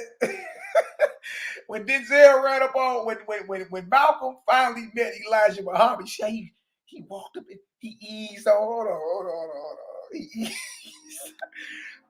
He eased on up in there like, is that you, sir? He had the jaws of reference. Man, look, please. I'm never putting myself in subjection of bondage to none of these wicked cats. Man, is you crazy? Nah, I'm cool. Let me know how that work out for you. I'm gonna be trembling with the jaws of reference because all y'all matching like the Boy Scouts. Man, please. Oh, so-and-so don't like what you said. Good, tell him to call me. He can hear it himself. I'll bless his ears properly. You dig? Oh, is that? Well, he eased up on him. Oh, is that Elijah? Oh, the most honorable, the most abominable Elijah. I'm like, what is this? Got the Giles of reference. Come on, man. Come on. Stop that. You better than that. All right. Now look at this. Isaiah 43. All praise to the Most High. But thou hast not called upon me, O Yaakov. But thou hast been weary of me, O Israel. Sure about this. Not sure about this. Really pay attention to this verse right here. All right. Really pay attention to this one. It says, verse 23 says, thou hast not brought me the small cattle of your burnt offerings. Remember we just read, nah, that wasn't to me. That was the Molech and the Chion, right? Some say, oh, this just was a time when we stopped doing sacrifices. When was that? When was you in the land and stopped doing sacrifices? Help me out with that. He's saying that none of that's to him anyway. That's what he's going over. Thou hast not brought me the small cattle of your burnt offerings. Neither have you honored me with your sacrifice. You ain't not honoring the Most High with your sacrifices. Now look at this. I have not caused you to serve with an offering. Look at that. Nor weary thee with incense. Do y'all see this? It ain't like, oh, that's because we just got tired of sacrificing. So for a few hundred years, we stopped. No, y'all, this is the back of what we just read on Amos. None of that was to him anyway. He hated it. He despised it. I don't respect it. I don't accept it. You've been serving a false god. So now we flip over to Isaiah, Amos' son, and he says what? The Creator speaking to Isaiah saying what? You have not brought me the cattle of your burnt offerings. That's not to the Creator. Neither have you honored me with your sacrifices. You're not honoring him with that. That's not saying, oh, you just forgot to bring a sacrifice. That's saying what y'all doing ain't to him. I have not caused you to serve with an offering. Look at this. Nor weary thee with incense. Do y'all see this? Do y'all see this? Most I say, I have not caused you to serve with an offering. Serving him has nothing to do with you shedding innocent blood. I know that's gonna make some people mad. You adding the taking to and adding the scriptures. I'm not no scribe. Leave that to your scribes. I'm simply reading what's in front of us. Malaki adding and taking away from the scriptures. Since when? Since when? I'm not a scribe. I ain't edited NAM Bible. NAM. NAM Bible have I edited. I ain't came out with my own Bible, Jack. You can't accuse me of adding to and taking away from the scripture. Say that for everybody that try to come out with their own Bibles. That ain't me. The Most High say, I have not called you to serve with an offering, nor weary thee with incense. Let's go here. Come on, what I'm adding to and taking away from. Boy, I'm not no scribe. I'm reading what they scribed out, what they wrote down. All right. NLT.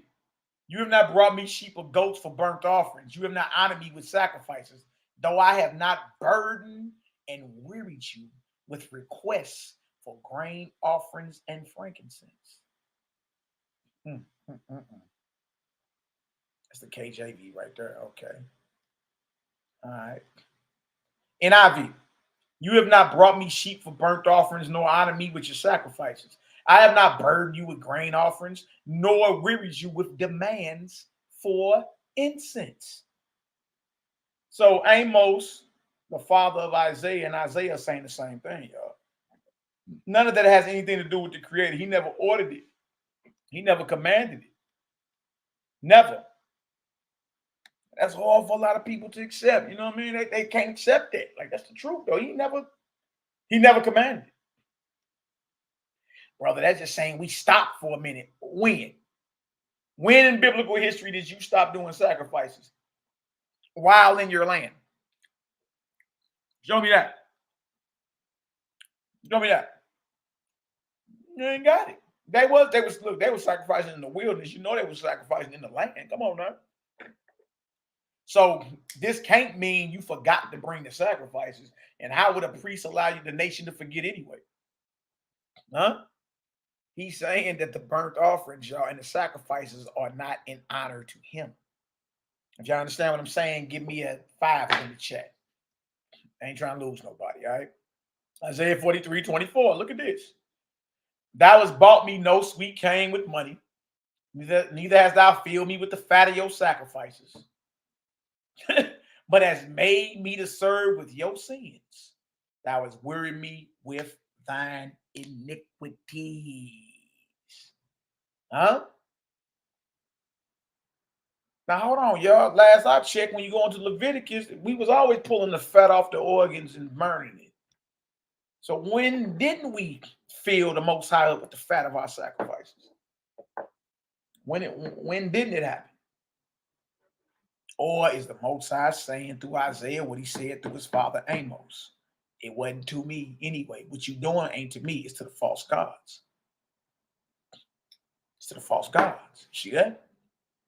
It's that simple. Right? Now remember, he said, but you have made me to serve with your sins. Right? Thou hast wearied me with your iniquities. Watch this. We're talking about forgiving sins, right? Look at this. Isaiah 43:25. I am he that blotteth out your transgressions for my own sake and will not remember your sins. Look at that. That's right, because the Creator is forgiven. You stop playing with him. You dig? You stop playing with him. You dig? But he's very, very merciful. That's another divine attribute of the Creator. Very, very merciful, man. There's judgment too. That's natural. It got to be judgment. You got to be disciplined. We got to, get checked for us going off. Absolutely. Absolutely. But even in that, you're not past redemption. Not past redemption. You see what I'm saying? It's just like with your children. They may do something off and you punish them or discipline them, but y'all, they not on punishment for life. Nah, it's for a period of time until you understand where you're going off at. You see that? So the Creator, what he said in Amos, is the same thing, y'all, that he said what? That he said in Isaiah. That ain't to the Creator. That's not to the Most High. Let's get a third witness on that.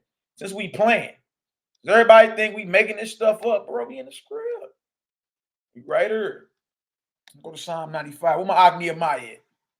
Nehemiah, you ain't in the building no more. Where you at, man? You I don't know what's up. You playing hooky today or something, man? I don't see you in the back chat. I don't see you in the comments nowhere. Has Nehemiah been on here today? Where Nee at? Nee probably. You have to check on me. Talked to him earlier. He was feeding his whiskers. Oh, man. He go, boy, I'm going to bust your head with a rock. All right. Third witness. Harden not your heart is in the provocation. And as in the day of temptation in the wilderness. When your fathers tempted me, proved me, and saw my word.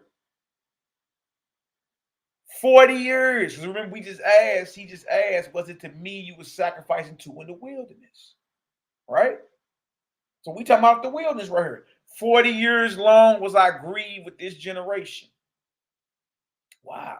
Was it to me you were sacrificing to in the wilderness? Some 40 years, O house of Israel? No, that was to them pagan gods. 40 years long was I grieved with this generation and said it is a people that do error in their mind, their heart. And they have not known my ways. So who ways did we know in the wilderness if they not the Creator's ways? Because he's talking about 40 years in the wilderness right here. That's what he's talking about. The sacrificing and the bloodshed and all that. And Creator come right out and say, that ain't my ways. So then you got to ask yourself, well, who ways are they? Right back to what we read in Amos. Molech, Shion, your God and your images, their tabernacle that you made to yourselves. And because of that, you're going into captivity. I hate your feast days. I despise them. I don't accept them and I don't respect them. And what ain't to me you've been sacrificing to anyway. It's been to the false gods. And because of that, you're going into captivity. We backed it up with Isaiah, Amos' son. Most I was saying, I haven't caused you or commanded you to serve me through offerings. Jump over to Melech Dawid, King David. What do you say? Most High speaking to him. 40 years long was I grieved with this generation and said, it is a people that do error in their heart and they have not known my ways. Well, hold on, y'all. Well, whose ways did we have knowledge of in the wilderness? Because what you received in the wilderness is what the modern Hebrew Israelite movement is based off of. 40 years of error. 40 years of chasing your tail in the wilderness. That's where you got it from. That's where you get it from. You see? The nation of Israel is under the vibration of the false gods, Baal and all that. False gods. Other gods that you ain't even heard of for real. You dig? Right? There's a remnant out of Israel that held fast to the worship of the Creator.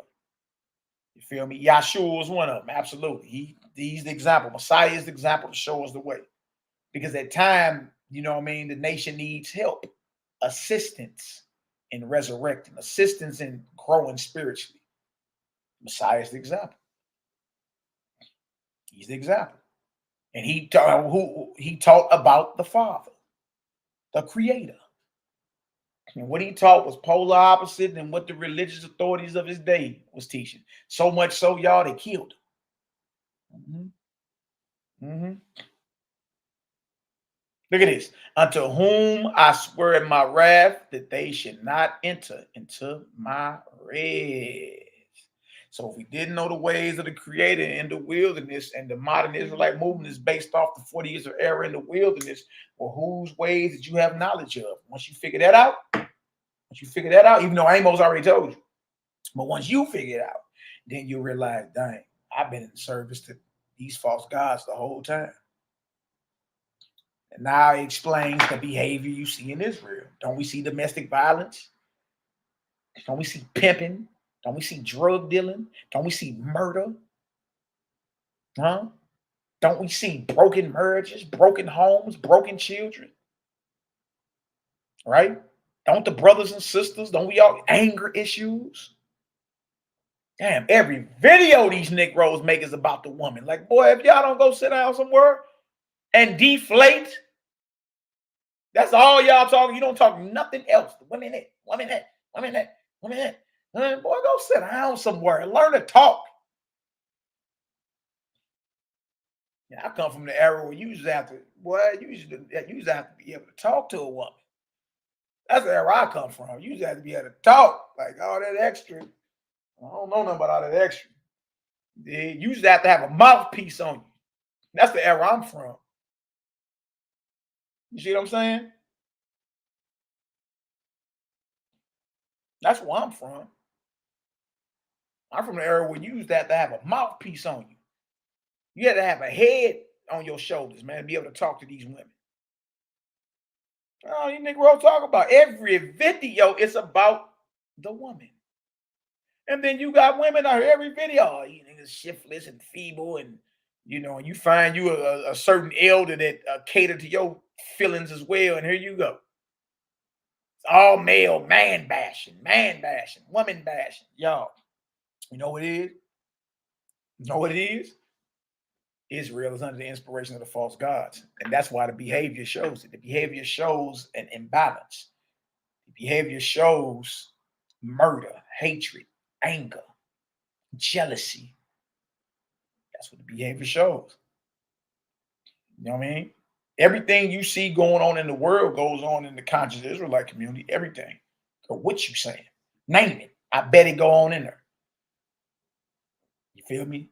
And you know why, y'all? Because we've been mingling the worship of the Creator with the false gods. Because the false scribes, through their false pen, introduce the false gods into the text.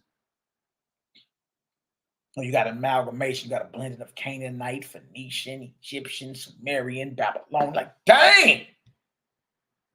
What's all this going on? But the Creator is saying right here, you haven't known my ways. So now you got to find out whose ways were we knowledgeable of in the wilderness, because it wasn't his. It wasn't his. You see that? It did. Israel's only set apart if they're following the Creator. He's set apart. It did. Other than that, guess what? Other than that, you were pawn to the false gods. That's it. You were pawn to the false gods at that moment. You did.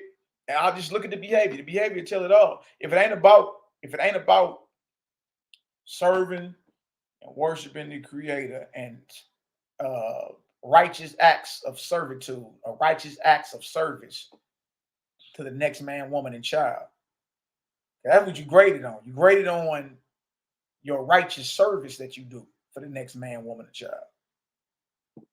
Right? See, it's simple. Hear, Israel, the Creator is one, and you should love the Most High with all your heart, mind, soul, and strength. That is the first commandment. And the second commandment is what? Love your neighbors, you love yourself. Y'all, that's how you worship the Creator. It's real simple. It ain't even all this extra and this day, I'm my back and nothing. I don't know about it. You got to put your fringes on today, and you ain't got your garments on, and woman, you ain't got your head wrapped, and brother, you got something on your head. And look, I'm going to leave the frivolous matters to y'all. Y'all can argue over that. Y'all can argue over that. I'm going to work on loving the Creator and loving his creation. How about that? How about that?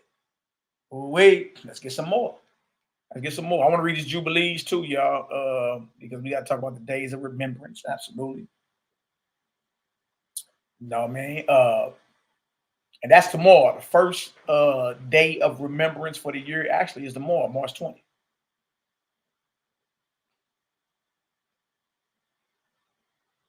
All right. Now, watch this. Let me share this real quick. Let's up. If anybody listening, you know, that know me or got a problem, look, ain't nothing but a conversation to be had.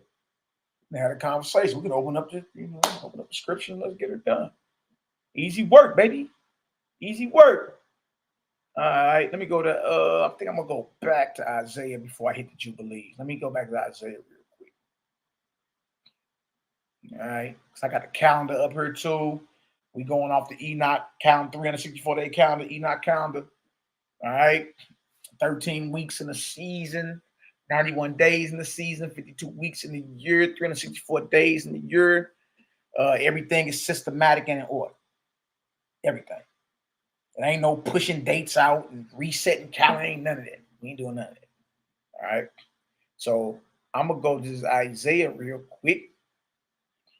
Go to Isaiah real quick. Back to Isaiah 1. Let's get busy. Let's get busy. All praises. That's right, Anna Nails. It takes humility. Absolutely. I'm in total agreement with it. We gotta be willing to forgive our enemies, man. Forgive them, pray for them, keep it moving. You feel a lot better too after all that. It drains you to go to that strange spot in your mind, don't it? You be plotting all type of different scenarios, and if I see so and so is like that, man, I just rather pray for you. One day you get it. One day you get it. But I don't got the energy to be constantly just back and forth and whatever. You know what you read. I know what I'm reading. So we all know how to read. We all got reading comprehension. So either it resonate with your spirit or it don't. And if it don't, I mean, look, there ain't nothing I can do about that. It just don't resonate with you. That's it.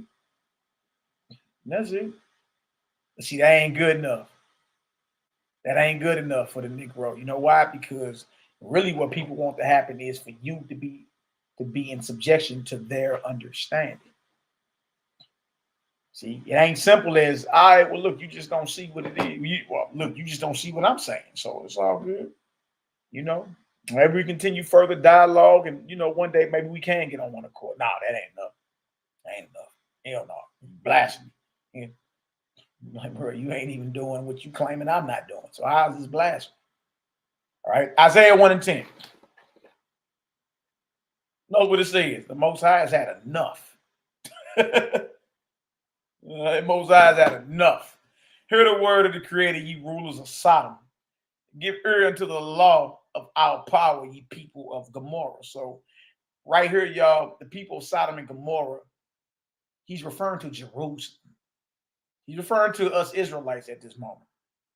Remember, the historical Sodom and Gomorrah had already been wiped out of existence. So it's not talking about the physical Sodom and Gomorrah. It's talking about the leadership in Israel during Isaiah's day. It said, ye rulers of Sodom. You see that? And the rulers, based off what they put down, the people follow. All right. Now look at this. Verse 11. To what purpose is the multitude of your sacrifices unto me? To what purpose? What is the reason? What's the whole agenda behind all these sacrifices? Saith the Creator. I'm full of the burnt offerings of rams and the fat of fed beasts. And I delight not in the blood of bullocks or of lambs or of he-goats. Good night. There it is. You don't delight in the blood of lambs, bullocks, or he-goats. Huh? You don't want nothing to do with the fat of fed beasts, taking the fat off the organs of a recently slaughtered animal and throwing it on the altar and burning it for a sweet savor. Most guys saying, I ain't with that. I ain't with that. But you read over in Leviticus, what? That it's a sweet smelling savor unto him. Right here, you say, I don't delight in it. So which one is it? Which one is it? You know what the Israelite gonna say? Oh, that's because we were sinning. When haven't you mumble Negro sinned? What do you mean? What do you mean? I thought the whole purpose of bringing a sin offering was to get yourself right with the Creator. So you sinning, but okay, well, you got a way to appease the wrath of the Creator by bringing a sin offering, correct? So why would the condition of sin make the Almighty say, I don't accept your sacrifice when there are sin offerings and burnt offerings? Help me understand that. That don't make sense. That don't even make sense. How you gonna say that, oh, well, the Creator is just saying right here that he don't want the sacrifices because we sinning, but you got something called a sin offering and a burnt offering to get yourself back in good standings with the Most High, allegedly, correct? So sinning or not, guess what? Sinning or not, does not mean that you don't bring the sacrifice. Because you got a sin offering, you got burnt offerings. So if you sinning, you got a way to get back in good graces. So you sinning is not if I go by your logic, you sinning is not no reason for the Most High not to accept your sacrifices. How? When you got a sin offering and a burnt offering. If you sin, you got a way to go ahead and get back in good graces. Allegedly. So guess what? The logic that the Most High is saying in Jeremiah and in Isaiah, that I never commanded it, that I don't want it, the logic that he only don't want it because we sinning, get that off the table. Because you got sin offerings and burnt offerings. If you sin, you got a way to get back in good graces. So that's not true. We taught that for years because that's what we thought it was. The Most High don't want the fat of fed beasts, and he don't delight in the blood of bullocks, lambs, or he goats. You see that? He don't want it. So it's crazy because that's the feast coming up. It's about the blood and putting the blood of the lamb over the doorpost so the Most High can identify Israelite. Well, he's saying right here in Isaiah, He said right there in Jeremiah, I never commanded that sacrifice. He's saying in Amos, that wasn't me you were sacrificing to. He's saying in Isaiah the same thing. I haven't commanded you to serve me with offerings. Over to Psalm 95, King David, under the inspiration of the Creator, said, look, they have not known my ways. I was mad at them for 40 years in the wilderness. Grieved, they error in their heart. So yes, you got the Exodus 12 account that talk about the shedding of the blood and the Most High commands it, but you got prophets saying, nah, he never wanted that. He never commanded it. This is something added in by the lion pen of them scribes. See how we methodically, get surgical with this? That's how we can boldly tell you that's added in by the scribes. How? Because other prophets are speaking against what the priests are doing. And boldly saying the Creator never commanded that, but they're doing it, and the people think it's a command. That must have been added in by the lion pen of the scribe that Jeremiah prophesied would happen. It's just that simple. July, my beloved brother, bless her. So look at that. The Most High don't delight in the blood of lambs or bullocks or he goats. Right? Now watch this. Verse 12. When you come to appear before me, whoever required this at your hand to tread my courts. Y'all, he talking about the priests who are in the courts of the Most High with the blood of lambs and the fat of fed beasts. It will be the priests officiating in the temple courtyard. You see that? He talking to the priest. He ain't even talking to the average Israel. Oh, that's because we sinning. Oh, that's because me and so-and-so got into it last year. And then when Passover started rolling around or atonement roll around, you start getting strange calls from brothers you ain't talked to in a year. Hey, bro, if I ever did something against you, man, please forgive me. Bro, we spiritual beings. You know what you done did against me. Just come on out with the apology. If that's what it is. But it got to be sincere. He talking to the priest right here. When you come to appear before me, whoever required this at your hand to tread my courts. He's asking, who commanded you to be up in my courts with the blood of these animals and with the fat of these animals? I don't delight in it. Who required it? Who commanded this of you? Y'all see this? Look at this. Who commanded that? Israelites be all happy going to get some lamb. I know a few of them that slay them, but still. Come on, stop it. Stop it. He talking to them priests. All right. Verse 13. Bring me no more vain oblations. Oh, good night. Incense is an abomination unto me. The new moons and Sabbaths, the calling of assemblies, I cannot away with. It is iniquity. Even the solemn meeting. Good night. Because those are solemn meetings first and last days of this feast. And he's saying everything that y'all doing is an abomination to me. Well, hold on, y'all. I thought the temple, they had the incense going with I thought we were doing the new moons. You see that? The new moons and Sabbaths, the calling them. I cannot away with it. It is iniquity, even the solemn meeting.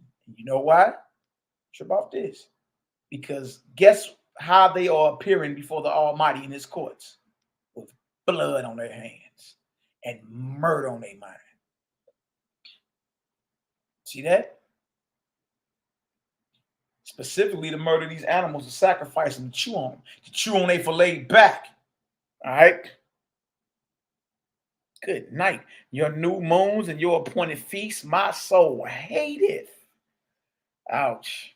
That's a second witness to the Amos. They are trouble unto me. I am weary to bear them. Good night. And when you spread forth your hands, that's how we pray, right? I will hide mine eyes from you. Yea, when you make many prayers, I will not hear your hands. I will not hear. Your hands are full of blood. Whose blood? Go on back up, y'all. Look at verse 11. To what purpose is the multitude of your sacrifices unto me, saith the Creator? I am full of the burnt offerings of rams and the fat of fed beasts, and I delight not in the blood of bullocks or of lambs or of he-goats. When you come to appear before me, who have required this at your hand to tread my courts, jump back down. And when you spread forth your hands, I will hide mine eyes from you. Yea, when you make many prayers, I will not hear. Your hands are full of blood. Y'all, who is he talking to? Is he talking to the average Israelite, or is he talking to the priest? That's right, the animal's blood. There you go. Victoria got it. Look at that. She always thought that this was talking about we was murdering one another, and then when the feasts come around, we just hug on each other. Nah, bro, it's deeper than just this culture you think you got and you bragging about. It's deeper than your love muscle being shaved. This thing deep, y'all. You dig? We got a body that we got to bring down the false gods. Got to. Hands are full of blood. Now look at this.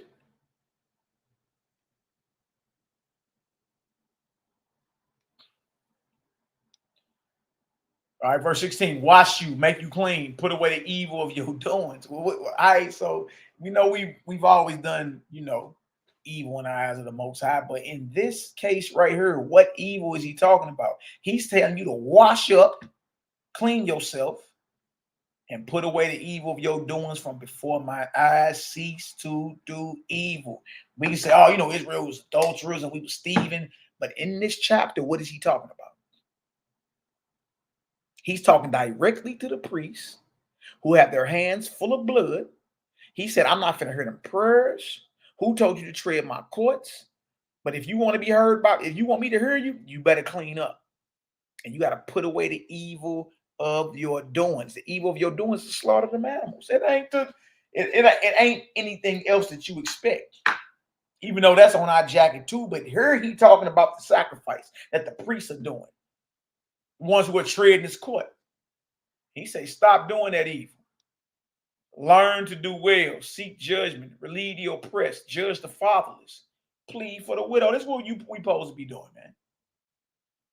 We're supposed to be relieving the oppressed. We're supposed to be solutions. We're supposed to be providing solutions to our people. Right? Looking out for the fatherless. Looking out for the widows. Now see this? Come now and let us reason together, saith the Creator. Though your sins be as scarlet, they shall be as white as snow. Though they be red like crimson, they shall be as wool. See, so the Most High talking about forgiving us for the evil we have done. All right, but you got to cease from doing the evil. If you be willing and obedient, you shall eat the good of the land. But if you refuse and rebel, ye shall be devoured with the sword. For the mouth of the Creator has spoken. So if you be willing and obedient, you shall eat the good of the land. Y'all hear that? So those who are obedient and those who are willing eat the good of the land. All right, so what's the good of the land? Let me share this with y'all. Let's click on this. NET Bible. All right, Isaiah 1:19. NET Bible. Now look at this. Look what the good of the land is. If you have a willing attitude and obey, then you will again eat the good crops of the land. And they ain't talking about no filet back of no lamb. They're not talking about lamb chitlins, the pertinence. It's talking about what grows out the earth. And what grows in trees. Y'all see that? It's been there the whole time. If you have a willing attitude and obey, then you will again eat the good crops of the land. It's talking about what you plant, what you sow, what you grow. That's what you eat. You see? So even Isaiah. In Isaiah, he did same thing. Cindy Clark said Israel looks over those chapters.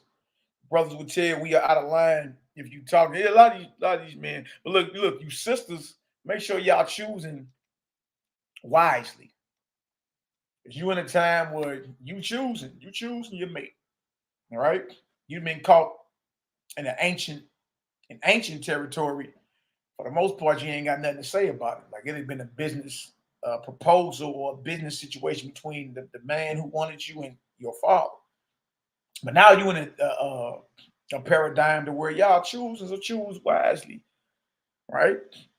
Choose wisely, man. Don't let nobody look. You know what you're not going for, so don't let nobody put you in bondage. You understand? Let nobody put you in bondage out there. Because that will happen. I know some men who are drunk with power. And you know, some, not all, but some of them was some lame men back in the day. They never had that mouthpiece. I never knew how to approach or talk to a woman or nothing like that. Not all, but a lot of those men, nerds.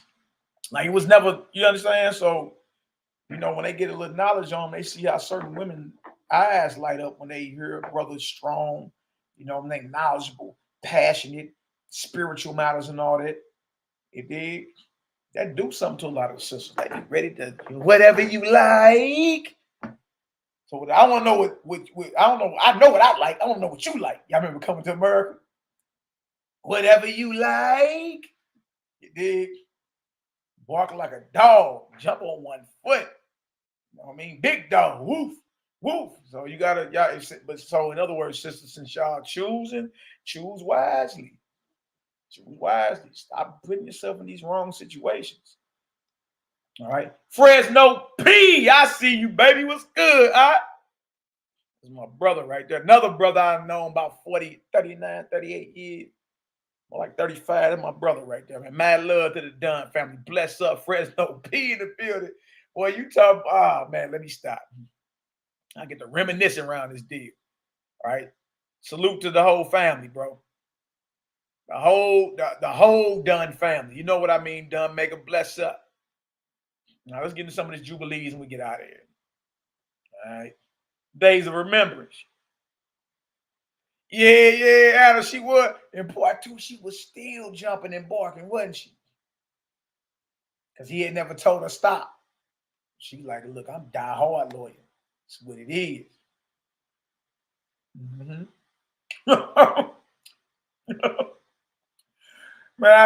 I ain't like part two like I like. Part one was the deal. Part one is forever a classic. You understand? Part two is kind of cheesy. I didn't like it too much. It's all good, though. Let's talk about these days of remembrance. One of them is some more. We should be going live tomorrow for a few minutes, too. And shouting our people out. Hey, man, just be around good people with good vibes. And thank the Most High.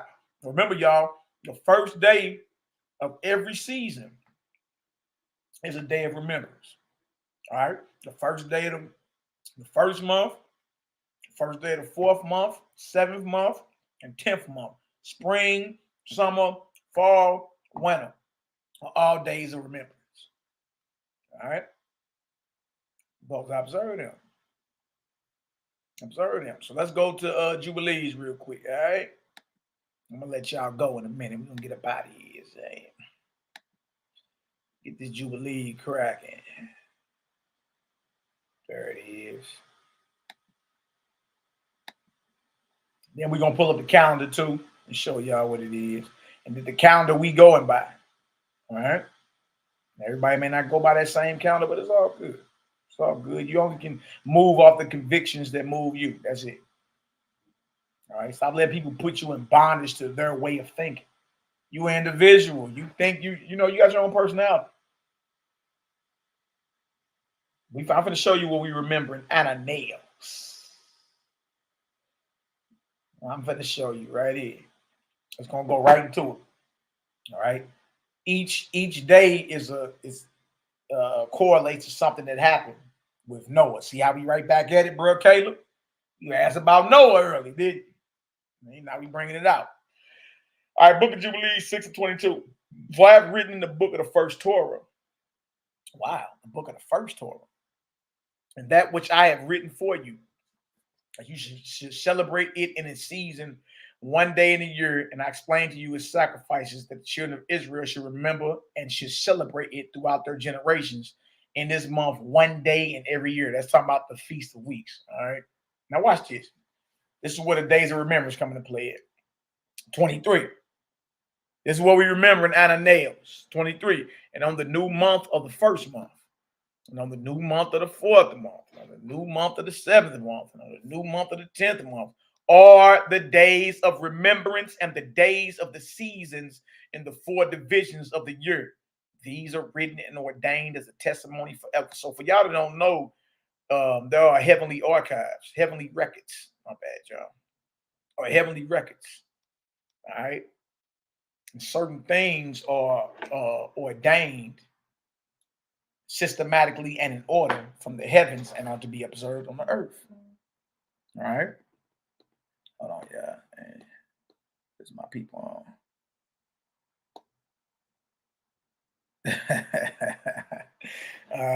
You must be watching the video, sending me something like that.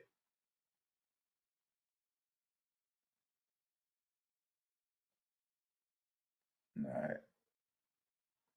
Now, praise and glory now to the Most High. All right, so notice what it says, right? It says, these are written, are the days of remembrance and the days of the seasons in the 4 divisions of the year. These are written and ordained as a testimony forever. And Noah ordained them for himself as feasts for the generations forever, so that they have become thereby a memorial unto him. And on the new month, Anna, this is what we're remembering.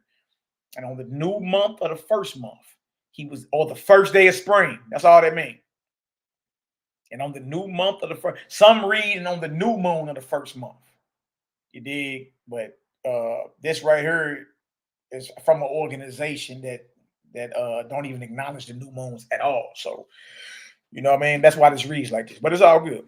All right. And on the new month of the first month, which is tomorrow, March 20th, he was bidden to make for himself an ark. And on that day, the earth became dry, and he opened the ark and saw the earth.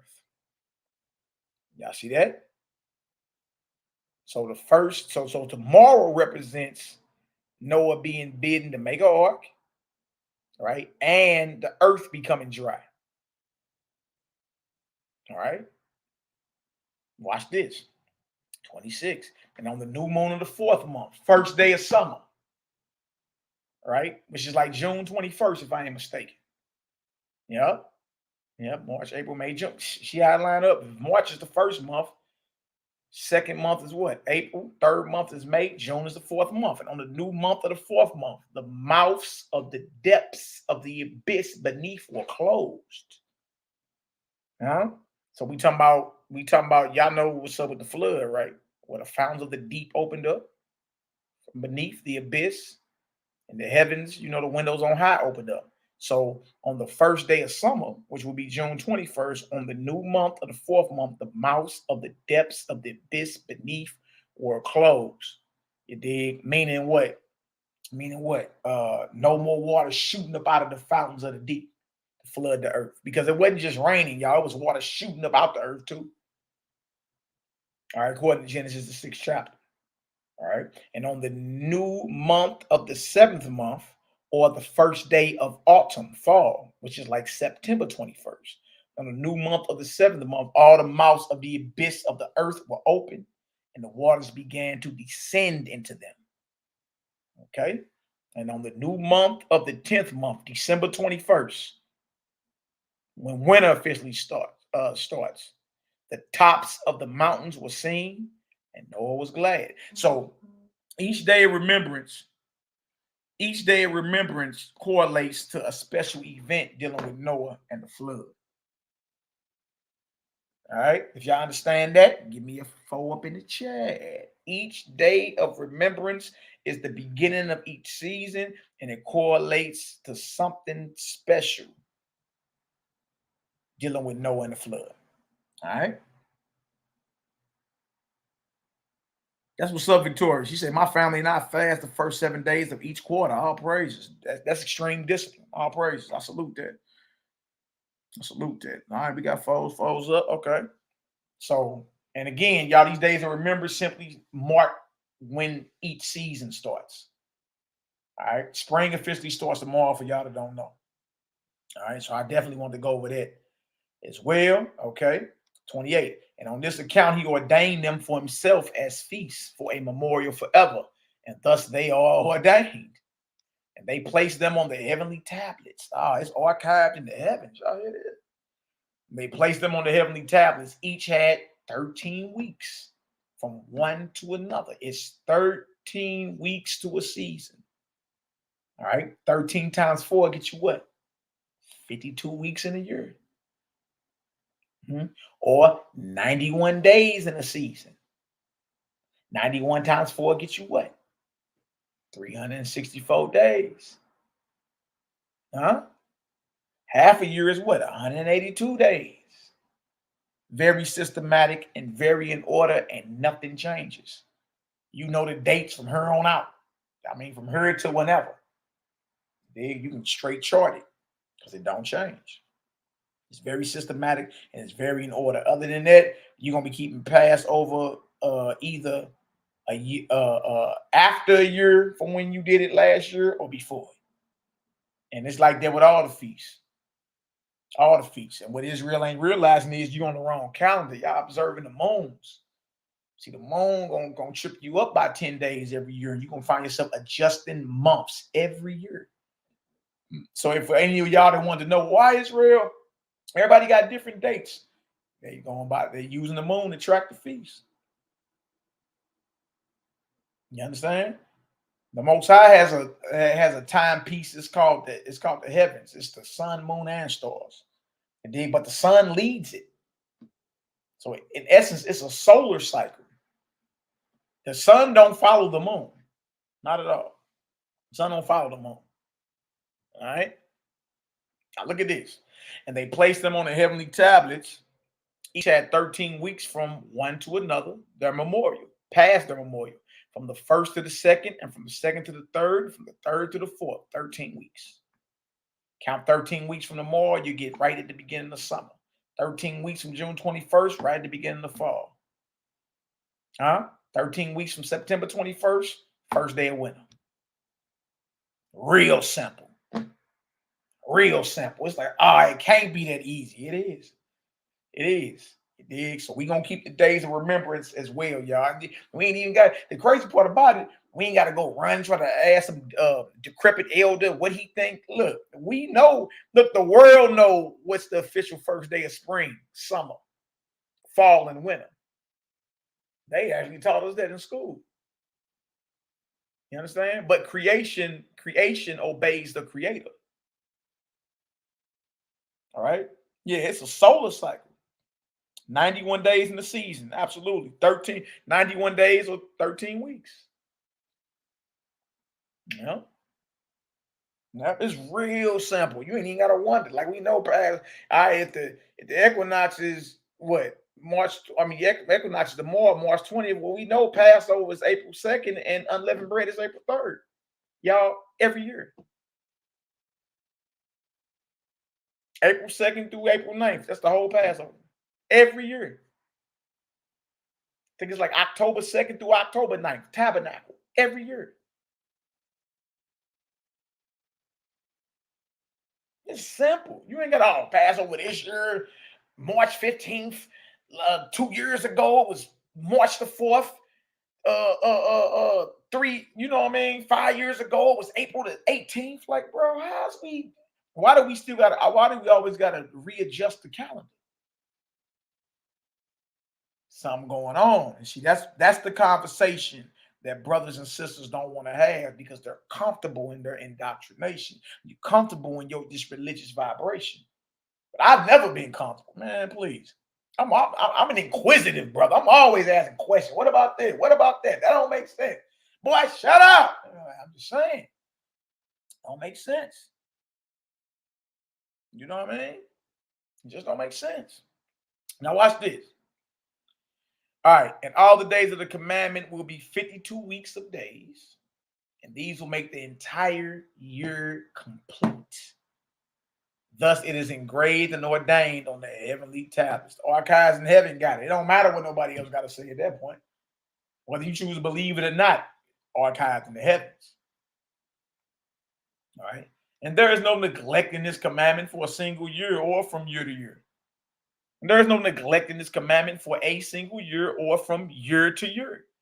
And command you, the children of Israel, that they observe the years according to this reckoning. 364 days. You see this? 364 days. We are commanded to observe the years like this. And these will constitute a complete year. And they will not disturb its time from its days and from its feasts. That's how you know it's true. That's how you know. Because don't nothing get disturbed. Don't nothing get disturbed. It's very straightforward, very simple, but very systematic, man. Very. Very. And they will not disturb its time from its days and from its feasts, for everything will fall out in them according to their testimony. And they will not leave out any day nor disturb any feast. Ain't no adjusting no calendars. Ain't none of that. Ain't none of it, y'all. Indeed. And if you been in Israel long enough, you understand. Yeah, bro. Like, look, we keeping like last year, Passover was March 28th. This year, camp kept it March 15th. Earlier last week, and the rest of Israel keeping it like April 15th. Either way, it ain't even a whole year. It's over a year. Like by the time they keep it April 15th, it's over a year. Those that kept it last week, it ain't even been a whole year since Passover. So y'all know we're not lying. We're not lying. So if you're not, you know what I mean? So if it's not being kept according to this, and the seasons are not being disturbed, and the years are not being dislodged, it's not being kept to this, according to this 364-day calendar, and the years are being disturbed, and they are being dislodged, then something is wrong with the methodology of tracking the years. Hold on, our precept, Sirach 43 says the moon was given for the feast, and the moon is the month, and yeah, for sure, it does say that. It does say that, but when do you question in real time that something wrong with that? Because if that's the truth, why do we gotta constantly keep resetting and setting and having council and calendar committees? And why? Why is it that we don't never be exactly a year ago? It be way off. See, we've seen this happen in real time.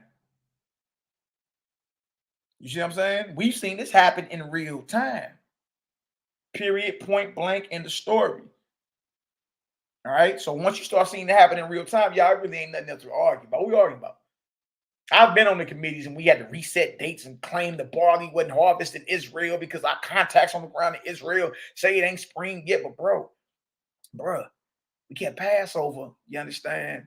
Like if we don't do it based off how we been counting, then we're gonna have to add a 13th month.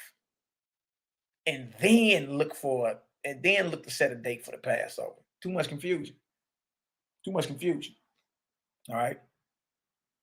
But if they do neglect and do not observe them according to his commandment, then they will disturb all their seasons, and the years will be dislodged from his order, and they will disturb the seasons, and the years will be dislodged, and they will neglect their ordinances.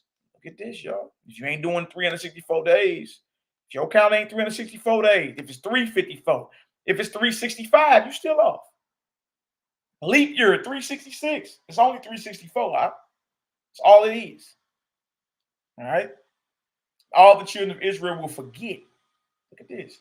All the children of Israel will forget and will not find the path of the years. Good night. And will forget the new months, the days of remembrance, right? And seasons. 91 days, 13 weeks in the season. And Shabbats. That's another one. That's another one, everybody, following those who have been under the vibration of the false gods. All right. And they will go wrong as to all the order of the years. That's real time right there. That's real time. We've seen it. Right? So that means, y'all, if the 364-day count ain't being kept, y'all, everything that Israel is doing out here is off according to the heavenly records. You ain't keeping 364-day calendar. So you don't know the years. You don't know nothing about the beginning of the seasons and the new months, right? What you think you're doing for the Sabbath and the day you observe the Sabbath is off too, because you're not doing it according to the 364-day calendar. You're not doing it. All right. And they will go wrong as to all the orders of the years. For I know and from henceforth will declare it unto you, and it is not of my own devising. For the book is written before me, and on the heavenly tablets the division of days is ordained. It don't matter if you believe it or not. If we're dealing with records in the heavens, bro, you can argue till you blue in the face. It's already ordained. The division of days is ordained, lest they forget the feast of the covenant and walk according to the feast of the Gentiles. That's what the brothers did a couple days ago, keeping Passover before spring even came in. Yeah. Yeah. Lest they forget the feast of the covenant and walk according to the feast of the Gentiles after their error and after their ignorance.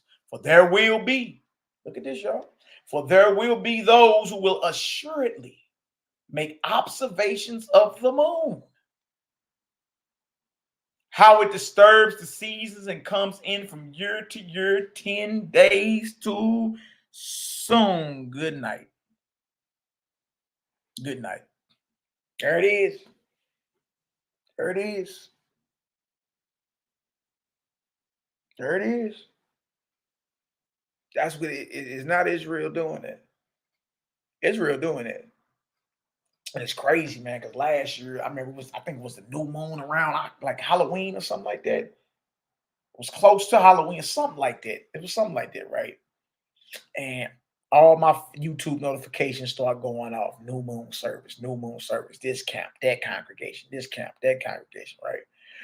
And then I had another notification come across my screen. Oh, no, you know how you click on a video that you get a notification about, but then they got recommended videos on the side. Man, I look at the recommended videos on the side, y'all. Why was witches doing the same new moon ritual, the exact same day at the exact same hour that the camps was done? I said, good night, boy, this is crazy. See, that make the Jubilees come alive.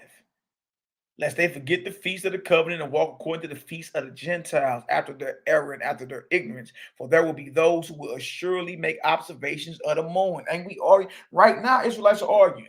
Israelites are arguing over what's the new moon. Is it the dark conjunction moon or is it the first sign of light? And believe me, y'all, it's brothers that won't even talk to you because you look at the new moon differently than they do. But Israel as a whole makes observations of the moon, right? How it disturbs the seasons and comes in from year to year, 10 days too soon. For this reason, look at this. And I'm gonna pull the calendar up and we're gonna get up out of here. Yeah. All right, y'all. For this reason, the years will come upon them when they disturb the order.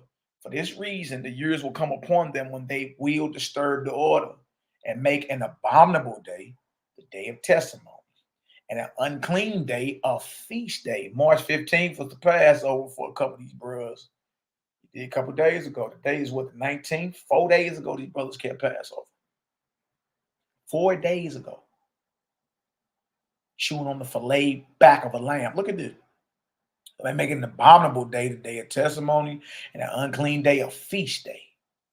And they will confound all the days, the Kodesh with the unclean, the holy with the unclean, and the unclean day with the holy. For they will go wrong. They will go wrong as to the months and Shabbats and feasts and jubilees.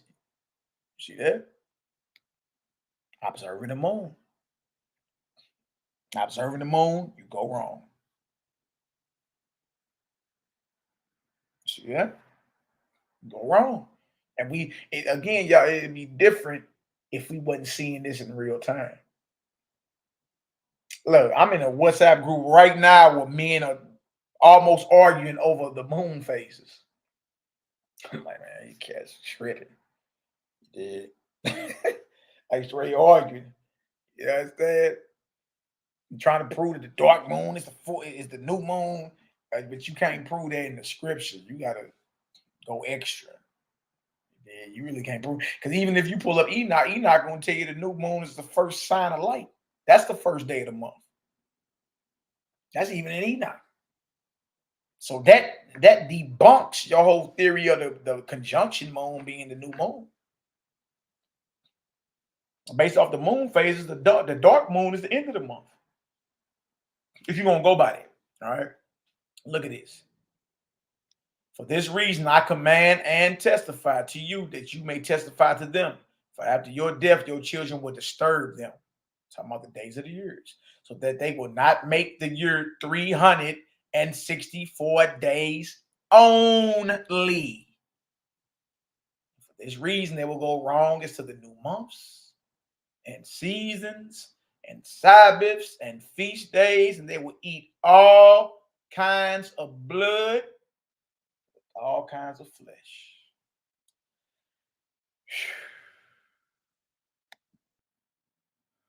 Good night. Man. Roddy Rod, talk to me with the word. With the word, brethren.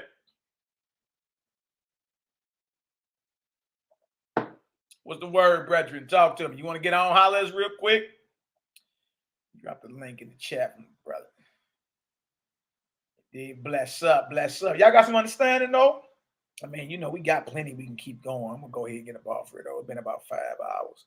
Time be flying when you're having fun, don't it? I love doing this. You've been studying out for sure. I already know.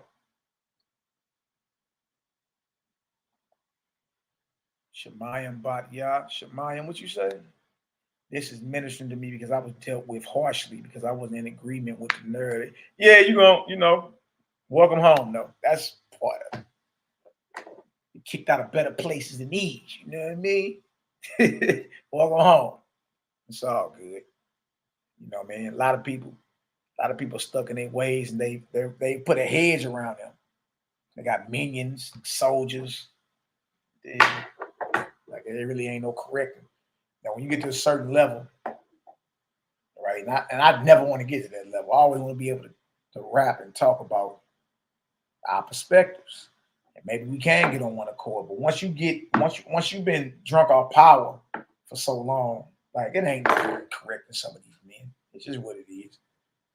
None. You dig? So, like I say, welcome home. You dig? Praise glory. Now, I've been kicked out of better places than these. Let me pull up the calendar that our beloved Emma assisted us with. All praise to the Creator. All right, show y'all. Yeah, it's just already how it is, ain't it? I say I'm still in the days and the count. It's a light. It is. All right, but take your time. You'll get there. All right, where can I get a copy of the calendar? Ema, what's up? Black Mac 1978, my beloved brother, bless up. Lorna Jackson, I don't know if you in our Facebook group, but email post that deal in there. That's all I did. I went to the Facebook group, scroll, grab it, buy, and then. But I think where is Ema Ahuba still up in her? If she is, I'm pretty sure she can email you or something like that. Reach out to her and see what's up, or email me, and then I send that email over to her if you want it to be like that. Let's see if she can work by email me. Let me see.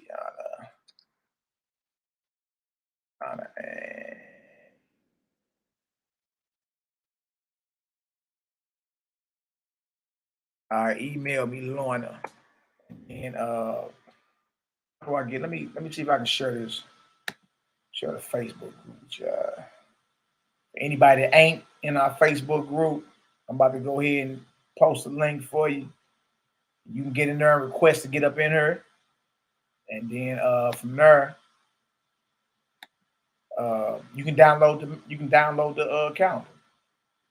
Ain't no problem. Easy work. Easy work. Hold on. Look for it real quick.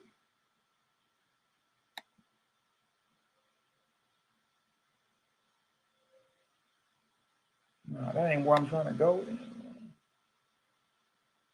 Give me 1 second. Okay, here we go. Now,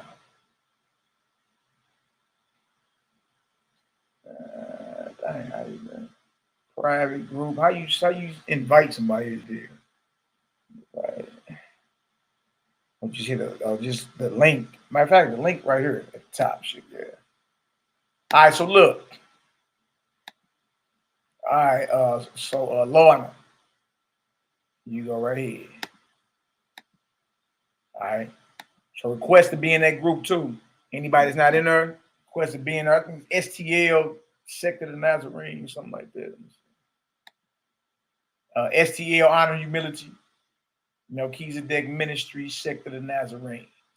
493 members. I know we have all them people up in there.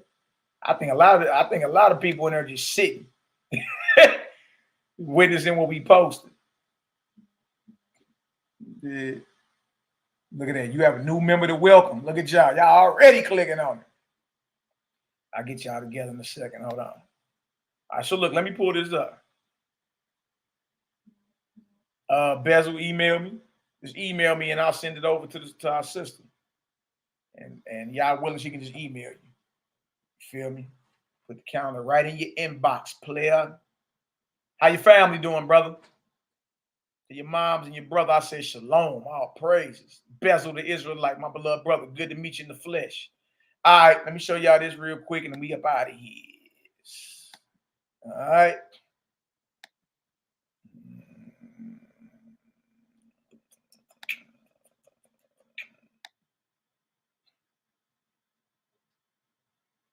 All right, this is the calendar right here. Yep, just email me at HonorandHumilitySTL. Put it in her again. Honor.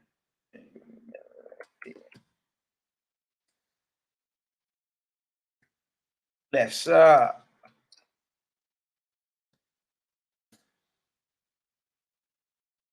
right, so this is what we got going. Look at that. That's all people joining. Y'all clicked on that deal, boy. Got you. I can accept all y'all as soon as we get done. All right. All right, so this is the calendar right here. All right, 2022 priestly calendar based on the teachings of Enoch, the prophets, and the Dead Sea Scrolls. Honor, humility. Of course, that's the banner. Y'all already know. All right, so month 1. Ema did an excellent job explaining this. Basically, but you see Kodesh, that's Kodesh, not like holy, but Kodesh like month. All right, month 1. All right. Now, when you see right here, you see where it says day 4 and it's a line in the middle. And it says equinox on it. All right. That's March 20th. Right there. All right. And then you get into pain. First full day. This is the first full day of spring right here, March 21st on down. All right. Let me see. Yep. And then let me see. 1, 2, 3, 4, 5, 6, 7, 8,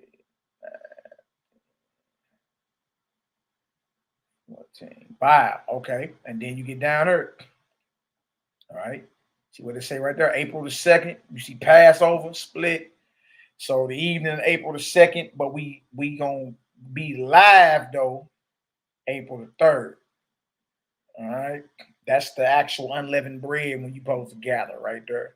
But we'll do April the 2nd and April 3rd. Get on here, chop it up with the fam. Y'all already know. But these are the dates right here. All right. And every year, Passover will be April 2nd. First day of unleavened bread be April 3rd. All right. It ends April the 9th. And then it goes on down. All right. First fruits, barley, month 2. All right. They got second Passover if people missed it. All right, which would be May 2nd. And then we get down to our next feast after Passover. Y'all already know it's Shavuot, right? Assembly Day. All right, that's June the 2nd. Right over there. You see? So everything's systematic and in order. All right. What happened, what brothers did last week, they actually had the Passover. It ain't even been the equinox though. Right? It ain't even the official first day of spring. All right. In the first full day of spring. So the equinox is tomorrow, March 20th. All right. Day of Remembrance, I got to get with Ema. Either it's tomorrow or maybe, because I see right here it says the first full day of spring. So maybe the Day of Remembrance may be Monday, March 21st. All right. March 21st, June 21st, September 21st, and December 21st. Maybe that's what that is. Okay. Bang, bang, bang. Yeah, the Shabbat now. The Shabbat every year. That's the only thing that switched for the year after March 20th. For the year, the Shabbat is on a Wednesday because it's Tuesday now, so it's on a Wednesday. You did, and that's another thing we went over last time. But y'all know they removed 11 or 12 days off the calendar in 1752, so it'll be Wednesday. Yep. All right, so set apart living. The first day of remembrance is tomorrow. Got you. That's what I'm talking about. I knew I was on something. All right, it's when everything is okay. Bye. All right, let's go on down to June. Let's go on down to June and see when the official first day. That's that. Here we go right here. June 9th. What is that? Assembly Day, Memorial to Noah, Abyss closes. And June 20th is the summer solstice. Like this whole thing line up. All right. So for y'all that don't know, Passover is April 2nd through April 9th. All right. Just to clear up any confusion, we're going to get together on both days online, though. No, we ain't kind of last minute, so we ain't able to throw a big feast like that. We'll be online, though. We're going to get it done. All right. Tomorrow is the Day of Remembrance. I'll go live for a little bit. Get it done. All right. And then, we count down to the Pesach. It's all good. All praises. Bless up. Bless up. All right, so we do got a calendar like that, and then what I'll do is anybody that's not on Facebook and y'all email me, and I send it to Ema, and then have her email you. All right. So I'll pray the Lord now to the Most. So how y'all feeling though? Talk to me. Let me see who want to get on or something. Don't nobody want to get on. We'll just pray out. Let me do a blessing or something. All praises to the Most High. Bang, bang, bang. Let me make fun of the big homie real quick. The big homie be tripping. Y'all know who the big homie is. Nehemiah. Honey, my beloved sister from Cali. Bless up. Jehu. That's all praise to the Creator. Your call has been forwarded. He done threw me to the voice message. D out there tripping. Hey, all praise to the Most High, Jehu. All praise. Y'all know what it is, man. Hey, look. Tekufa is equinox in Hebrew. Okay. Your call has been forwarded to an automatic voice message system. 3145844. Nah, dear, my phone off and everything. I don't know what that blew on. Bing, bing, bing. Honey, yeah, you got a testimony. Oh, yeah. Holla at me. You still got your brother number, don't you? You still on WhatsApp? Or you got something you want to share with our people? Let me know. Yeah, 1752 Black Mac. 11 days was taken off the calendar when they transitioned from the Julian calendar to the Gregorian. 11 days taken off. September 17, I believe it's 52. Look it up. Took 11 whole days off that deal, man. It did. So it's all good. Ani Yah, Words of Life by Ani Yah. You want to share it? All right, here. I'm finna put the link in the chat. Come on in. I'm finna put the link right in the chat. Come on in. And let's work. You know what I mean?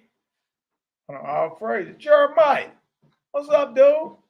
Jada Mama. What y'all out here doing? Here, I'm almost done. Let me finish real quick. Hold on, y'all. Let me get let me get them together real quick. Hold on. He look like he about ready to do his thing. Where everybody else at? They finna rush this deal. Ani Yah. Words of Life by Ani Yah. Hey, look, I'm supposed to be getting on her tomorrow. Like I'm saying this because all these short leggers about to rush. They coming through the door now. Hey, look, let's get on tomorrow for the day of remembrance based off the Jubilees. And let's talk testimony. And anybody that got a testimony, we can talk it then. What's up with that? We share the link. We praise the Most High. Y'all get on. Let's go ahead and talk a testimony for sure. But Ani Yah, please email me though. You already know. Honor. Still on WhatsApp, let me know. Our sister from Cali. But I'm about to, I got all these short leggers finna run up in her. I ain't gonna be able to hear you. If you doing. They is? Daddy, baby. Y'all go say watch TV? Hey, what's up, Hammer? Little joker. You got you a little slinky girl? Let me see. I used to be cold with these back in the day. What you know about these? We used to make these deals walk. We used to let it hang off the thing, make it walk down the steps. Y'all remember these back in the day, the little slinky look? Yeah, let's get together tomorrow around about 1 o'clock Central. If you in Cali, that'll be about what, 11 a.m. or whatever. Girl, I'm live. I'm on the computer, baby. Why? All right, so let me do my thing, okay? Hold on 1 second. You want to see that? It's okay. Look. Y'all go upstairs. Go upstairs. You go upstairs. There you go. Do your thing. Okay. Go do your thing. All right. Samara. Go upstairs with your sister. Thank you. Love you.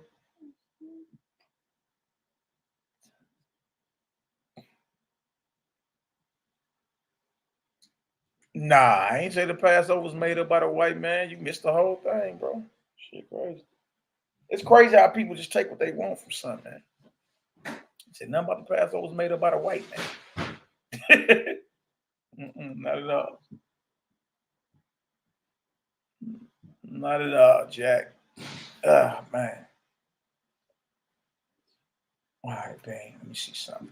Yeah, so matter of fact, Ani Yah, if you email me, let me know what time is perfect for you. And then we can get on for the day of remembrance tomorrow, share the testimonials, and anybody else want to get on and share a testimonial, that's all good. And that actually builds the confidence and faith of your fellow brothers and sisters. You know what I mean? Okay, you send an email now. All praises. All praises, glory now. Let me wait till these short leggers get back up in her, and then we can get her done, family. Y'all already know. Bro, said a white man. Look, bro, this is a 5-hour class. Go back to the beginning and watch it. I went through plenty of scriptures, not even just scriptures. I went through historical studies and everything. And you can see where we coming from. But I'm not about to do that right now. I've been on her 5 hours and 11 minutes and counting. You dig? And you want to come on at the end and say, you saying a white man made up Pass. I ain't said not one time a white man made up Passover. And twist what out the Bible? Like I said earlier, I can't take from the Bible or add into it because I ain't no scribe. I'm simply reading what's in there. Easy work. And if your studies ain't went that deep, then you do yourself better by just listening. Just listen. And if you disagree with it, you disagree with it. But at least listen and take in what's being said, and then you can go, either it resonate with you or it don't. If it don't resonate with you, you got every right not to even click on this channel. It's that simple. It's that simple. Easy work. Everybody laughing at you, Flo Rida Don. I'm not go look at look, man. We've been doing this the whole time. All right. Easy work. Like you making yourself look silly coming in at the end of a 5-hour class. Yeah, I think he behind too. It's all good. But I mean, based off what he asking, he already know what it is. He just in disagreement. And that's fine. If you're in disagreement, you're still in disagreement, bro. That's it. It's more tender loins for you to chew on. More tender loins for thou to chew on. Loin meat. All right, y'all. We about to get up out of here. Let me play some more of these sounds of Sinai and get up out of here. Peace, love, light, healing, and balance to the family. Let's see if I still got them up real quick. You can get up out of here. Put them up real quick. All praises. Most high.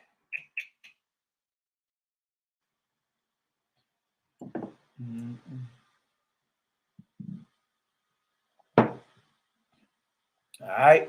Shirt. I'm gonna play the sounds of Sinai out of here, y'all. All right. I know I'm playing my cut first, though. Y'all already know. Y'all already know what cut I want to play. Now watch this. No, not first. Right there. Wow. All right. Here it comes. And we just gonna let it ride on out, all right? Our praise and glory now to the Most High.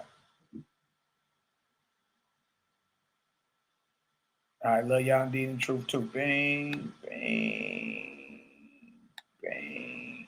All right, let's work. Let's work. Let's work.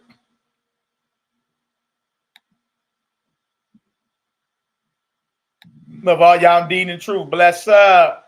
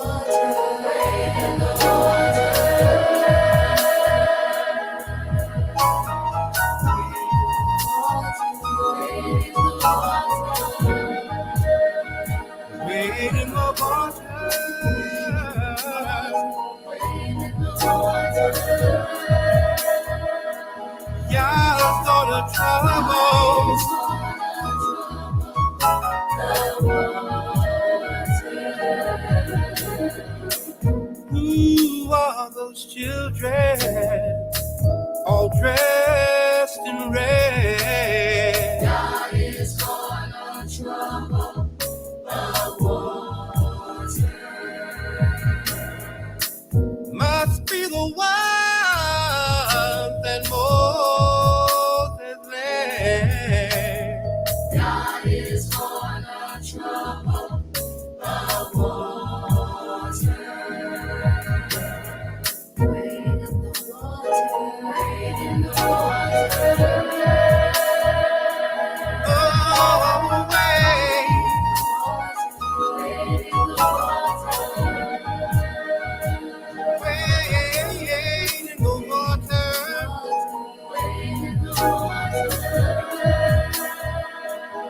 gonna trouble the waters.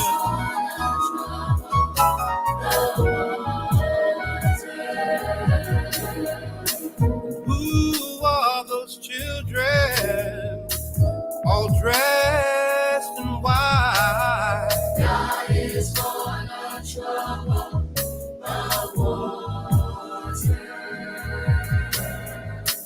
Look like it might be those Israelites, yeah. God is gonna trouble the waters. Wade in the water. Wade in the water. Wade in the water. Wade in the water. Now I'm purified. Now I'm purified. Wade in the water. Wade in the water. Wade in the water. Now I'm purified. Wade in the water. Wade in the water.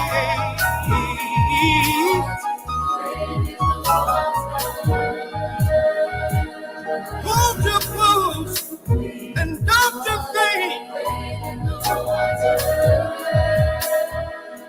Yeah.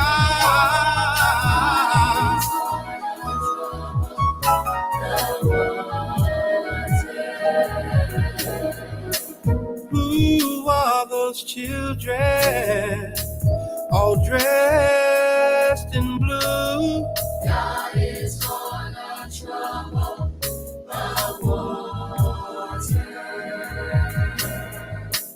Must be the one that made it through. God is gonna trouble the water.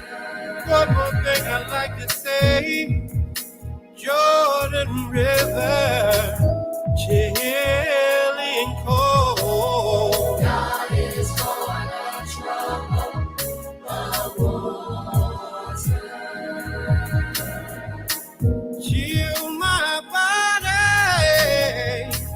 but not my soul. God is gonna trouble the water.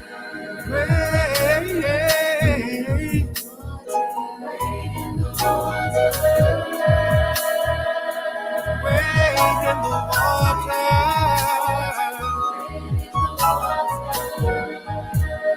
wait in the water. Oh, yeah, I'm gonna trouble. He's gonna trouble the water.